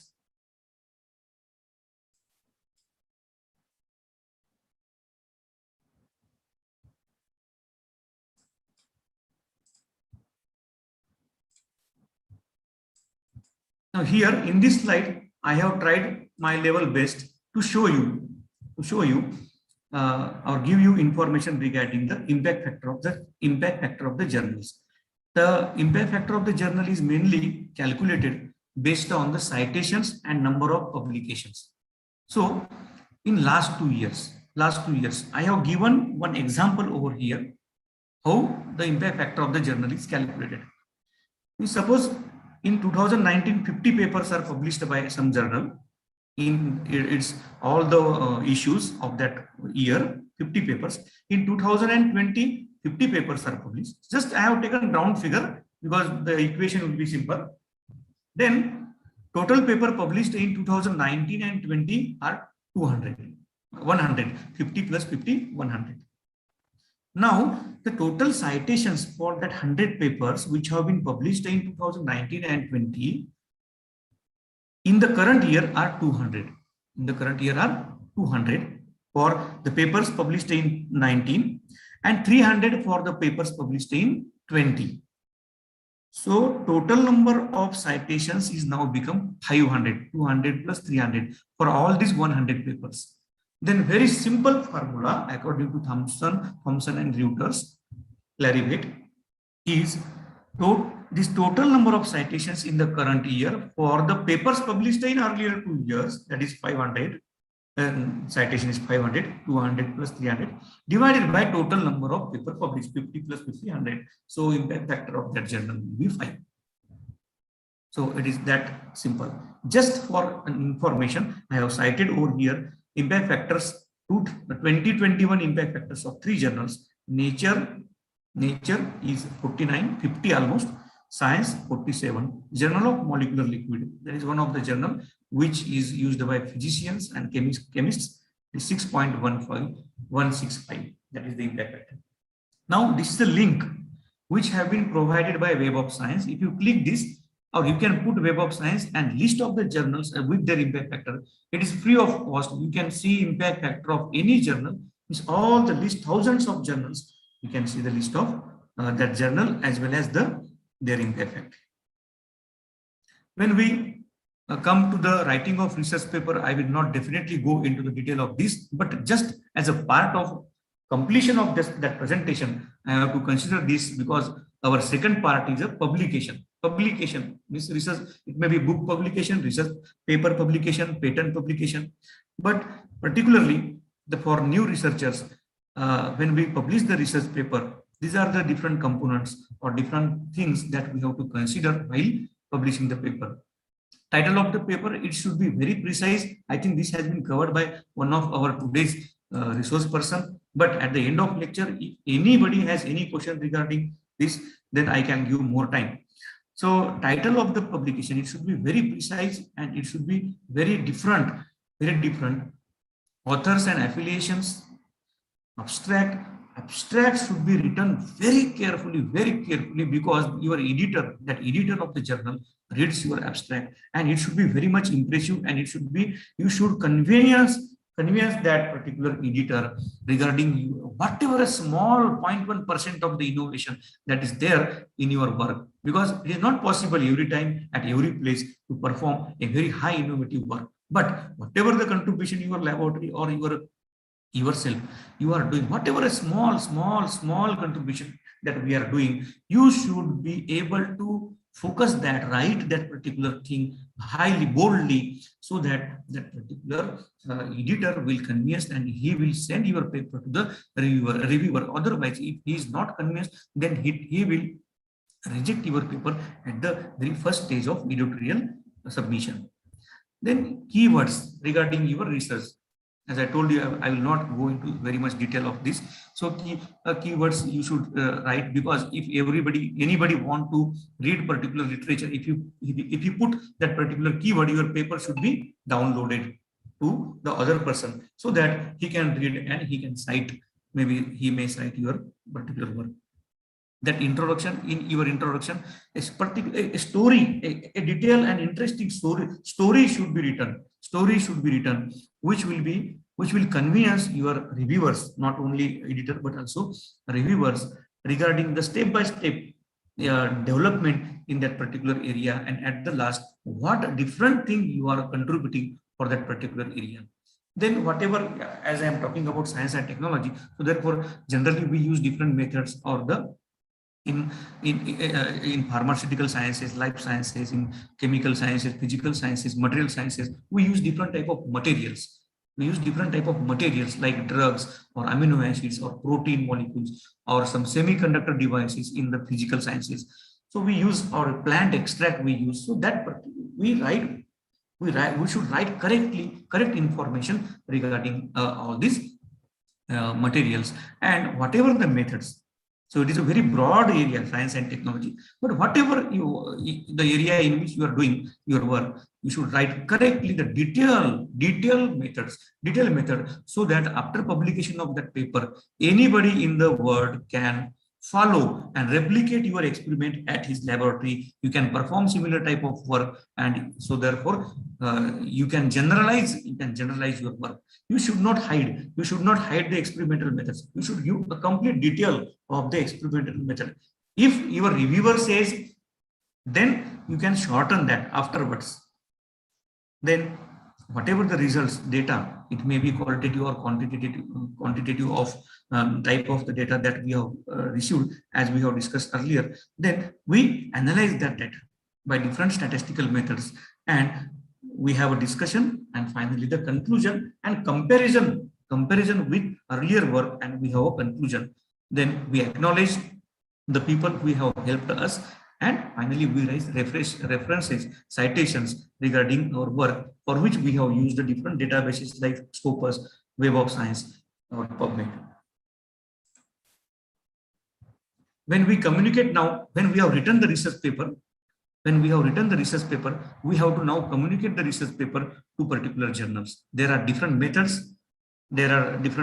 For different journals and different publishers. Maybe for Elsevier, different procedure will be there, and for Springer, there may be a different procedure. But in general, we have to follow some important instructions, or there are some important steps we have to go through that. And these are, you submit the paper. I'm giving a very simple presentation of this. We submit the paper as per their online system, and the editor is assigned to that paper. Generally within 2 or 3 days, editor is assigned to that particular paper, because there are number of editors. A chief editor cannot handle all the papers, so therefore any editor which is concerned with that research area is assigned to that particular paper, and that editor evaluate your paper. Before that, technical evaluation regarding plagiarism is carried out by the team. Plagiarism is carried out by the team, and if it fits into that particular journal's criteria, then that editor evaluate that paper, and if he finds that this paper belongs to the aim and scope, perfectly belongs to the aim and scope of the journal, then, and he finds the quality of the journal is good and your paper is good, then that journal is sent to the at least 2 or 3 reviewers at a time. It is sent to the reviewers. This particular process may take 1 week. Generally, averagely, it may take 1 week, and the reviewers are given at maximum of 1 month of time, minimum of 7 days of time. It depends upon journal to journal, and when the reviewer agrees, then the paper is sent to the reviewer. They can reject your paper directly. They can argue corrections, minor or major correction, and this is called as R1. If corrections are given, it's review of your paper 1. So R1 online is sent to you through the editor. Reviewer send the correction to the editor send to the authors or the corresponding or main author. Then you have to reply to the reviewer. This is very important point. I would like to discuss at least some details about this reply to the reviewer. When you are now lucky that a reviewer has analyzed, he has examined your paper. He has gone through word to word. He has read your paper, and many reviewers are very good. They give you very good comments, because many times we don't know lacunas or small things that we forgot or we don't know to include in our manuscript. So therefore, these reviewers are very great persons. They suggest you some important things. They give you some ideas how to write the paper. They find some corrections, the lacunas in your manuscript, and they give you that comment. You read that comments carefully. The publisher, the journal gives you 2 months of time, maximum of 2 months of time. Some journals give 1 month of time to give the answers to the reviewer's comment. Now, you try to understand each and every point. It is very much important for you, and you discuss with your senior people. You may discuss with anybody which is connected with that particular research area. You can go to him, you can solve your all the queries, and after that, very carefully and very honestly, you reply to the reviewer's comment. Then they may accept your paper, both of the or all the 3 or 2 or 1 reviewer, they all may accept. They may reject. One of them may reject, another one may be accept, like that, and they may again give you correction. So R3 means again you have to go for that minor corrections, and finally your paper will be accepted or it may be rejected. At this stage, there are very less chances of rejection. The paper will be generally it is accepted, and then finally the paper will come online first. Just after acceptance, within 1 week, it goes to the production. Then it will come online first, and it is published within 1 week of time in the standard journals that I am talking, which have been indexed in or covered by Web of Science and Scopus.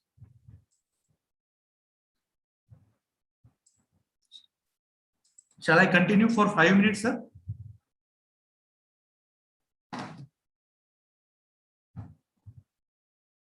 Am I audible? Yes, sir. Yes, sir. Yes. Shall I continue, madam, for 5 minutes? Yes, sir. Continue, sir. Okay.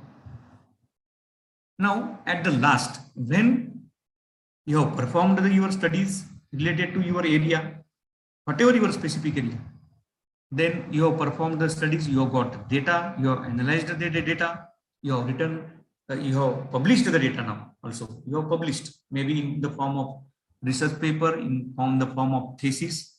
Our earlier speaker detailedly talk about a detail. He has given the detailed talk about thesis, PhD thesis, or you have published in terms of patents or books.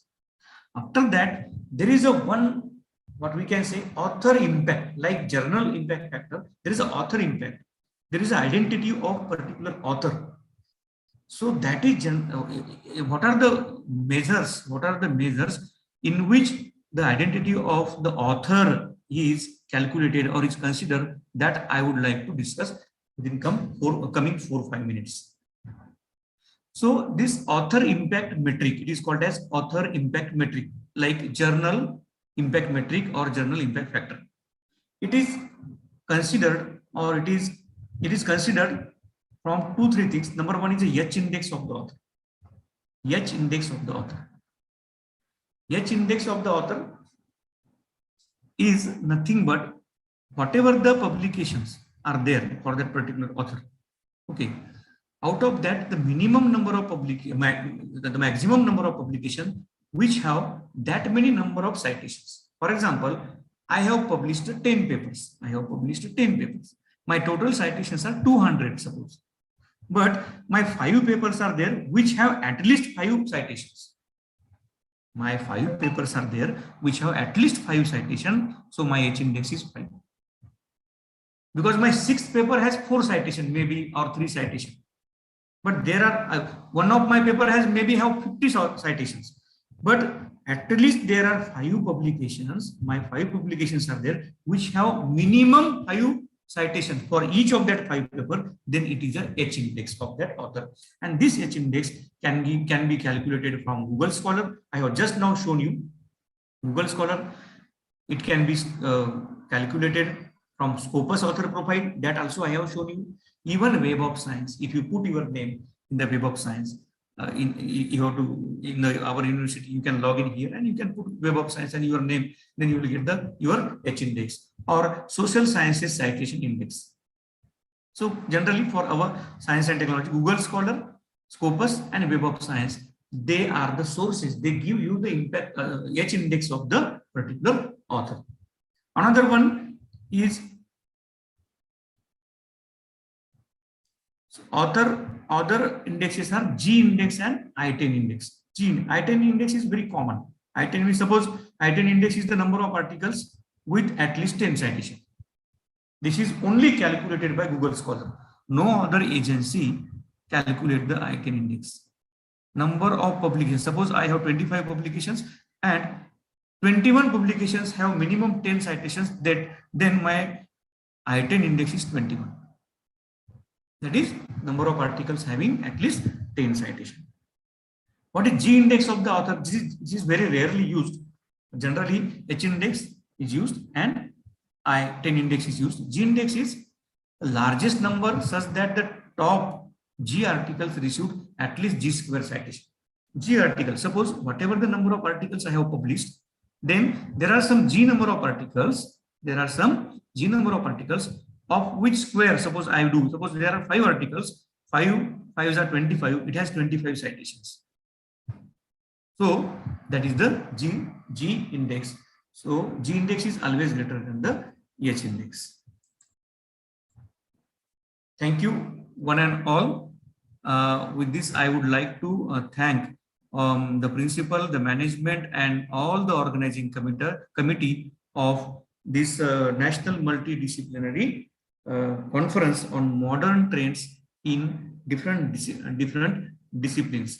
One important thing I would like to share with those who are doing the PhD or those who would like to publish, new researchers who would like to publish their work in the different journals. And that thing is that from my experience only I can tell you, generally we hesitate to communicate the research publication or research papers to the high impact journals or the journals which have been cited in the Google, Scopus and Web of Science. But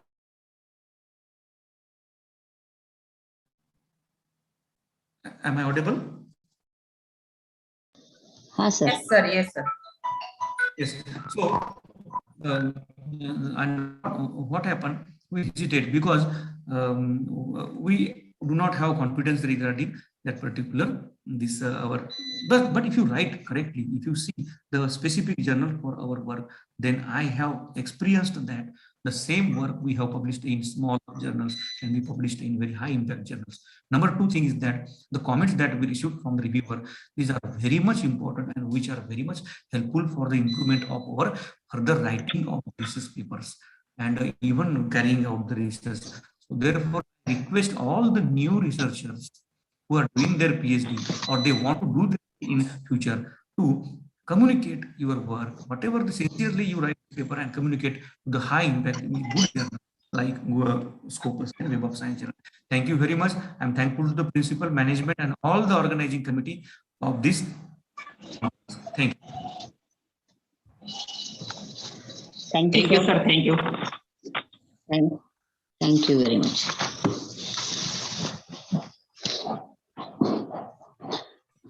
principal sir आलेत का sir?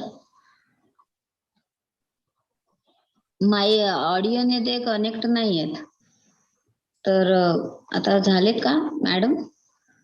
Principal sir? हो madam, principal sir is not there. आवाज audio connect नाहीये. हा madam.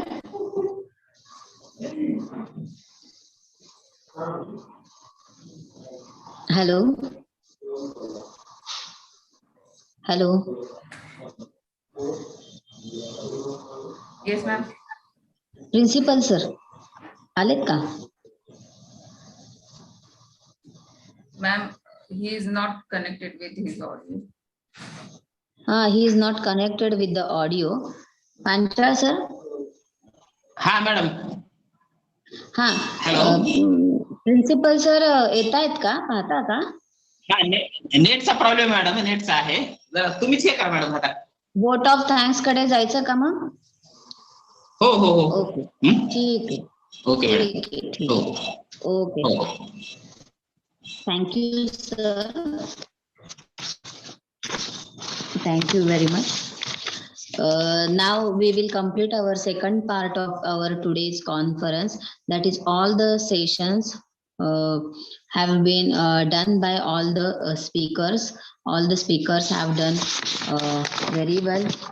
They gives us very lot of information. We are very fortunate to have a co-resource person to our webinar. They all give a very nice presentation to us on their chosen topic, which really make our webinar successful. Now I am here to present my vote of thanks. First, I express my sincere gratitude towards the Honorable Founder Director, Rashtriya Ratna, Bhai Lakshmanarauji Golegavkar sir. Then resource person, Dr. S.D. Devsarkar sir, Dr. Jaideep Sharma sir, Dr. Ashish Linge sir, Dr. M. Sadiq Bacha sir. Thank you very much, sir. You all are here come. Then I also express my vote of thanks towards Honorable Dr. Adsul sir, a former Vice Chancellor of Savitribai Phule Pune University, Pune. Dr. Vittal More sir, Joint Director of Higher Education, Nanded, Region Nanded. Honorable Dr. Arsule sir, Principal of Madhavrao Patil College, Palam, who gives us an opportunity for conducting such a wonderful conference. Honorable Dr. Mohan Khirde sir, President of Mukla and Director of Knowledge Resource Center, SGBAU Amravati. Honorable Dr. Veera Patil sir, General Secretary of Mukla. Honorable Dr. Jagdish Kulkarni sir and all the team of Mukla Sectional Council. Honorable Dr. R.B. Gore sir, the librarian of SSGM Loha College and organizing Joint Secretary of Mukla. All the teaching and non-teaching staff of the Madhavrao Patil SCS College, Palam. Last but not the least, all the participants of the conference who have given their valuable time to the conference. I also express my gratitude towards the agenda publication Aurangabad and media of the Aurangabad. I also very thankful to the Produce Edutech Services for their technical support. I wholeheartedly gratitude towards those who have supported. Now I declare that the program is over. Thank you very much. Over to Durga Raikar madam.